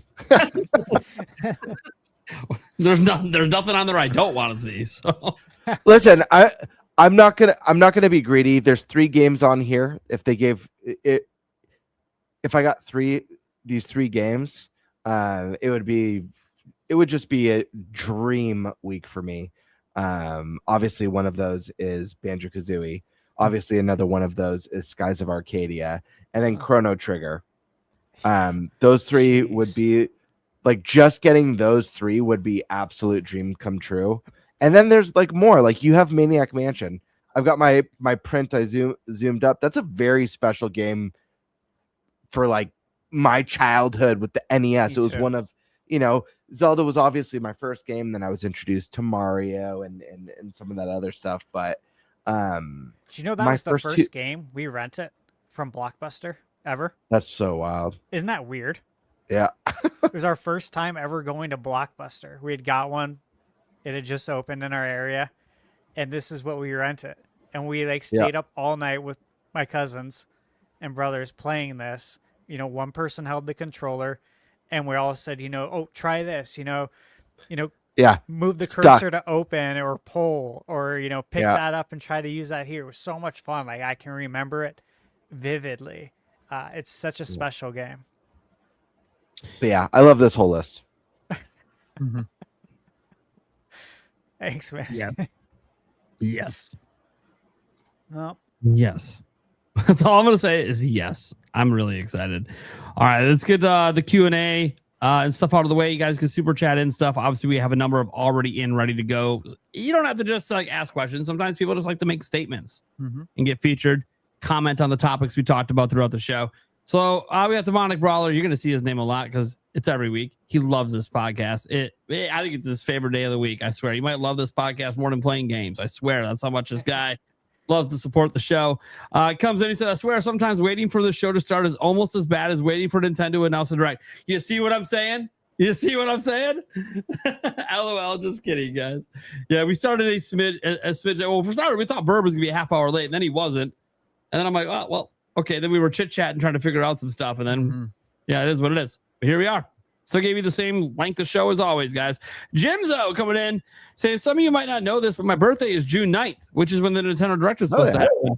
Nice. that's It's awesome. gonna be a bitchin' birthday. I hope you wake up Monday morning to a nice surprise for your birthday with a Direct announcement. I really hope it happens. What are your expectations for the Nintendo Direct realistically versus idealistically? Well, we kind of went over a lot of that stuff. Hopes and dreams and or realistic versus it's tough. Everything Nate to hate, rumored. They're probably realistic to expect to see most of that in there, except maybe 3D Mario. And any games that don't have dates yet, like Elden Ring and stuff like that. I have a high expectation because this year we're going to be unlike last year, we're going to be getting a big holiday game. I really believe. You know what I mean? I believe and if everyone's right and it's Ocarina of Time remake, I mean, that sets the bar high. Yeah. Yeah. True Desire saying, I may not get the date right. I predicted the 11th back in April, but I'll take getting the week correct. Hey, give yourself credit where credit's due. It's all about pattern recognitions and sometimes just lucky guesses. Demonic Brawler, Rebecca, NFL Blitz, NBA Jam, NHL hits. I would have been very disappointed if none of these games appeared today. Stats made sure the Jam appeared on the bingo boards today. So one of us made sure to keep the hope alive. Captain Bacon, I'm giving you money for your instructions. I think it's $20 equals a shot. Maybe, I don't know. But it's a member chat. That's not a I don't super know. chat. Don't ask me. So like that's not money. I don't. That's just well giving money. I don't. It's not on my channel either. So Oh, well, fair enough. It's my channel. I did instruct everyone to give me their money. Oh, well, then fair enough. Okay, never mind. That makes a whole lot so more sense. Birdman's the culprit. That makes a whole lot You more instructed sense. everyone I like to give it. me money. You know what? Does that work? Hey, I got like 250 plus people watching on my channel. Everyone give me money. All right, let's do it. I mean, I think I proved that it works with that last message right there. That message isn't a money message, so it's just a member chat. Hey, it's So- I said it. I was a little bit less direct than you. I think I posted, hey, don't forget to join my. No, I said, check out our podcast tonight and don't forget to give me your money. Is how I phrased it. That's pretty direct. It was just a reminder. I don't think I didn't say, hey, give me your money. I said, oh, and also don't forget to give me your money. still not as direct as Nintendo. It's more welcoming. More welcome. You're being more friendly about demanding they give you money. Yeah, it goes a long way. Hey, Especially membership in business. now on the Cliffs channel. So There you go. Yeah, Eric's gonna keep pushing it because we just got all this shit sorted out like last week. So the clips can now get the same thing all the other channels have. Jimzo gifted a Thunder Stash a membership. I'm sure he appreciates it while he walked away. And then he gave Thunder Stash another membership, 2 memberships. Nice. From Jimzo. Jimzo then with a member chat saying, I'm really excited for the direct.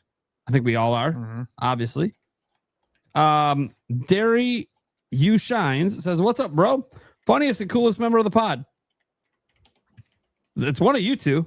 I don't know who, but hey, that's one thing I wish Streamlabs would do. Tell me which channel instead of just telling me it's not from my channel. But that's someone super chat. One of you guys. Someone loves you.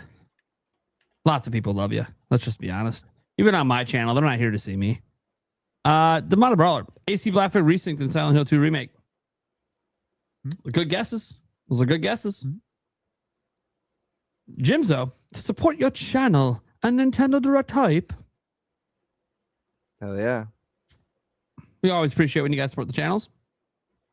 Steak gifted Gamebird a member. Then Thunderstash. Then Steak. That's one thing. I don't know if member gifting is working on the Clips channel. Oh, I don't know. That I haven't checked. Member that gifting. I haven't checked. That might not be enabled yet. I can't remember. There might be requirements to enable it. Right. Demonic Brawler. If Lego Batman Legacy of the Dark Knight doesn't get a Switch 2 release date announced by the end of June, I'm done with Nintendo. Maybe it has a release date. It's coming out September 18th. They announced it today. So it's coming out September. That's another game in September. Although this one, obviously, only for Nintendo fans. It's already out on other platforms. But yeah. So, hey, Nintendo fans, you're not interested. If none of those AAA games are coming to Nintendo, you got Lego that month. So maybe it won't be a crowded month for you if you're only a Nintendo gamer.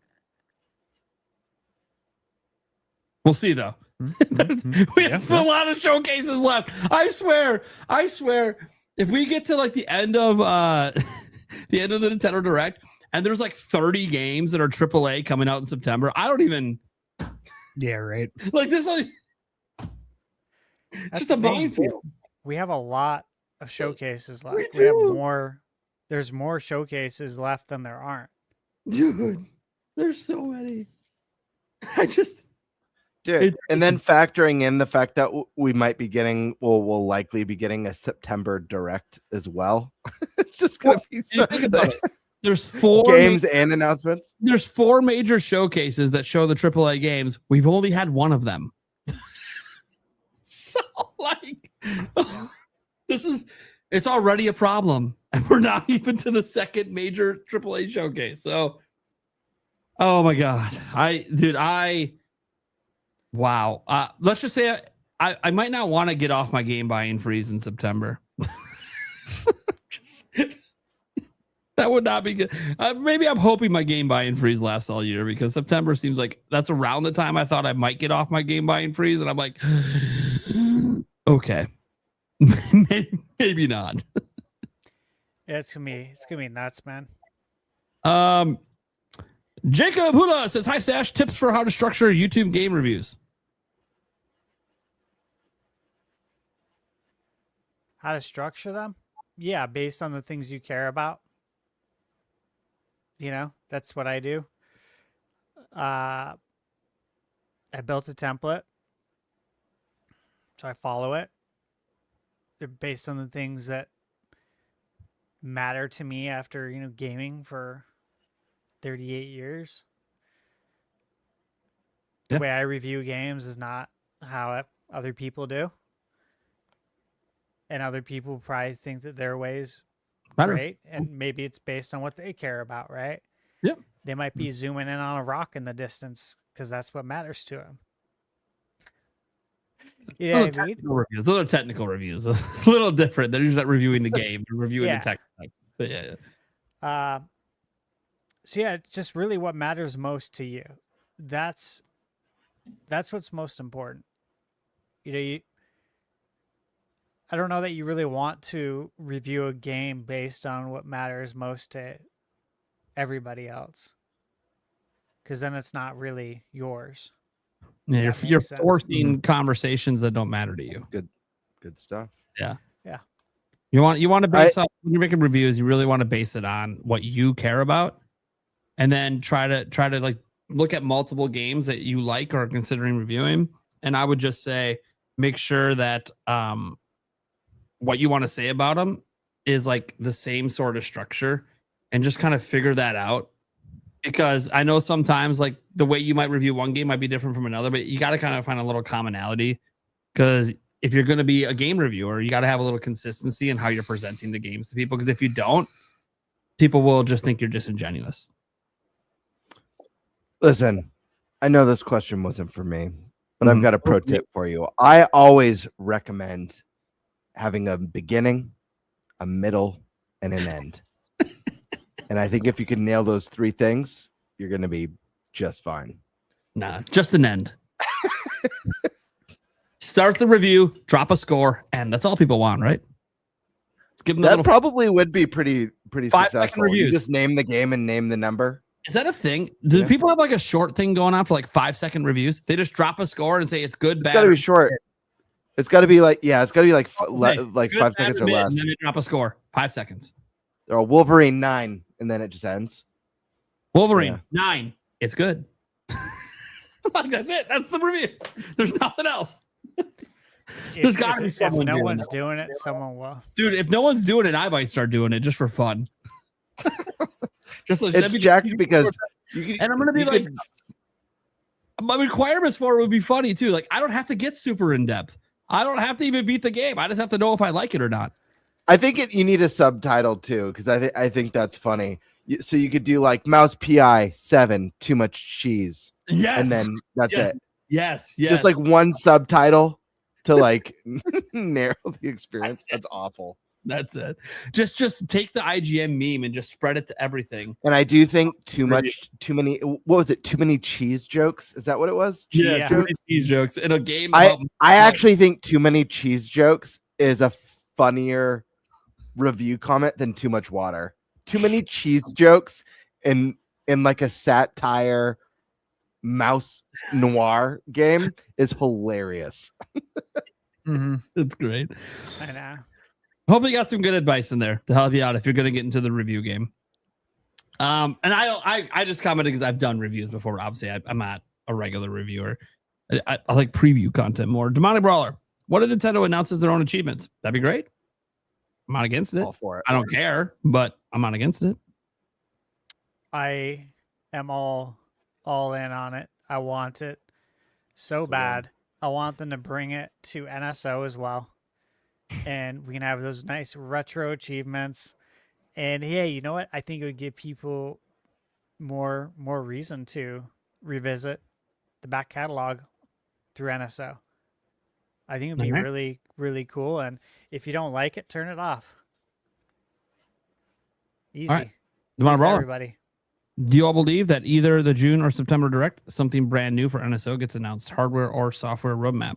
I don't know about a roadmap, but something. Yeah, something. I don't know if they'll give a roadmap, but they will announce some stuff. They always do. Demonic Brawler, Gifted Thunderstash, a member. Thank you. Roger Enyart was a member for 8 months. One of your guys' channels. Thank you so much. Demonic Brawler, Gifted Stash, another member. Boom Any has been a member for 2 months on one of your guys' channel. Demonic Brawler, so excited for Star Fox. As are we. Boom Any, been a member for 5 months. Renewed on one of the channels. Demonic Brawler. WWE 2K26 Season 3 dropped today. Yeah, I saw this. This is wild. They added Strauss Zelnick to the roster, so now I can beat his ass while demanding he tell us when it's trailer 3 and will GTA 6 come to Switch 2. All in good fun. Dude, yeah. I was making fun of this on my stream earlier today because I'm like, this is just ridiculous. But then I'm like, you know what? If I was CEO, I'd probably do the same shit. So, I think that's whatever. Cool. He's immortalizing really himself. He's immortalizing himself forever in a game, and he's gonna take a copy, frame it, and put it on his wall. And most people aren't gonna care. It's whatever. He should have gave his character the Vince McMahon walk, though. Oh yeah, that should have been so good. That should have been the Vince McMahon walk.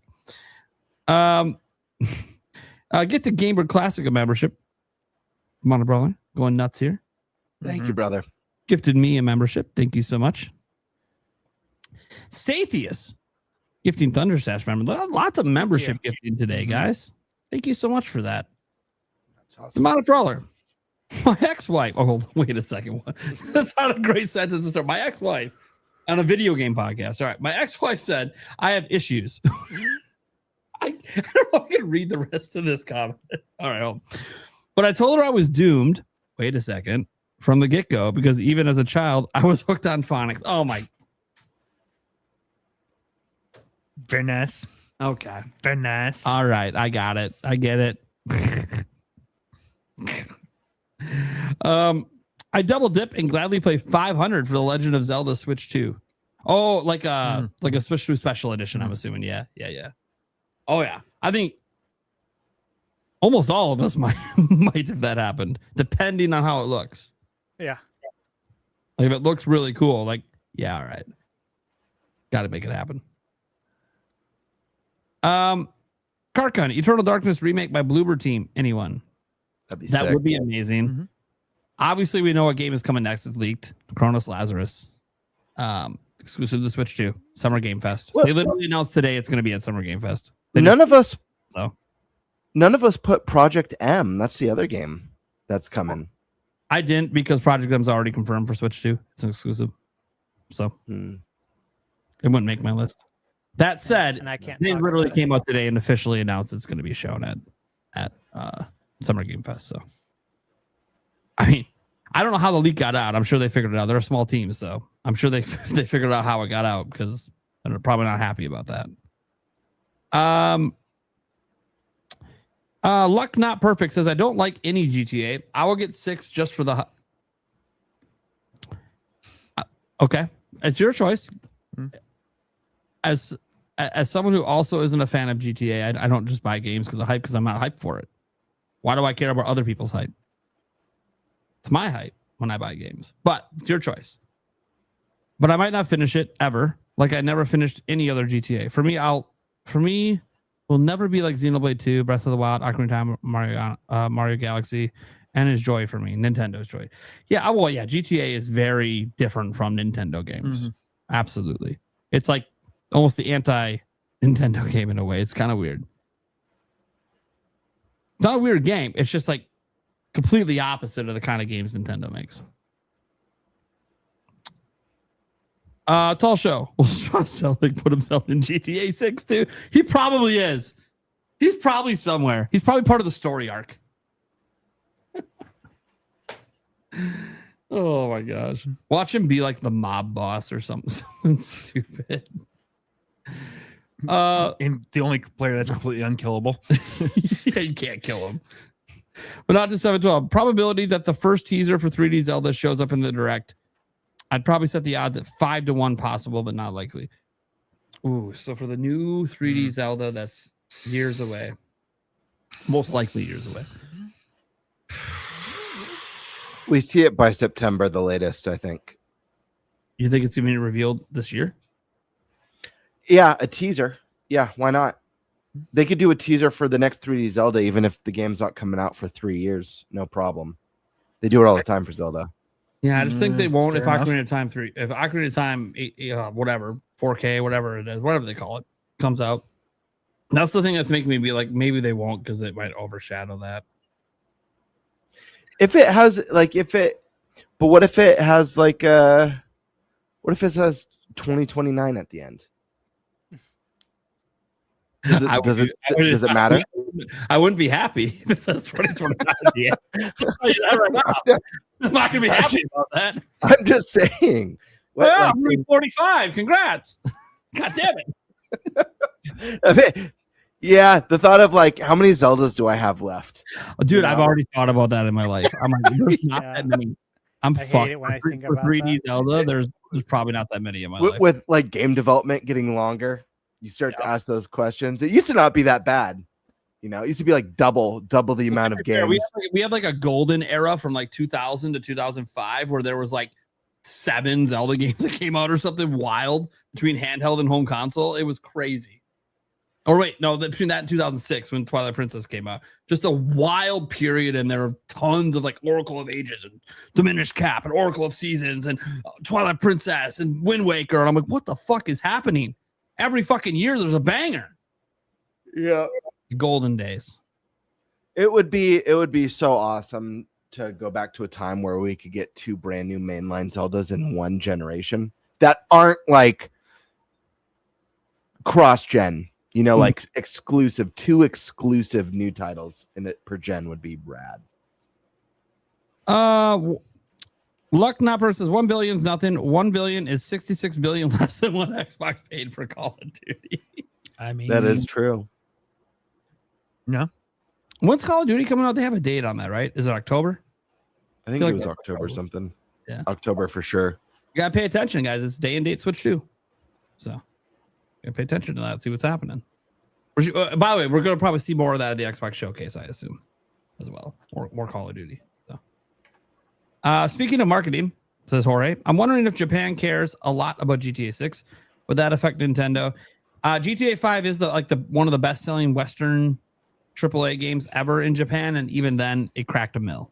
So like compared to what Nintendo games do, no, it's not very big. It is the biggest Western game in Japan, but it is still like a very, very tiny fraction of actual popular games in Japan. Yeah, it ain't no Kirby Air Riders, that's for sure. Put it this way, Dragon Quest 3, 2D, HD, whatever the hell is going to like its total sales right now are like 3 million in Japan. Like GTA 6 won't pass that in Japan. Demonic Brawler. I'm buying GTA 6 and Ocarina of Time remake. Oh, I want to add a caveat to that last comment. I do wonder, what if Japan is the reason that we actually will get GTA 6 on Switch 2 because they know they got to be there to be in that market. Yeah, that's a good point. Maybe. Because then I don't know what GTA 6 would do if it was actually on the platform that everyone in Japan owns. Mm-hmm. You know? Yeah. Interesting thought. You know what they should do? They should make the Switch 2 version of Grand Theft Auto 6 special, and they should make it GTA 6 S, and you could choose from the modern GTA 6 or the isometric classic GTA style, like how they did with Dragon Quest S. The amount of work they would have to do to make that work. For I know, but it would be so sick. Oh my god! Especially since you got to make it fully playable when you're in multiplayer with the top down and the full 3D. They got to work together somehow. Good luck. Reaper BM 702. You forgot that people can only afford one game during the holiday, and they're going to pick GTA over Nintendo. Look, I can't obviously speak for most consumers out there. I've never gone a holiday period buying only one game. No, they said for people that can only afford one game. Oh, for people that can only afford one game. For people that can only afford one game, if they don't like GTA 6, why would they buy GTA 6? Not everyone likes GTA. Like, there's this thought process that like everyone plays GTA 6. I just broke it down that at best it's around 100 million players with 60 million on console. There is between Switch and PlayStation 5, since those are the ones that were out longer, there is 250 million console gamers. A majority of console gamers aren't actually interested in GTA.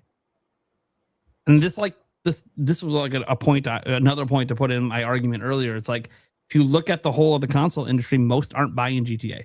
Now, a bigger percentage will buy it than any other game, but that also means there's like 200 million people that have no interest in GTA. And I bet you a lot of those people are on Nintendo Switch and Switch 2. So people that are on those platforms, I don't think would pick GTA 6 over an Ocarina of Time or over a Smash Bros. Or over a Pokemon or whatever. You know, whatever Nintendo throws out this holiday. We don't actually know yet. Next week, though, we'll have a better idea. The balls Nintendo has next week. Very curious to see how big they are. The cojones. You know who has big balls? Just got to throw this out there. We've known this for a long time. Devolver Digital. Mm-hmm. They have stated repeatedly, we're dropping a game on GTA launch day. Oh, they delayed it? Don't worry. We didn't forget. We're still going to release a game on GTA launch day. Delayed it again? Ha! You tried to escape us. We're still going to release a game on your launch day. Yeah, I do see that. Yeah, they just did it again today. They reminded everyone. After Kiwi Talk said everyone's afraid of GTA, they responded, not everyone.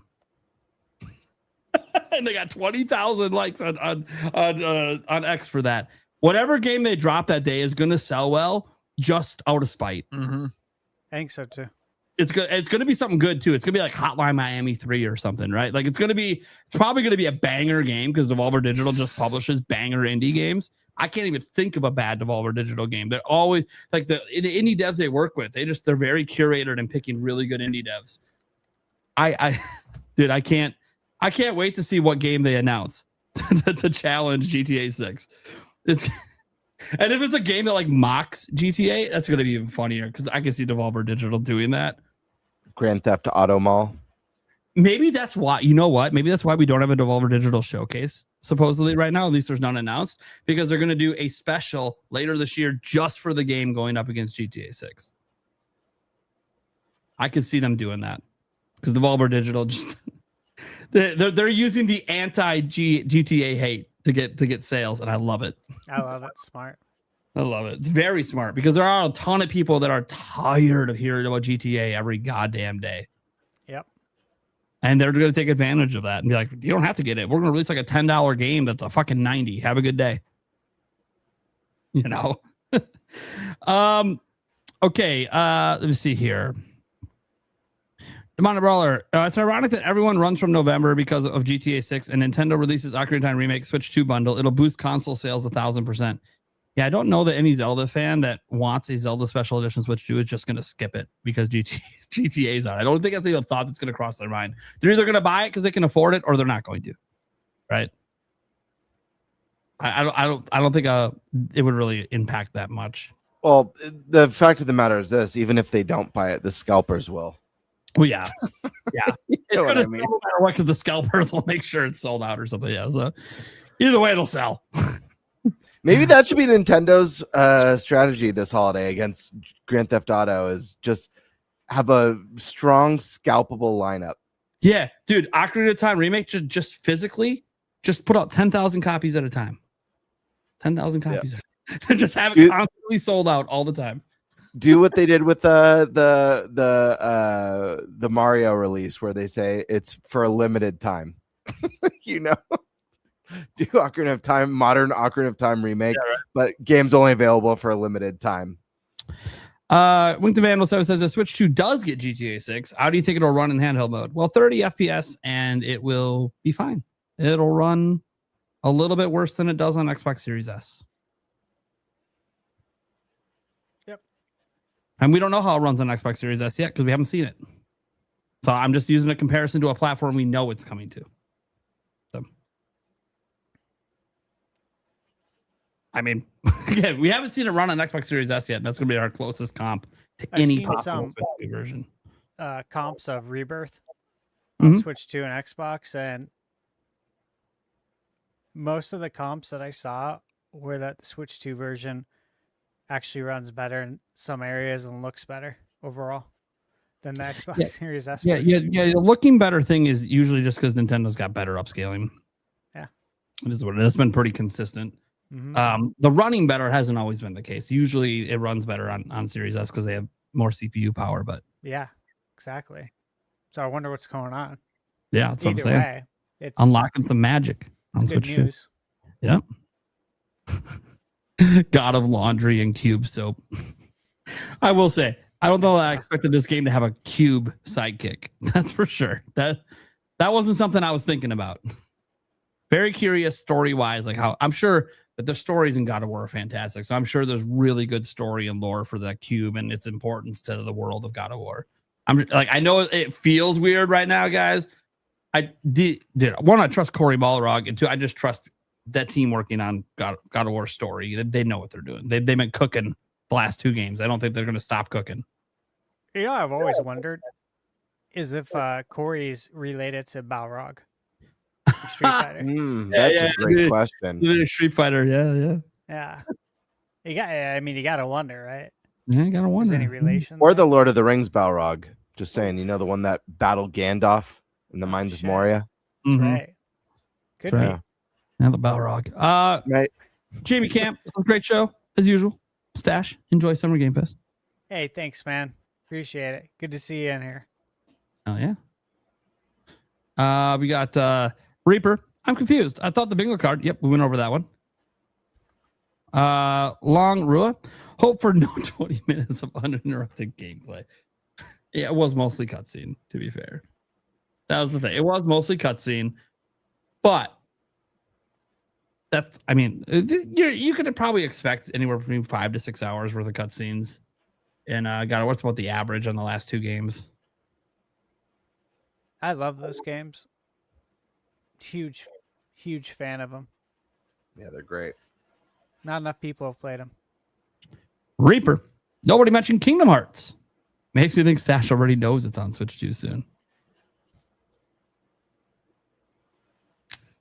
You know, it's like he said on his bingo card, pay attention to what's not on it compared to everyone else's and think for a moment. Why wouldn't that be on it?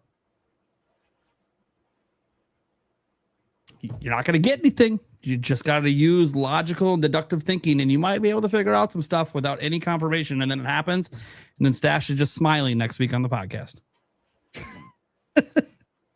It's the way it goes. It's just like when we have Reese and we start running games by him. Everyone just watches his facial expressions just to see what happens. Yeah, the problem with Stash is that he has a giant stash that covers part of his face, so it makes it really, you can't, it's sometimes it's hard to see the smirk. You know what I mean? Sometimes you if can there's tell. a smirk, it's camouflaged. I was trying to pay attention if there was a little smirk there. I think there was, just a tiny bit. Tiny smirk for a moment. That has nothing to do with any game reveal, just proving Gamer's point of how hard it is to see the smirk. Cafe, fine. Here's your money. It works. Look, it worked for you. That's for you. It didn't work. I asked, and it didn't work for me. Dude, you told. I asked. You told too. It's the same words. Don't forget to give me your money. All right. Last super chat. Tardis says, do you think we'll hear news on Animal Crossing or Pokemon Mystery Dungeon? Or if not this year, maybe next year. Definitely hope for 3D Mario. My quick thoughts are nothing for Animal Crossing because they did the update on New Leaf.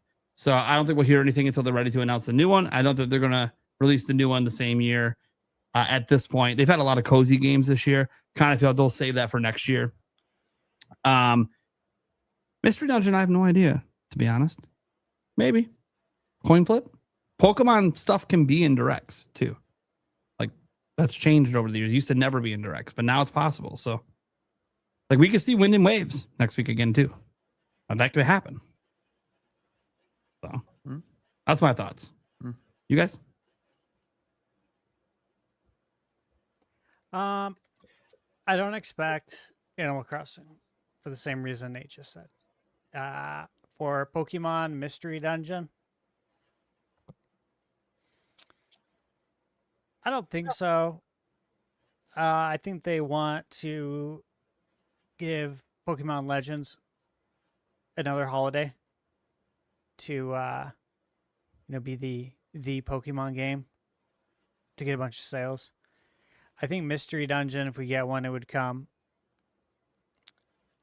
in between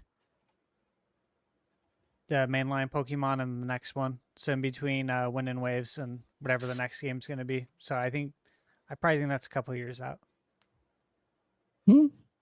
Cool. 3D Mario? Yeah. We all hope. Yeah, anything's possible. Yeah. We all want to see it. There's none of us want to get to next week and not see 3D Mario. It's just, if it truly is 2027, it's like, well, they don't have to show it now. Yeah, they don't. But we'd like to see it. I think they wait a little bit. I think it could be September. Mario's got a lot of time in the limelight, and I think now it's time to give Zelda some spotlight. Animal Crossing, I think next year the earliest for us to see it. Yeah. To be honest. Yeah. After I saw the list, because you remember they did the Animal Crossing update, they had Tamagotchi Life, they had Pokopia, and the Rhythm Heaven. We have some these more cozier games coming out, and I feel like the second half of the year is going to be more for the rest of their fans. And then next year, they're going to have cozy games every year. So next year makes a lot of sense for me to have Animal Crossing come out at some point. And then you pair that with like 3D Mario, and that's already 2 system sellers next year already, and Wind and Waves. 3 system sellers next year. That's huge. And that's without knowing anything else in their lineup yet. So Yeah. that's shaping up to be a damn good year 3. Okay, that's it. That is the end of the NintenByte Podcast. Season 3, episode 56. By the next time we talk to you guys, Xbox Showcase is over, Summer Game Fest is over, and a Nintendo Direct, we hope, is over. So we will have a lot, and I can't stress this, a lot to talk about next week. And that's in addition to the fact that we're going to go back and reminisce on the first year of Switch 2. Like it, highlights, lowlights, etc., etc. It's going to be fun. All right, guys, let's go around the room. Let them know what we got going on. Eric. Yeah. You can find me here. Clips channel. The audio podcast. Yeah. And just because I feel like an asshole. Yeah. Oh. Why is it spicy? It's the only one I didn't push today, so I was like, I gotta get it in. Whatever. Yeah. I will be out next week with work stuff, so yeah. He's not going to be here next week, which is unfortunate because it's a big episode. Right. It's a really big episode for us. But we do have some guests coming on. I'll get to that when it's my turn. Gamebird, what do you got going on, man? Yeah, guys, tomorrow night I'll be doing my Gamebird live episode. Should be a lot of fun. We'll be playing some Deep Rock Galactic online. It was requested by a bunch of people who found out that I'm a big Deep Rock fan. Rock and Stone Brothers. There was also, for some reason, everyone in chat last week wanted me to get pied in the face. So I set a goal, and it was record timing for the goal. So at the end of tomorrow night's stream, I will be getting cream pied in the face for your pleasure. After I watch you get cream pied, it might inspire me to maybe make a cream pie goal. We'll see. I gotta see how the pie looks on you first before I decide. Do I want to smash my own face? Or do I want Yulia to come and like double smash my head? get in, everybody. I like the cream. It's a creamy time. Anyways, I'm gonna do his live stream tomorrow. Boy, I'm gonna do his live stream. Stash. I have some reviews dropping. So, Final Fantasy VII Rebirth. Yes. Dropped my review yesterday. You know, the game went live today. Check that out. Again, I had spent 250 hours on PS5. I think I spent around 25 hours on Switch 2. And it's just crazy how cool it is to have this in handheld. But I talk about that in the review. I just posted a review for 007 today. And really, really enjoyed the game. And then I have a handful of reviews I'm dropping while I'm out that are already done. I just need to schedule them, but they're already uploaded. Just keep an eye on that. And then, of course, you know, we're leaving tomorrow at 5 p.m. for Summer Game Fest. We'll be back. I think we're going to get in Tuesday around 1 a.m. And then again, I expect the direct to be at 6 a.m. So it'll be really quick turnaround for that live stream. Yeah. But I'm really looking forward to it. And it's probably going to be hard to sleep anyways, knowing we have a direct. Yeah, it's always hard for me the night before. Yeah, I'm going to have a lot of content coming up, of course, for Summer Game Fest. I have lots of appointments made. I have 15 appointments scheduled. Can't talk about them. And then I have other things to attend to that aren't formal appointments, but that are for games as well. And then, of course, I'm going to the Mix event on Friday. I'm going to be at the Summer Game Fest showcase, like live in the audience. Michaela and I will be, and yeah, it should be a great time. I'm just looking forward to like playing a lot of games, giving you guys lots of impressions.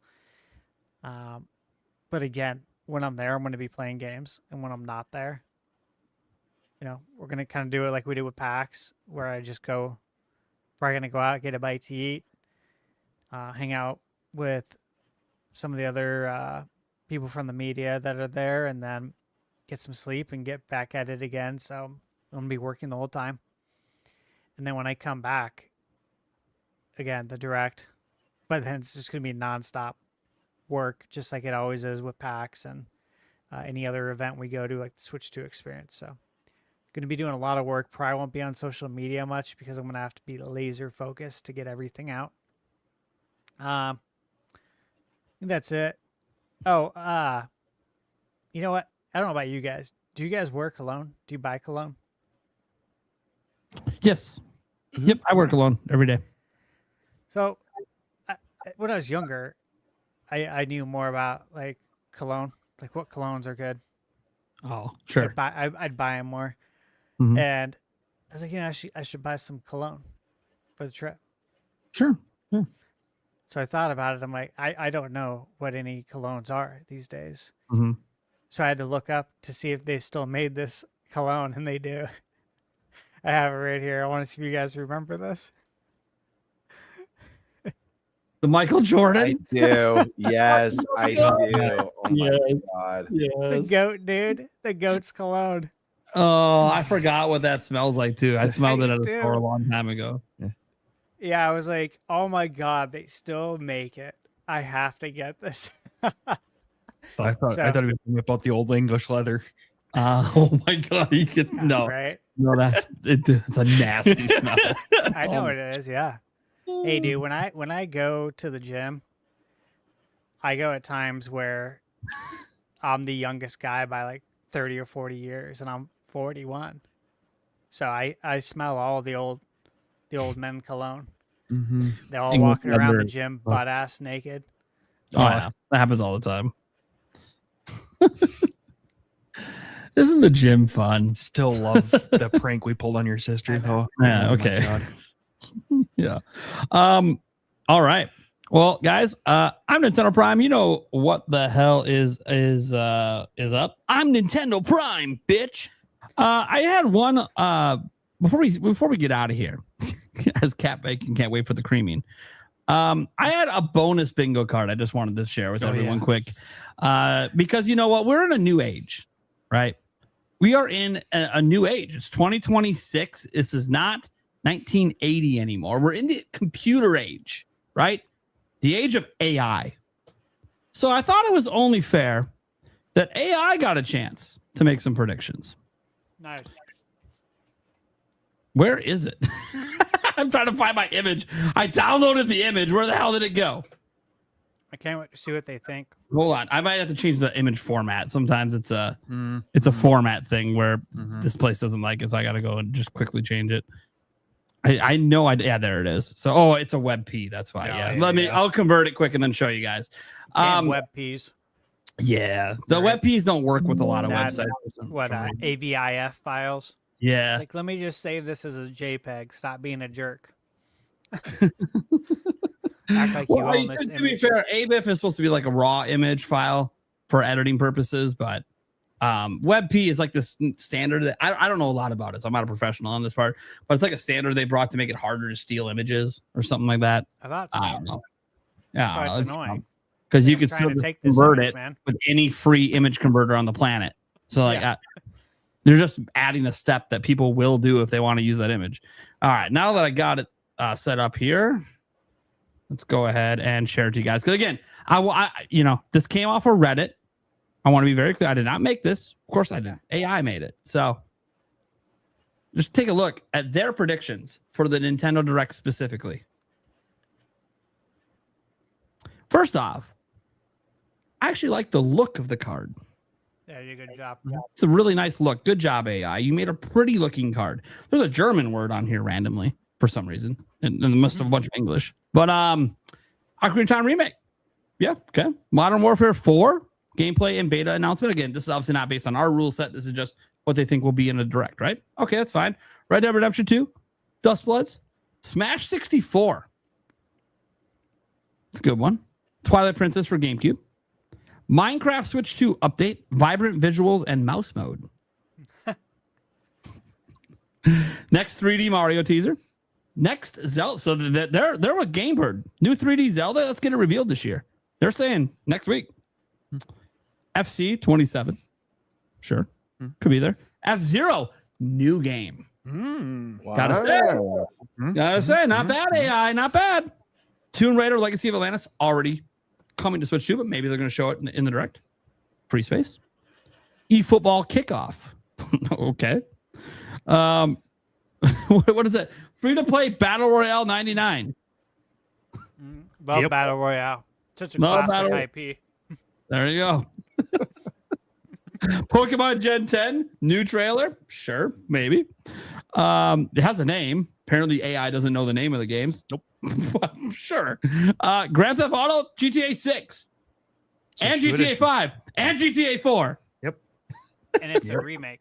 Yeah, it's a remake, a port, and then obviously the Switch 2 edition of Grand Theft Auto 6. Hey, I like the pipe dream too. It's cool. Mario Sunshine with the German word for GameCube Online. This isn't a bingo card. This is a Bing card.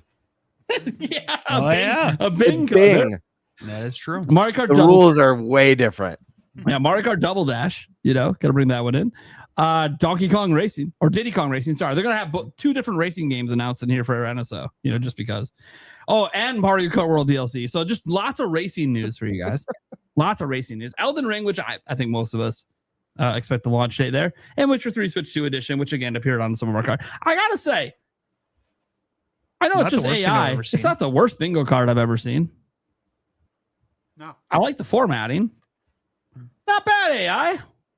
That's good. Yeah, not bad. I'm going to be really sad if your card's more accurate than all of ours, but not bad. Not bad. Hey, got to give AI a chance, right? We're in the new world. They're using AI to make Tomb Raider. So, hey, why can't we use AI to see what they think is going to happen?